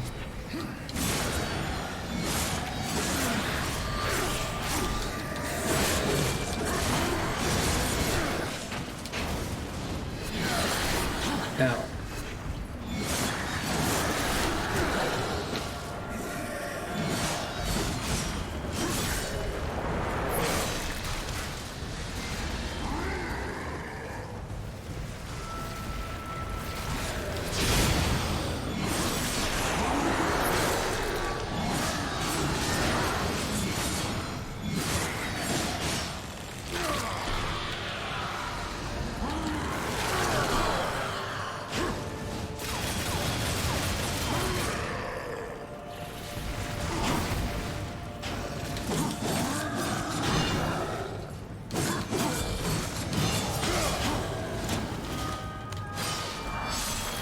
Cool.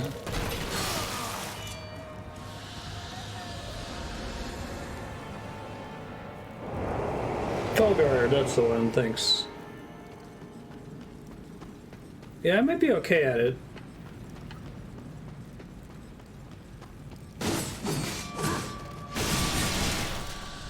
I mean, I see Fall Guys clips show up on Reddit a lot, and it seems like a lot of the key to it is just knowing when to be patient and when to rush.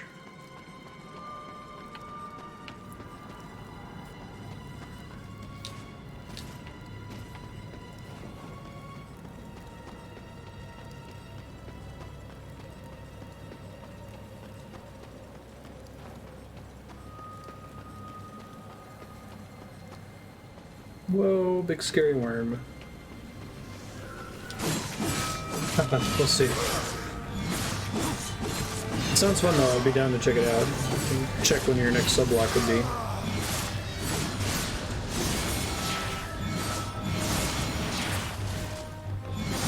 You said you'd want to play it together? How does that work? Are there like parties or something? Are you like on a team, or you just queue into the same map together and you're still competitors?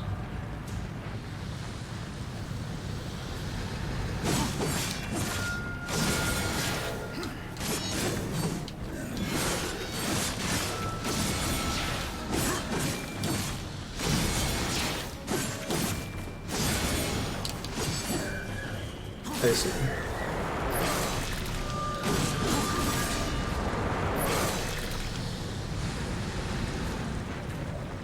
I think the Battle Royale concept has a lot of potential. So far, my favorite Battle Royale is Tetris 99, so it would be fun to try to remix that with more game types.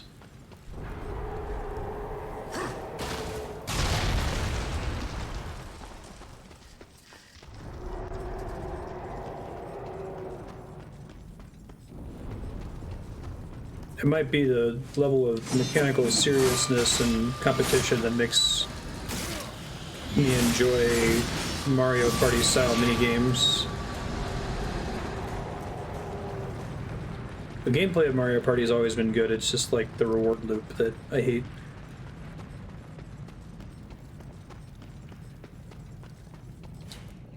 Aren't the levels pretty short?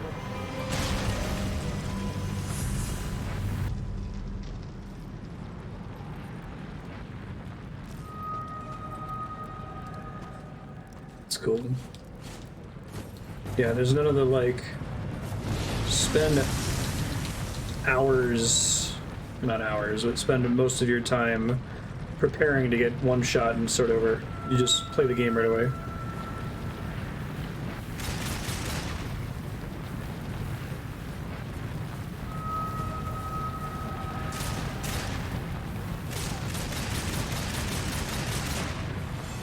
There doesn't appear to be a time slow thing in this area. Maybe I meant to just go for it.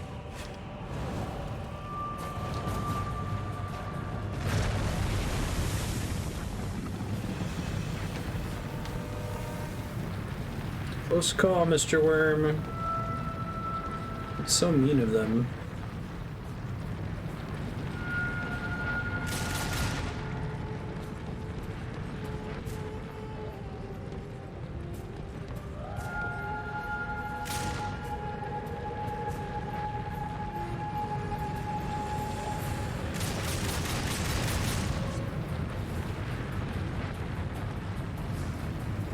It's a mode you can only play if you've won a game. Yeah, I think that's smart for a lot of reasons, right? Because that, like, keeps players who have won out of the pool. Makes it easier for people to get their first win.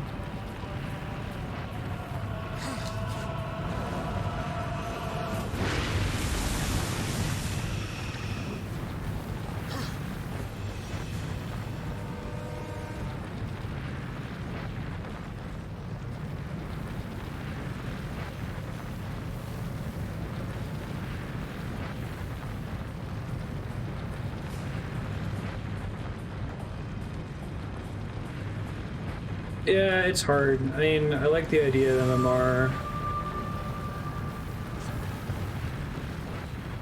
It sucks that the reason you win is because everyone else you're patched against sucks at the game.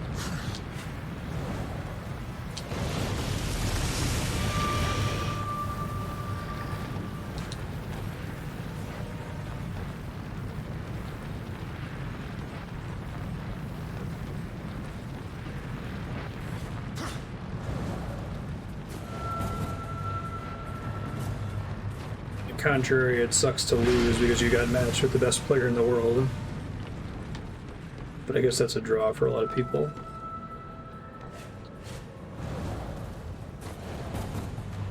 This is where I'm finally gonna die. Whew.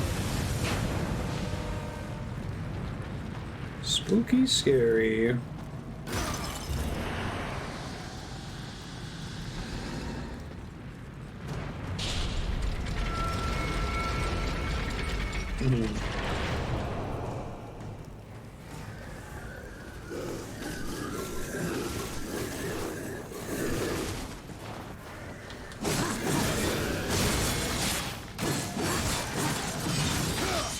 I agree with Spiky that having a separate queue for people who've won once already helps a lot. You can choose if you want to feel good about yourself or you want to be sweaty. You don't have to have a lot of matchmaking on top of that.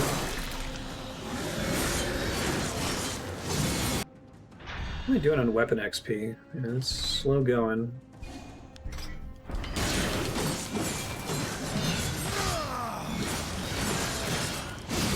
It's so slow as to be almost non-existent. Like, I think you only get 4 total weapon levels in the course of the whole game. I guess it's nice because it makes it feel like fighting things is less of a waste of time.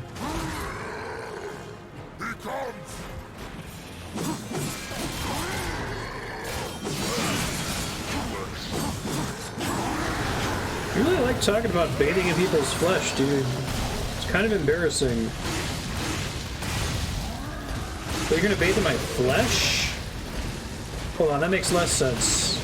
Blood works because it's a liquid.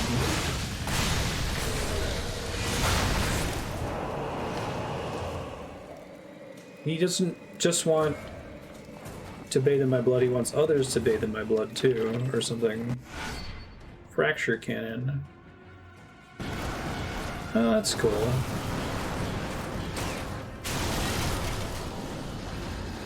Try not to lose this.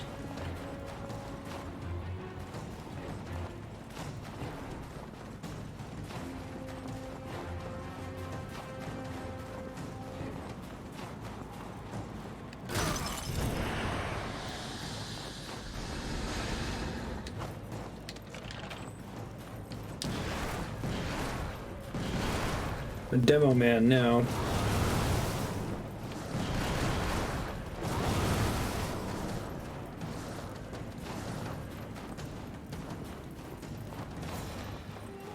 That's true, Arm, yeah.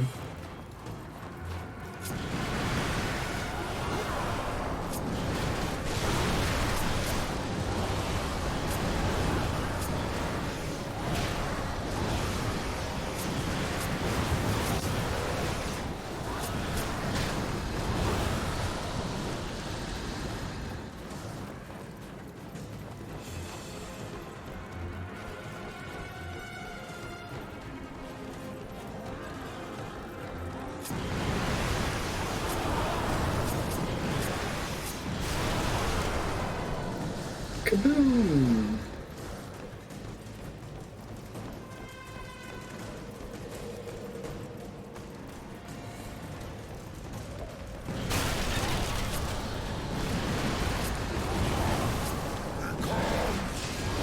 Why are you so chatty, dude? All the other enemies, shut up.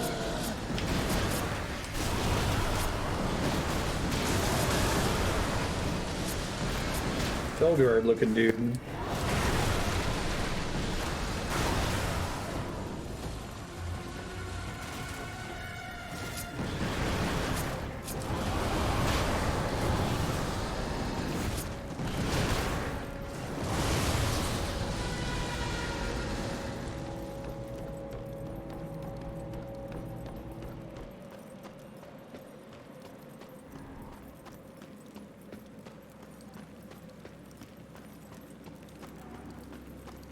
It's hard to not see the, like, Craigasm emote on this guy's pauldron.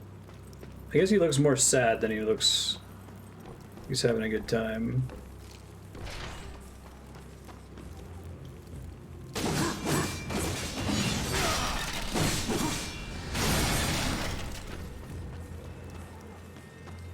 Ooh, I need to add that to my stock sound effect board.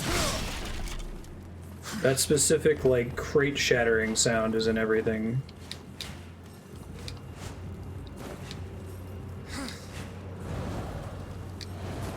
Creaky gate.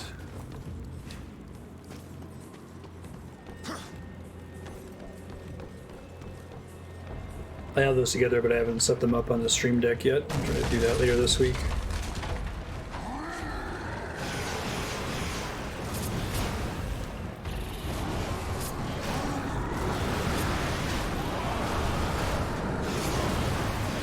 Oh, he just fell off the edge. That works.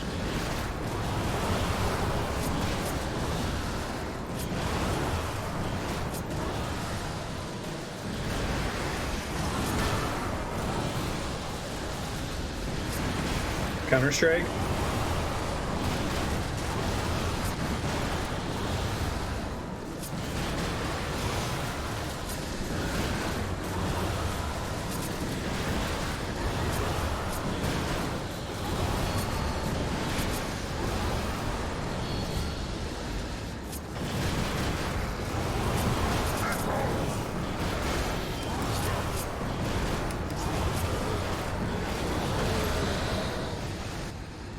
Hooray!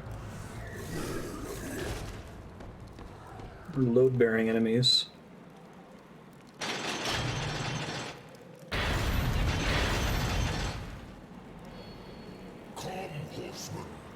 I'm playing Swedish servers or not.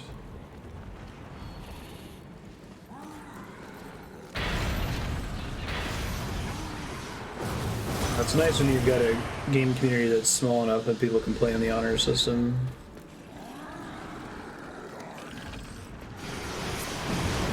Ow. Ow. Stop it.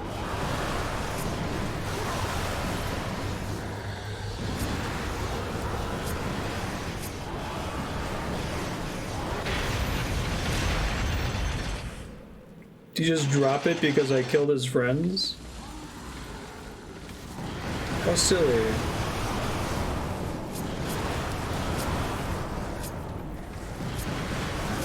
Oh, hello, friend.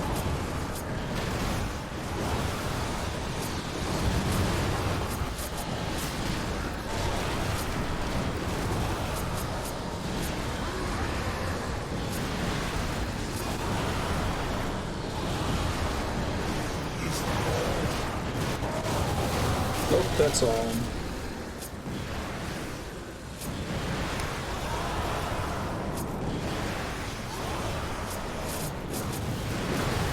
About at time here. I'm gonna try to finish this wave of enemies to try to get the game to save.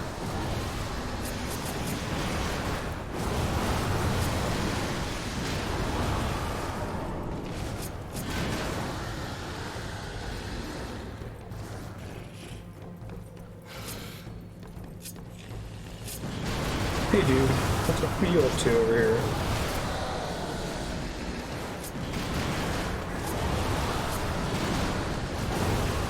Wait, I'm playing Serious Sam now. What the hell?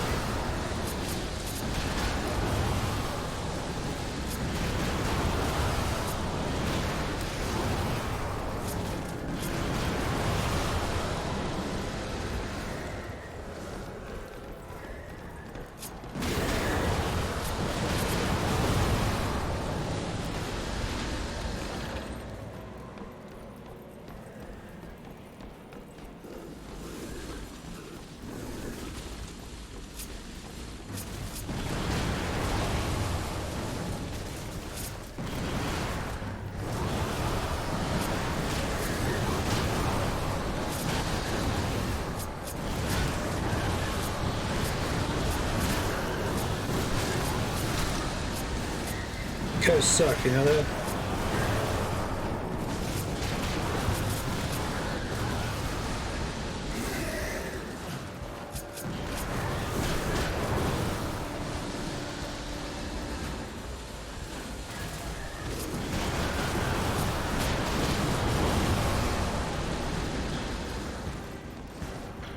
Seriously, how many of these guys are there?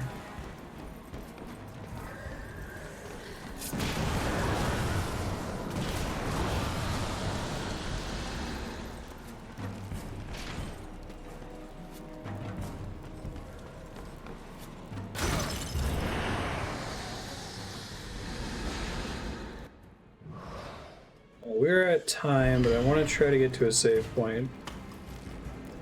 Well, that does that. Where does it put me back, I wonder? All the way at the bottom. Very cool. Okay.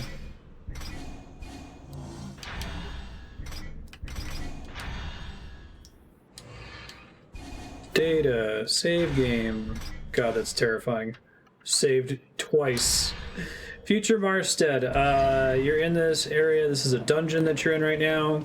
There are optional weapons you can pick up. They shoot sticky bombs with right trigger and they detonate with left trigger. You can press right trigger right now to shoot your gun. Use the D-pad to switch between other weapons. You've got your boomerang, which you can select multiple things, just like a Zelda boomerang. This punch that you have, oops, it's necessary to break crystals. And your scythe gets extra souls when it kills things. Thanks, folks. I'll let you guys know what's coming up.